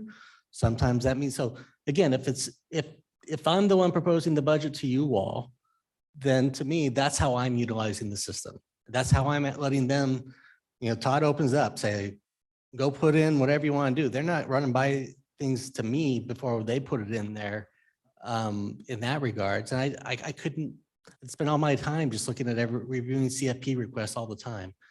So yes, I think there's this question about what is its value? What is its role? What is its purpose? But for me, it's a conversation tool with the directors. And it's working with the finance to help make sure that we can afford what is being projected. I think one of the main things, if you want to talk about policies for the CFP, right now it's assuming you're taking the 3% every single year. So, that's how we balance 5 years is based on that assumption alone within that CFP. And that's just how Todd has had it, the finance team has had it set up. Doesn't mean I'm proposing the 3% every year because that's what's being recommended. And sometimes that's how you go in and you make those adjustments. But it's a great conversation to be had. But as of right now, it's not what I am going to do to be like, this is what I think is only the thing we're going to do. And these are the things that we're going to do necessarily in any given year from my perspective, but it doesn't reflect my priorities. It reflects the department's priorities and conversation. And to that end, it would be very difficult for us to know each department's priorities clearly without having a document like that. And I don't look at it just as a budget planning tool. I look at it as a list of priorities. And when it's constantly being moved around, I have no way to truly track what the priorities are and to really understand the big picture of the priorities for each department. I realize that our approach to the budget is starting with 0 every year and then adding up. In my opinion, as a liaison especially, I want to understand all the needs of every department in a big master list. And then we go, okay, here's our revenues. All right, now let's prioritize all the needs that exist. So I just have struggled with I guess maybe not realizing I was making that expectation of that document and not seeing the result coming from that, because I really have a hard time seeing the big picture priorities for each department through the way that we use the CFP and the annual budget process. To be fair, I don't think for me, it's a challenge to make a decision about 1 year, not knowing the history of some of the departments, not knowing where the departments are headed, not knowing where it fits in their plans. And as fast as we are growing, as fast as we are changing, I feel like sometimes I don't get a sense of exactly, where each department is. I don't mean in terms of what their budget is for that year, but just where they are as they operate, and the annual budget and the CFP as our list of priorities. It is a statement of priority as much as it is a statement of dollar figures. And I don't think that is clear, at least not to me. Maybe I'm the only one that thinks that way, but. Big things in the CFP really don't change. Generally, not, except for Public Works. Lorelei came, just to give you an example, Lorelei sat down and said, hey, Mayor, we really want to do more water treatment facilities, but if we're going to cash flow these projects, we need to move projects around. Didn't change that we're not planning on doing a project, but did change the years that they are going to show up in the CFP, but it's not changing our priorities.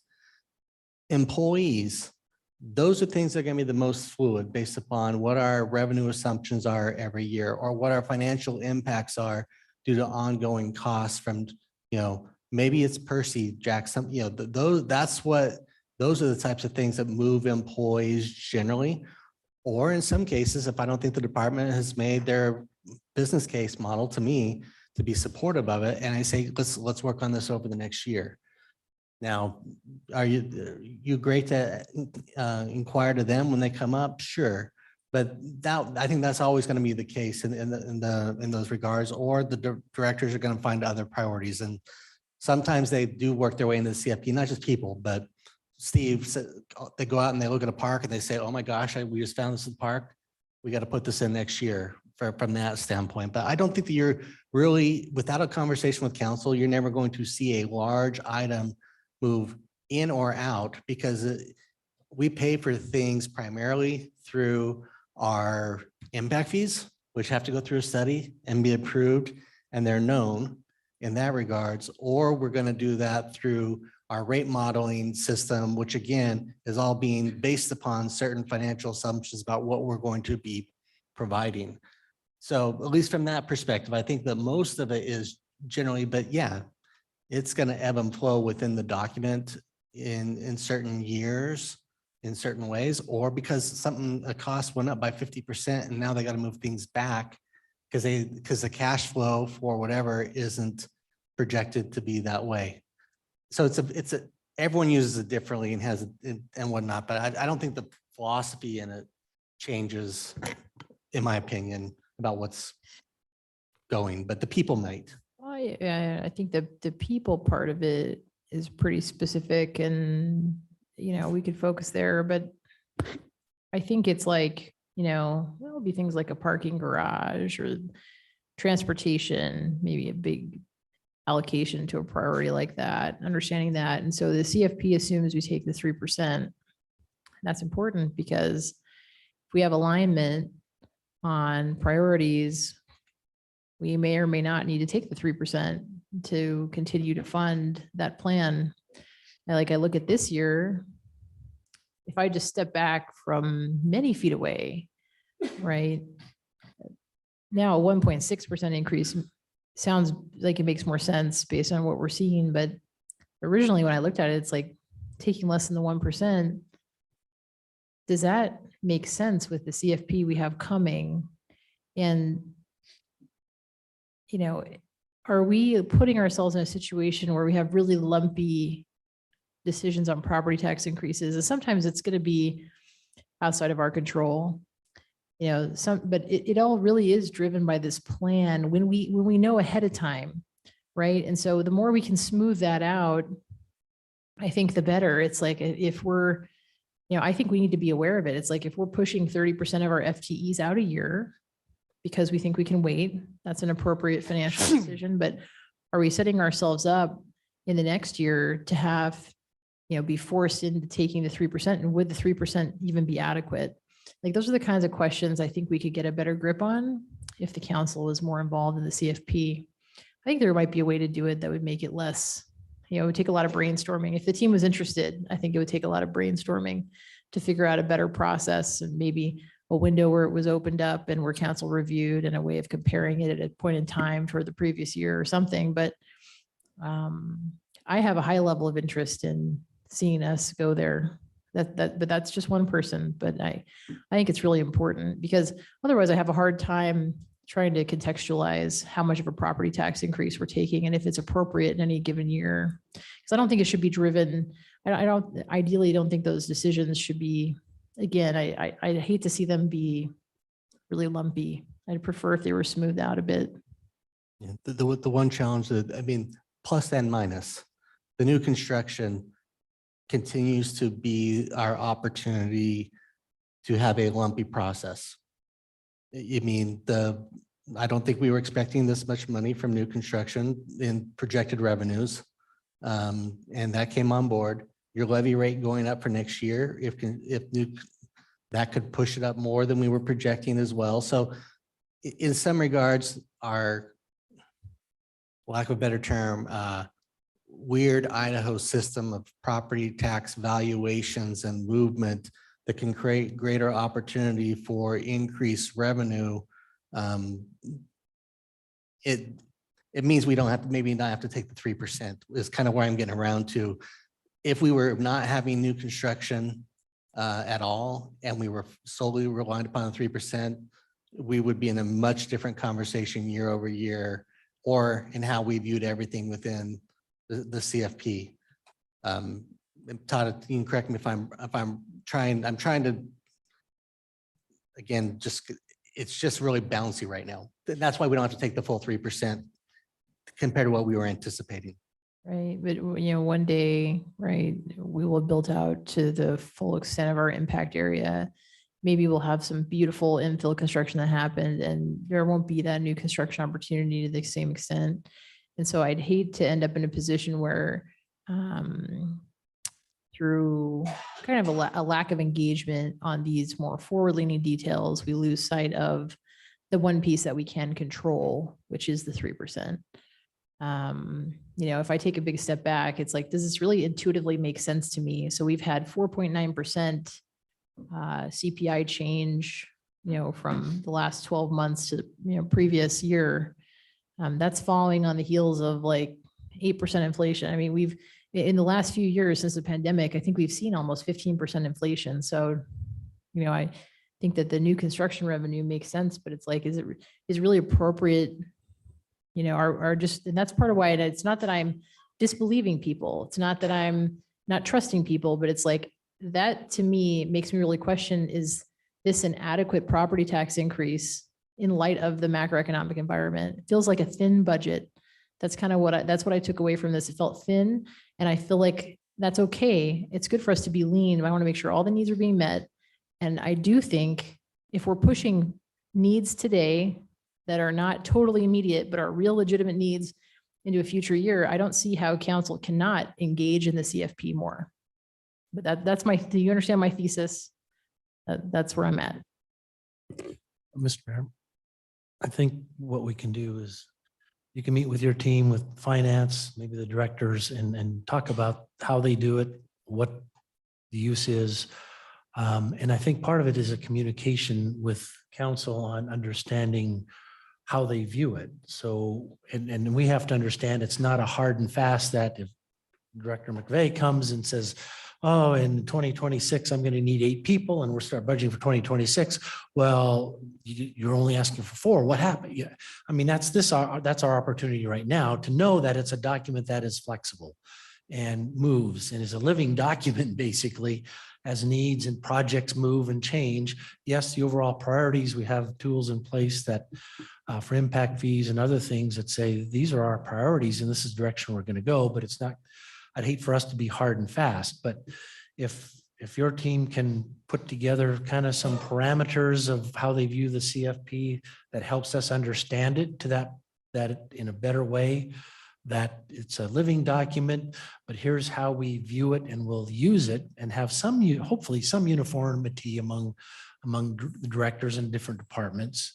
That would help us as a council in viewing it. And then we can figure out when we have a review of that, what does that mean?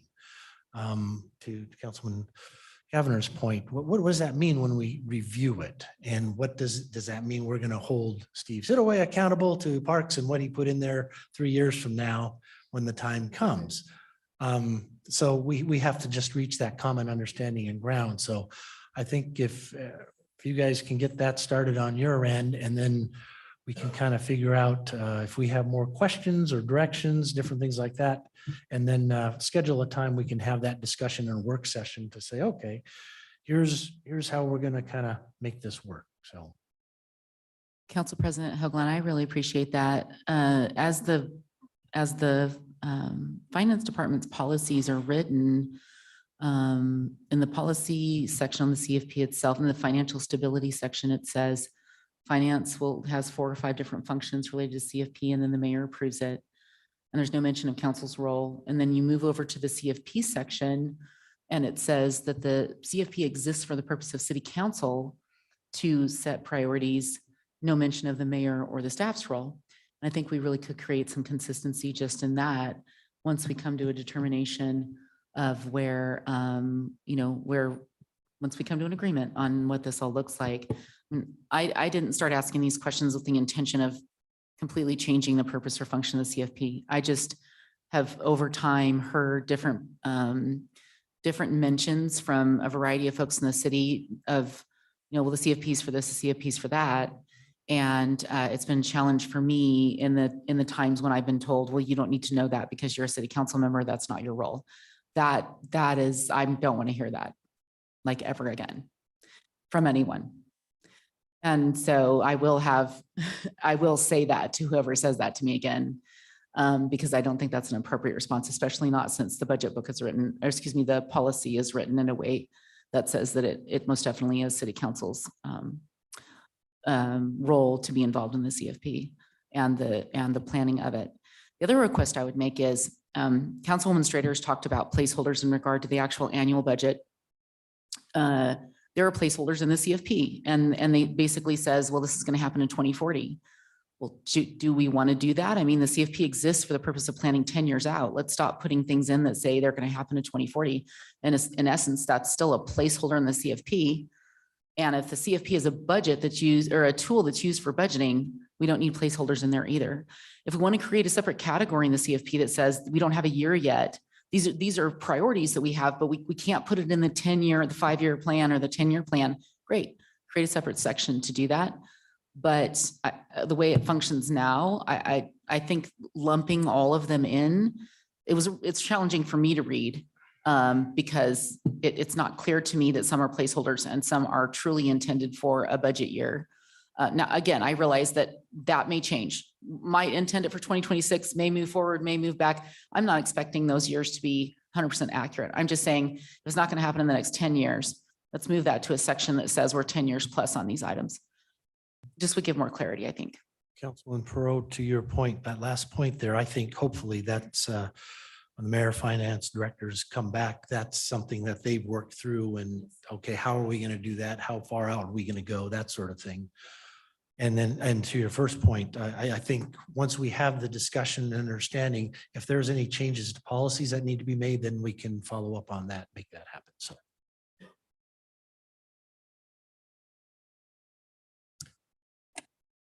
I'll just jump on that one too. Here's, I thought we had done all of that. We just got off the rails a little bit somehow. I'll read the sentence which seems to describe, it's in the policy right now. CFP is updated annually. since only some of the requests are funded and completed each year. The process to update it starts in August and ends in January with the final report submitted to council. That's then the tool we use to go create the budget. So do that. I mean, it's in the existing policy. Articulate to us in January, here's the work that was done. Here's how our department says these labor and capital expenditures are going to be needed over the next 1 to 5 years. This is how it fits into a fully funded 5-year CFP. The mayor's reviewed and approved, and we do that in January. But we've talked way back when we started doing this, we talked about, does the council vote on it and adopt it? And we opted not to vote on it and adopt it because it really isn't binding in any sense, even if you did. So then we started a head nod on it. You know, generally we get it, we understand it. But it does, that early work informs us in January, here's what Department X plans for labor and capital. We see how it fits, and we see how that's then going to be incorporated into the budget over the next 6 months. I think you have it already in existing policy. We just have to do it. And the words used, like annually, I don't think it's a living document at all if it's going to have value. I think it starts in August and it ends in January. And it's done once, and we understand it, we absorb it, and we understand that's what's going to be some foreshadowing for the upcoming budget. So that's what I expected to CFP, and I agree, if it doesn't really do that, it doesn't really help us make budgetary decisions as much as it could. I just think we might have strayed a bit from that simple language in the existing policy.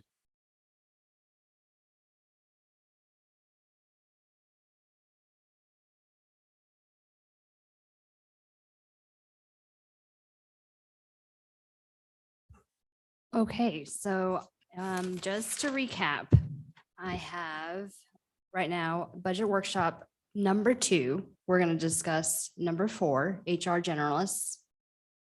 Number 5, our energy strategy plan. Number 6, streetlights. And number 10, Lakeview Golf Course.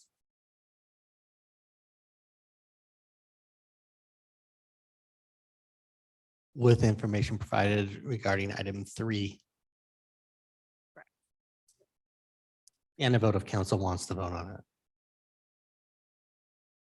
Is the plan following that, remind me, that leaving the meeting in 2 weeks, is that the potential vote to adopt, a vote to publish, and the July meeting doesn't occur? Is that correct? That's correct. So our budget workshop right now is scheduled for June 29th. And that is number 2, where we discuss all of our parking lot items, where we vote. Hopefully coming out of that budget workshop, we have a consensus where we can publish to the public. And then in August is where our public hearing is. We open up for 2 weeks, comment period. Public can come back and provide input, and then Maybe just for clarification. There may be some elements of this budget that we will not have a final dollar figure on in 2 weeks. So it could be a July council meeting where a number is actually presented to council for publishing. I mean, yes, the formality of public, I think we'll have we should have agreement on what 95% will be. You're correct, Mayor, that July, we will do a formal presentation to the citizens, and we will put a high watermark on that. Again, we can always go down during the public hearing, and we'll make sure we set you up for success. So if we do get an update on a particular item, we will adjust it accordingly for the budget hearing, but it will be on the downside. So we'll make sure we get you in the right position in the July notice, so that if something does occur, we'll make the adjustment in the public hearing.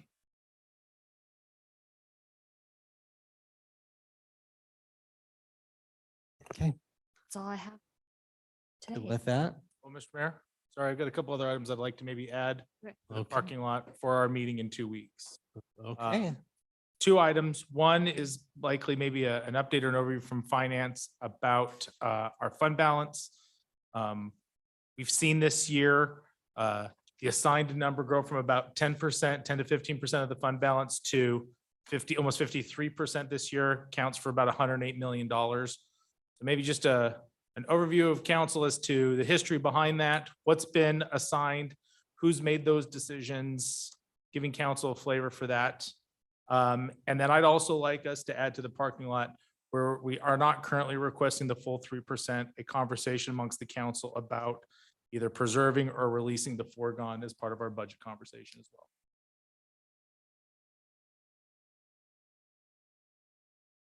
To add to that, keep your pens out. I looked through OpenGov quite a bit, and to Councilman Kavner's point, from what I can tell, because the full information for 22-23 isn't on there in the fund balance report that I could find. It looks like it ends in 22. The general budget is expected to be 35 million short from the revenue that came in, and we knew that was going to happen. We budgeted it that way. I think most of it's probably capital costs. And then this year, we're probably looking at 13 million is my understanding for general fund, and then additional amounts for the enterprise fund. I want to get a full understanding of what the general fund and the enterprise fund will look like totals if this budget were to be approved as it's stated, and then where that leaves us for unassigned at the end of FY24, if it were so that obviously we've made these decisions with the knowledge that the general fund balance would support them, but I share Councilwoman Strader's concern over we've got to be really clear that the ongoing revenue supports the ongoing expenses, and that any general fund dollars, I just want to see it on paper. It's much easier than me clicking around 5 different places and trying to find that information for myself. If you're able to show that in a little chart, that would be great. Yeah, regarding fund balance. So the reason why the fund balance is that you can find right now that's published is it coincides with our financial audit. So right now, our fiscal audit that's closed is fiscal year 22. So as of 9/30 of 22 is when we have the finalized number for fund balance. We're currently still sitting in fiscal year 23. So the fund balance it's a fluid number. And then we will fold in our projections and present to you guys what our projected fund balance. Is that what I'm hearing? Yes, that's correct. I think it does go along with Councilman Kavner's request regarding how items are being, the categories, the 5 categories that are being put in, what's assigned, what's unassigned, and how it seems like there are a lot more items going into the assigned versus the unassigned than there used to be, and perhaps how finance has changed. Are you changing how you're categorizing? And if so, is policy still accurately reflecting what you're doing in practice? So yes, I want to understand. I want to be able to look at the current balance at any given time and be able to tell how much is unassigned, as we're going into this budget year decision-making. Are there unassigned funds in the general fund that perhaps we need to have a discussion about before we approve fiscal year? Maybe what would be helpful is, as you're going through the change in the assigned fund balance, if you could give us a flavor for, what were the most material changes in that percentage increase? Were those items mainly in the next 5 years, or were they 5 to 10 years out? I think there's a few different descriptions you could use to try to give us a flavor for those. I would suggest the most material items should be highlighted. I don't think that would be very difficult to do that. Councilman. The other thing I want to do, sorry. So do you mean like FY23, for example, that 35 million that's being spent after revenue? Do you mean stating that's the fire stations and Discovery Park? And is that what you mean? Like you want to? No. What I'm talking about is if the amount of the fund balance that has moved from unassigned from the previous year to this year now being assigned is a 53% increase, I think as you're giving Councilman Cavanagh that information, I think it would be extremely helpful to give a description of what the primary drivers of that change were. So what were the most material items in that change? Were they 5 years out, 10 years out? You know, if you could list them, I wouldn't bother to go into the minutia of things that are like less than $100,000 or something, but I think it'd be helpful. I have one more thing to add to the parking lot. It could be a simple discussion. I don't know if it needs, when it needs to happen, but I want to understand more about the Percy changes that are coming and kind of like what we should expect. Costing more money for our employees and for the city. Yeah, I know. That's what I'm worried about. So, yeah. Councilmember Street, do you want us to contact Percy to bring them someone to talk to you? Is that what Would be you're lovely, referring to? actually. If that's possible, I think that actually would be extremely helpful because, you know, you'll recall in previous years, I had asked about like unfunded pension liabilities and I always have like a suspicion, it's fully funded, but I always have a suspicion about what's going to happen with this. Now I'm concerned if there's a shortfall, it looks like there's a shortfall in their ability to meet their projections. And now the city contractually, it appears like is like obligated to help make up for that. I want to understand that more. What are we legally obligated to do? What are they projecting in the future? They said they're amortizing it over 100 years. Like, help me understand that time frame, all that, all those things. Yeah, so if they could come, that'd be fantastic. Does that need to be the budget item or can that be a separate workshop item? Yeah, it could be a separate workshop. Yeah. Yeah, Mayor, I'll try to reach out to a Percy representative, see if they'll be able to stand in front of you and ask it. Give you guys an overview. I'll work with them, try to find someone who can do that for you.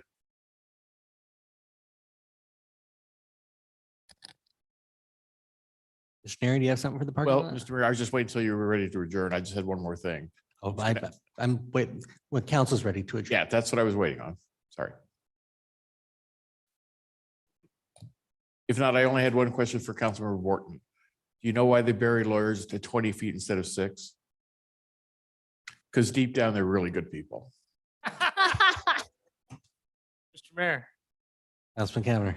motion we adjourn the budget hearing. Motion to adjourn. All in favor, signify by saying aye. Aye. Opposed, nay. You guys for Yes. sticking with us. We sure appreciate you all.